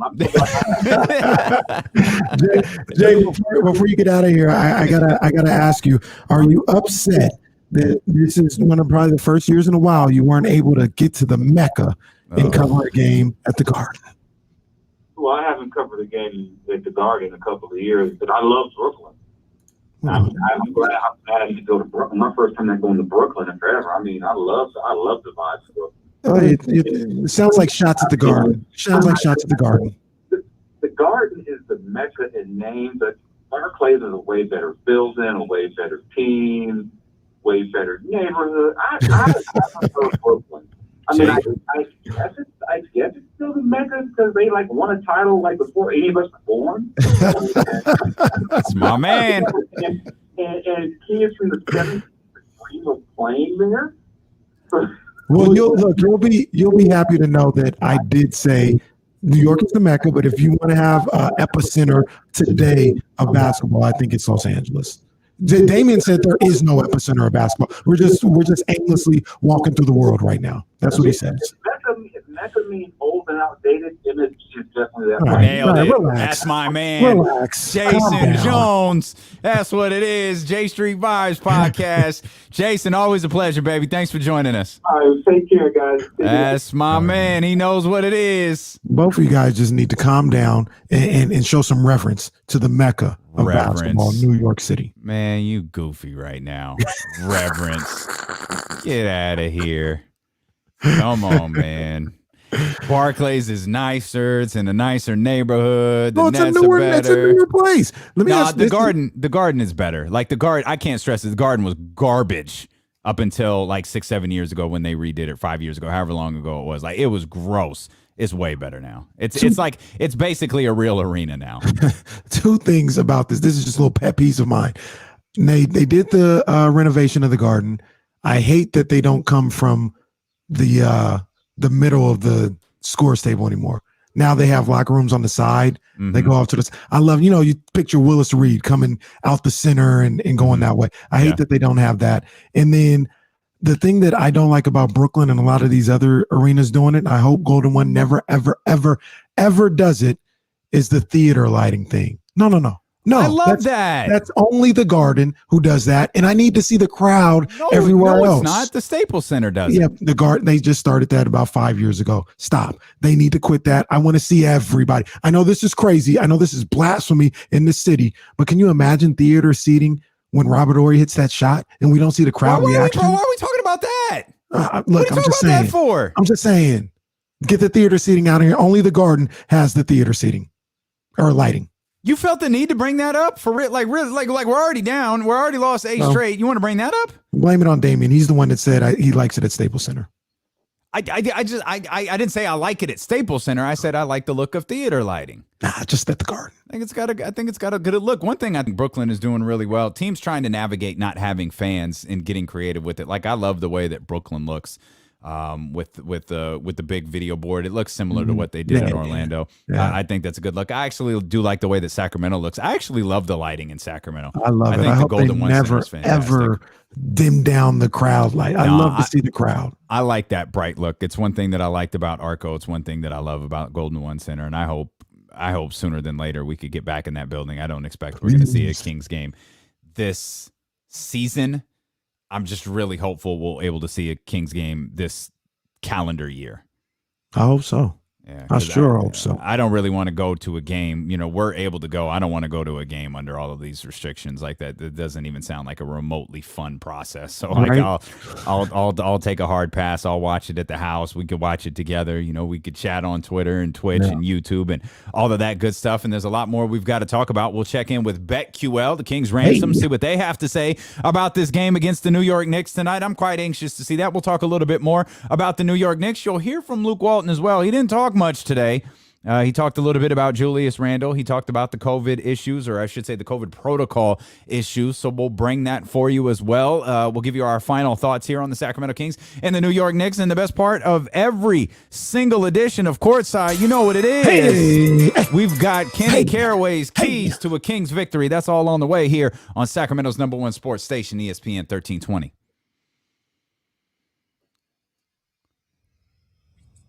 I don't know. I have no idea. That was a long ass segment. I can't even. I got to be honest. I was like, holy crap. This is a long stretch. Where did we go? Like 317? I got to be honest. I hate that view now. I really like the close up view a lot more. Yeah. I got him. Yeah, I grabbed him while Jason was talking. I wanted to see. I'll change this logo to say Courtside, and then I'll put the two teams because I don't. Yeah, I don't like that. I like the PTI look. This is better. Gotcha. We should ask y'all. What do y'all think?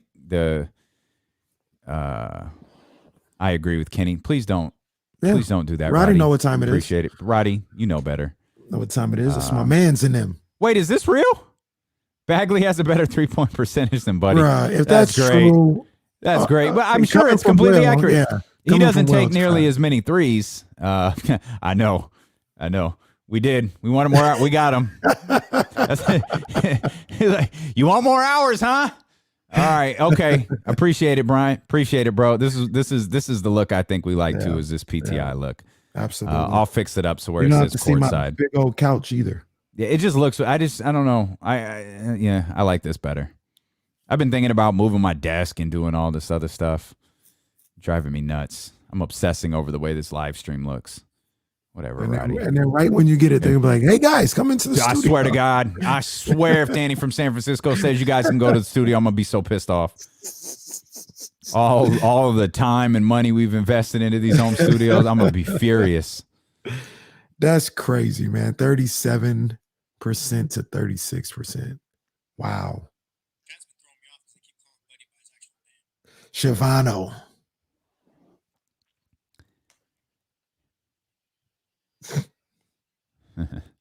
I see you, John. John Bull Photography. John takes great pictures of shoes. You ever seen John's pictures of shoes? I've only seen his pictures of the Concords. I haven't seen anything else. I mean, that was a good picture. But I mean, maybe he had I don't know how many more. The Concords were the ones that I remember. That was just framed. They were fire. Gorgeous. Yeah. On that. I remember that one. The air horn show. I'm fine with that. What? You want what? You don't want to know? Oh, because Shaq's in it. I got you. Shaq, he owns the Sacramento Kings. What you mean, Roddy? That's King's owner. That's King's owner, Shaquille O'Neal, right there. So why are you guys so bothered that Shaq owns the Kings? Oh, I'm not bothered. He just doesn't own them. He's a partner. Okay. To his defense, didn't he clarify that, or was that Kenny Smith? I think it was Kenny. Was like, no, he's a partner. I think Kenny did. Yeah. There's more from John. Ooh, the Brads. Ooh, 72 10s. I still want some of those. What color are those? ESPN 1320, the Mecca. You know what it is, Max. You know, baby. Yes, sir. Yes, sir. Yes, sir. Which one is Michael Wilbon? Well, you know, I know you. So it's Tony Kornheiser hates email. So if you want to get a hold of Tony Kornheiser, you have to call him and leave him a message on a voicemail. He doesn't do email. So that to me means Kenny is Tony. Yeah, because Tony reads the newspaper. Yeah, like Tony absolutely has a physical newspaper that he fall reads. Into that category of Tony. Yeah, yeah, that's what it is. That's what he is. Hey yo, I'm gonna have to check that out. Okay, thank you. Can you post your website, John?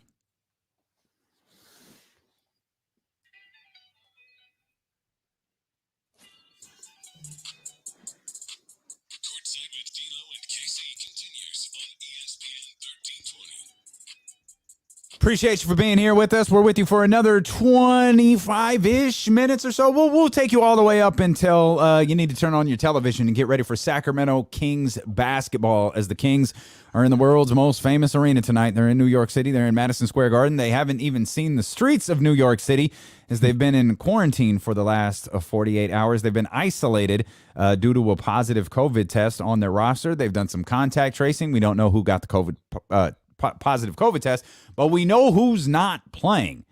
We know that Hassan Whiteside is in protocol. We know that Jabari Parker is in protocol. And I know if a tree falls in a forest, doesn't make a sound. If a player goes on to COVID protocol and he wasn't going to play anyways, what exactly does it mean? That's the case here for Hassan Whiteside, who didn't play the first time that the Knicks and the Kings play.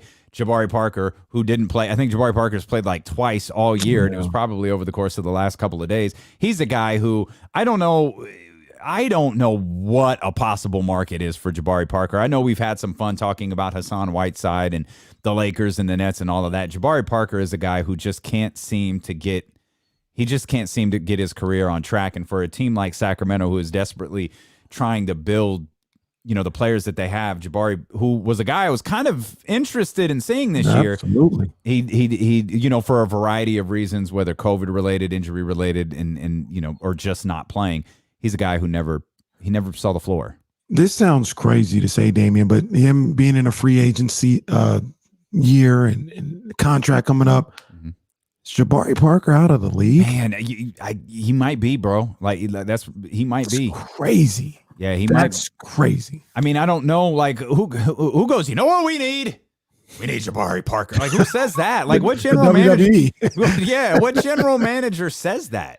Yeah, there's no sample size for Jabari Parker playing anymore. And it's so, I mean, he came in with such massive expectations, and then he was on the verge of like, oh, okay, there he is. Yep. Super, like he's there he is. There's the superstar.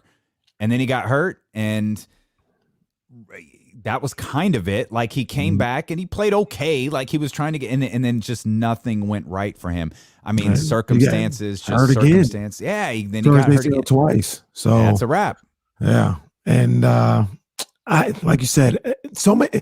Not only were we looking forward to him, but remember how the people were the players on the Kings roster were talking about him training camp. In training camp, they're like, "Yo, Jabari looks nice. Yeah. Like, you're playing." And then I think he got hurt in preseason, and he played. He was like first off the bench in that first preseason game. Mm-hmm. I think he got hurt, and he just hadn't been able to recover since. Yeah, I hope he's not. I hope he's not out the league. But I'm just saying the way things are looking, it's going to be tough. Like you said, who's going to back?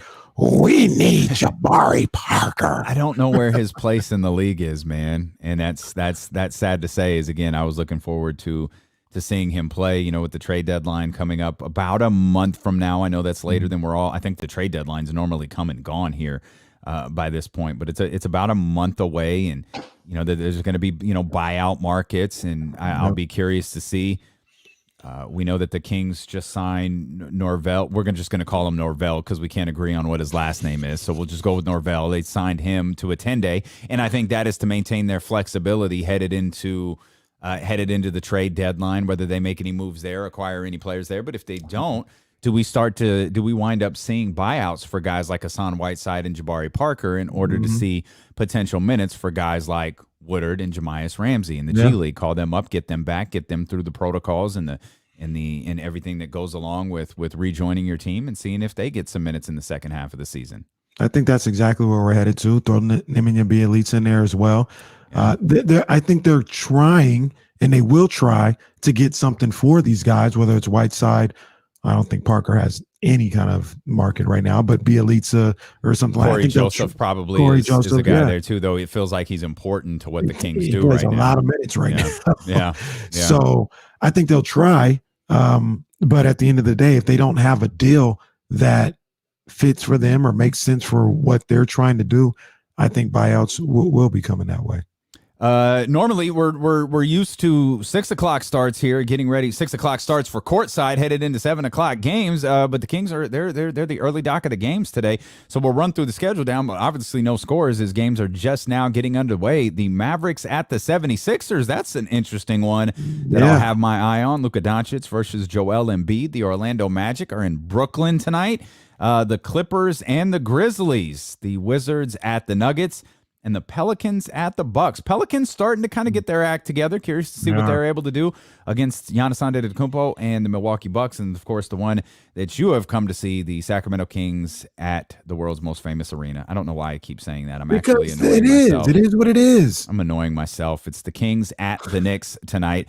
BetQL, where you can get more information. Before you place your bet, check out BetQL.com, an awesome website that uses data and simulations to help you be a better. Bet smarter and beat the books. Download the BetQL app today or visit BetQL.com. They've got the New York Knicks favored by 1.5 tonight. That's a little bit higher than some of the other sports books. The Knicks are favored by 1 across most of the other sports books. The over-under right now, 225. That seems a little high with a projected final score of 113 to 111.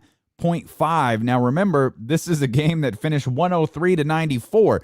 The Knicks have had some big offensive outputs in recent weeks. On the low, yeah. Yeah, and certainly you mentioned this when we started Courtside. They're still the lowest scoring team in the league. That hasn't changed. But recently they put up 121 against the Rockets. Of course, the Rockets, I think, are the only team in the league that has lost more games in a row than the Sacramento Kings have. They put up 123 points against the Atlanta Hawks. So they've been able to string together a couple of games where they have put up big points. Again, that's not the trend. I mean, they scored 89 against Orlando a couple of nights ago. So they're still a low-scoring team. They're still a team that is built off toughness and built off defense. But don't get it twisted. Like if you open the door for them, as the Kings have been known to do, they'll score points. Yeah, they have guys on there like a Julius Randle. Obviously, we talked about him. He's going to the All-Star.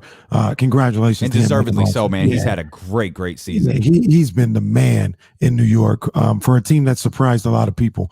But RJ Barrett, I really like his game. I like what the second-year player is able to do. Emmanuel Quickley, who's been the steal of the draft, relatively speaking. Everybody talks about Tyrese going 12 or whatever. I was gonna say there's another guy who's still in the draft, but I hear you. Yeah, quickly, second round guy who, off the top of my head, I don't have the numbers in front of me. He's probably averaging close to like 15 off the bench, if I had to guess. You know, he has been a guy that has closed games for them and made some big plays down the stretch in certain games. So he's at 11.8. I mean, he's playing 17. Yeah. He's playing 18 minutes a game. He's at 11.8 points. Wow. Yeah. So and he's a guy that can fill it up. He can, if you're sleeping on quickly, if you want a guy like that, if you want a Bruce Brown, if you want a Kobe White that I gave you one of these nights, Emmanuel Quickly, make sure he does not get off tonight. All right. But make sure he does not get off because he can fill it up if he's given the minutes by Thibs as well. So it really, really bothers me that you just did that. I'm putting them on notice. Every time, yes, but every time you put us on notice, every time you point out a player, do you know what that player winds up doing? Dude, this happens regularly. It just happened. You mentioned Bruce Brown. There's a reason you mentioned Bruce Brown. It just happened. Bruce Brown? Bruce Brown. He went for 29. He went for the exact same total that James Harden did. Bruh, 11 or 13 from the field. Harlem shaking at the Kings bench. You did this again. Oh, you did. You mentioned Kobe. You did it with him too. You were like, "Hey, like 38 or something." Literally the last thing you said before the show ended. Hey, keep an eye on Kobe White. We sign off. Dude goes for. I mean, the Kings win that game, so it wasn't that big of a deal. But like, it was like, damn, Kenny. Yeah, I know it's your radio show and all, but maybe keep your opinions to yourself. Emmanuel Quickly. If anybody is playing the courtside from their phone in the Kings locker room, hear me when I say this. Watch out for Emmanuel Quickly. All right, we need to make sure he stays under wraps. But they also got Derrick Rose this time. They didn't have Derrick Rose the last time they played the Kings, so that's another addition to them that could add some firepower to them offensively. So the Kings have. I really feel if the Kings get lax on the defensive end. Yes, they can be scored upon. If they buckle down and they play some good defense, this team isn't that hard to stop, but you got to be committed to it. And you've got to get physical. And that's why, like, I would give the Kings next to zero chance. If everybody was back, if everyone was back except for Rashawn Holmes, I'd give this Kings team next to zero chance to beat the New York Knicks just because this would be a Julius Randle 30 and 20 game. I think Rashawn Holmes is the guy who can. I'm not saying he's going to knock Julius Randle out of all-star form. I'm saying if you need a Sacramento King to get physical with Julius Randle, it's going to be Rashawn Holmes. Well, I'm going to say this. Okay. I'll talk about Rashawn Holmes a little later and what I need him to do tonight. Okay, I think I know. Hey, it's a little tease for later. If you're not familiar, this is D-Lo and Casey. We're on Monday through Friday. We're on normally 12 to 4. Today we're on 12 to 4:30 because we want to get you ready for Kings basketball. And the best part of every edition of Courtside is Kenny's keys to a Kings victory. It's very simple. If the Kings listen to Kenny, they win. It is that simple. They just don't always listen. I think they went 0-3 last time with my Kenny skis, which is a loss. You know, yeah, that's an L. You know, another player. You've got the Knicks or you've got the Kings. Hey, watch out for Emmanuel Quickly, a guy who didn't play the first time that these two teams play, and one that you and Jason Jones have been singing the praises of. We had a long conversation with Deuce and Mo as they covered him in the G League and watched his progression through the bubble, and obviously now into this season is and if there's one bright side, and I understand, I hope everybody understands my intent with this remark. If there's one bright side from the injuries, it's the fact that Luke Walton publicly acknowledged, I don't know how we're going to get Daquan Jeffries involved. We've got a little rhythm. He had just gotten back on the floor following the loss to the Philadelphia 76ers. And he had said after a practice, like, we're excited that he's here. He's back on the floor. He's just kind of get started. I don't know how we're going to work him into things, though, because we got a good little rhythm going. Mm-hmm. Then all of a sudden, De'Aaron is gone and Marvin is gone.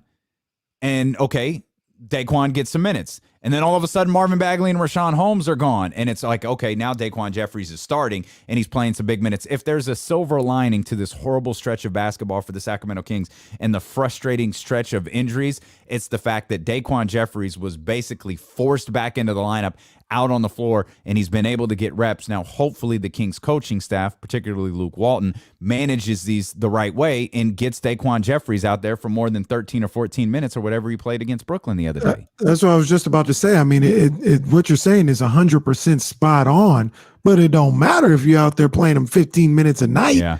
You know what I mean? Like I'm not minutes watching. Well, actually, technically I am. That's my job. But take some of them buddy minutes that he's got. Please. He got way too many. Please. And to Daquan. Yeah. Let him rock. Yeah. So, yeah, it's great that he's back out there and he has shown signs of being a very good contributor to this team. Yeah. But it don't matter if you just got him stuck to the bench. Yeah, he's got to be out there. He's got to be out there, not just with the Corey Josephs in the second unit. And the second unit is pretty small, by the way. Yes. You know, Hassan and Jabari Parker aside, they only played 8 guys the other night. Yeah. And that was, you know, Corey Joseph, Tyrese Halliburton, and Daquan Jeffries.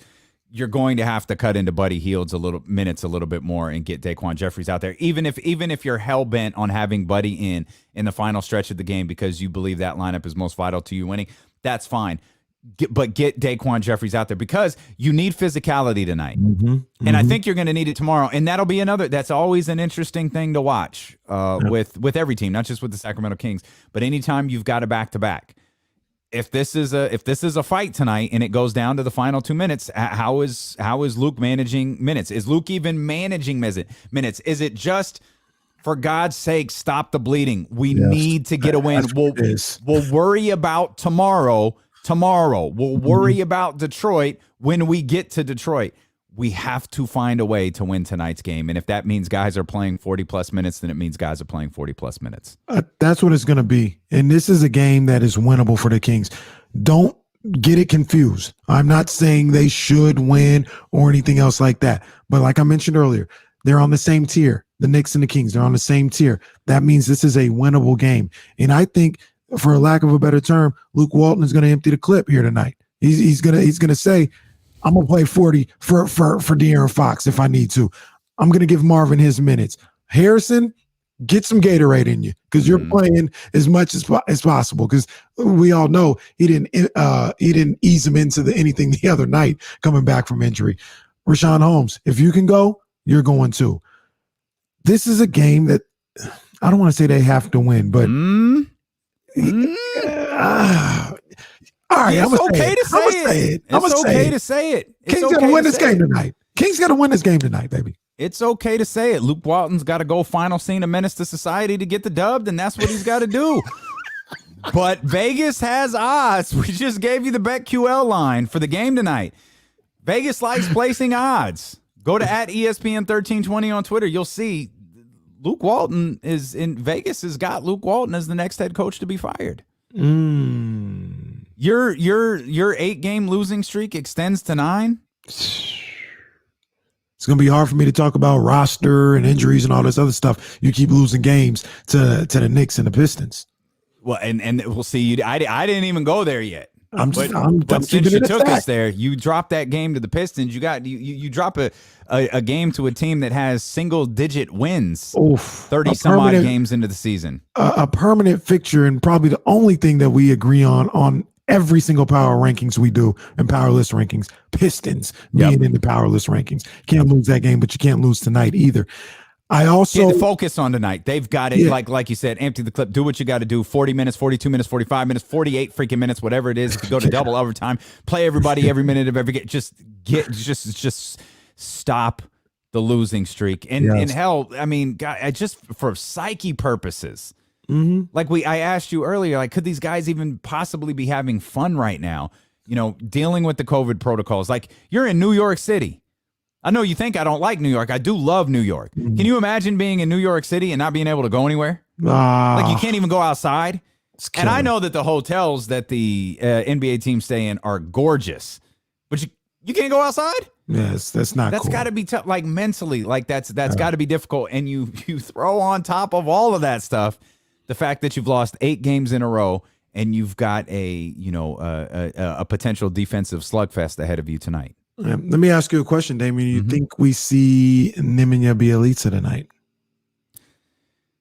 Oh, man. One of the reasons why I didn't think Whiteside played against the Nets was because of the matchup. And they just didn't have – the Nets don't play with as many bigs to be able to do that. Knicks play a little more physical, a little more slow down style that doesn't have Bjelica getting up and down the court as much. And maybe I think you do see Nemanja tonight. But correct me if I'm wrong. I'm trying to pull it up here as quickly as possible. Belly didn't play the other day, did he? No, not against the Nets. But that was almost like a 4-guard game, if you ask me. Okay. So I think that's one of the reasons that you didn't see Whiteside. So this one, the Knicks, they got a couple more bruisers, and you're shorthanded with no Whiteside or Jabari. You got to go to somebody on the bench. I think you go to Nemanja. I hear you. I'm not a Belly stan in this sense, but I mean, he could contribute something, can he? Like, even in the limited time that he's played this year, I feel like he's contributed. I just don't know, is Belly tough enough to play the Knicks? And I'm not trying to call out Belly's toughness. No, we believe the Knicks are a really physical team. Yeah. We've seen Belly sit, for entirely different circumstances throughout the year. The Nets are an El Matador on the defensive end, and he didn't play. So you could talk about the small guard lineup, the 4-guard lineup, whatever you want to. He's still a guy who can stretch, and we've seen him hit threes this year. We've seen him hit threes through his career. My answer to the long ass-winded way of answering your question: no, I don't think he plays tonight. I think he does. They don't have Of course, a choice. I have no reason to know what Luke Walton is going to do with this lineup on a night-to-night basis. Hell, maybe James is going to get a run. Hey, maybe we get some Kyle Guy minutes against New York tonight. Might get some Kyle Guy minutes. I think he does get in the game. I don't think they have really any option but to play him. I mean, Bagley and Holmes, they're not going. I know we say empty the clip, but they're not going 48, and you got to have a center at some point. We need to address this. Maybe we'll do it tomorrow. We'll see how this game plays out. But there's got to be something to guys not knowing what the hell they're doing on a night-to-night basis. Like, this has to be frustrating for. Oh yeah. Belly played like 3 or 4 games in a row. Played relatively well. Ain't been seen or heard from since. Yeah. Kyle got, and I know, hey, you got to stay ready. You don't have to get ready if you stay ready. And like, oh hell, coach, like, what do you want me to do on a night-to-night basis? Yeah, it's not easy. But most nights I'm not even breaking a sweat. Now you want me to go out there and you want me to, guard R.J. Barrett. Like, that's got to be difficult. That's got to be difficult for players, and that's got to be difficult for their psyche. Let's check in with Luke Walton here as he spoke to the media at around 3 o'clock. A couple of things he touched on. Obviously, the Sacramento Kings and their COVID situation. Well, that was part of the challenge of these last 2 days. Like, once we got word that we had a positive test, and it was let's quarantine, let's make sure everyone stays home. So like, are in their hotel rooms. We did all of our our scouts on Zoom. We did our film session of the Brooklyn game last night on Zoom. So we really we've really just been isolating since we got that news. And then it was, give the NBA all the information and wait to hear back. We all wear trackers everywhere we go, so they were processing all that. And it wasn't until late last night that we finally got a list of who was going to be available and who wasn't. That's got to be tough. One more thing Luke Walton talked about. He used to coach Julius Randle. He was asked about his development into an all-star. It's great. It's great to see. I remember when he first signed here in New York and I did a game, I told you guys, asked me how the fans would like Julius. I said, you guys will love him because he is tough and he's rough and he is an extremely hard worker. And to see him continue to get better and get rewarded with an all-star appearance is awesome. I'm very happy for him and his family. I'm a Julius Randle fan. I think he's a good ball player who's taken time to develop. And with that said, I hope he has an awful night. But as we get ready for Sacramento Kings basketball, before you head out over to your television, got Kenny's keys to a Kings victory. Kenny Caraway is going to tell you exactly how the Sacramento Kings can beat the New York Knicks tonight. I got the answers. Sway. Let me tell you right now what the Kings need to do to pull out a win in the Mecca, in the world's most famous arena, Madison Square Garden. First things first, Mitchell Robinson versus Rashawn Holmes. That is a big matchup to me. Last time the two teams met, Mitchell Robinson, decent game, 12 points, 10 rebounds, no blocks. He was one of the really good shot blockers in the league today. No blocks. Rashawn Holmes, 10 points, 14 rebounds, 6 blocks last time they played. It's real simple. In this matchup of head-to-head athletic centers, I need Rashawn Holmes to win this one. I need him to outplay Mitchell Robinson. If he does that, I think the Kings have a great chance of winning. Number 2, I tell my son all the time when I'm trying to pass him the ball, talking about, taking care of everything. I use the analogy. I said, don't drop the baby. All right. That's what the Kings need to do. Mm-hmm. Don't drop the baby out there. Take care of the basketball. They only had 6 turnovers the last time these two teams played. That'd be a little bit ambitious to ask them to do that again. So I'm going to give them a little leeway, and I'm going to say 12 or fewer turnovers tonight on the road should get them a victory. All right, 12 or fewer. And number 3, you talk about don't drop the baby. Remember, sharing is caring. All right, 21 assists the last time these two teams played, a win for the Sacramento Kings. For them to get out of this rut, I need to up that a little bit more. I need 25 plus assists tonight from the Kings. I think the way they get out of this rut is together as a team, sharing that ball, working it around. That's how you get your win. So Rashawn Holmes outplay Mitchell Robinson, less than 12 turnovers and 25 or more assists. And the Kings will stop the streak. They will stop the bleeding. You heard it here first. Take that point and a half for the Kings tonight. You heard that as well. We'll recap everything tonight, and we'll get you ready for the Detroit Pistons tomorrow. We thank you all so much for being with us on twitch.tv/ESPN1320 on the ESPN 1320 YouTube channel. We'll hope that you'll follow and subscribe to us there. We appreciate you for being with us here on the radio.com app, and we will see you tomorrow at noon here on Sacramento's #1 sports station, ESPN 1320. Let's go, Kings. Oh, damn. Mitchell Robinson's out. Is he really? Yeah. Broken hand. Well, we should win that one. Rashawn won the battle. We should win that one. Good call, Jelly. Where were you when he was... It's not invalid at all. Where were you, Jelly, when he was writing this down on his paper? I was like, for a second, I thought you were frozen, and then I saw something move. I was like, what is he doing? I was like, oh, he's writing. Right, he's writing. Keys this morning. I actually slipped so you could get the graphic and all that stuff. We'll just go ahead and punt. Yeah, yeah. Elfrid Payton is out too. That's fine. We don't. I mean, all that means those. We don't worry about what they doing. We don't worry about what they doing. Simple as that. We don't worry about what they doing. Just get the job done tonight. We know y'all want to go watch Kings basketball, man. So we'll let you. That's right. It still applies. Rashawn needs to win the battle. Yeah. Rashawn needs to win that battle. Too. Noel works. No one keeps track of the keys. Says the one guy who keeps track of all of the keys. Keys. Appreciate you, Will. I'll always text them to you, fam, if you ever need them on the couple of days that we don't get those graphics out there, man. So we appreciate y'all. Thank you so much for tuning in, and thank you so much for being a part of the chat. You know, you guys are a massive part of what we do. Before you sign off on YouTube, hit the thumbs up, hit the follow, hit the share on Twitch, and we'll see y'all tomorrow at noon, man. Thank you. Holla.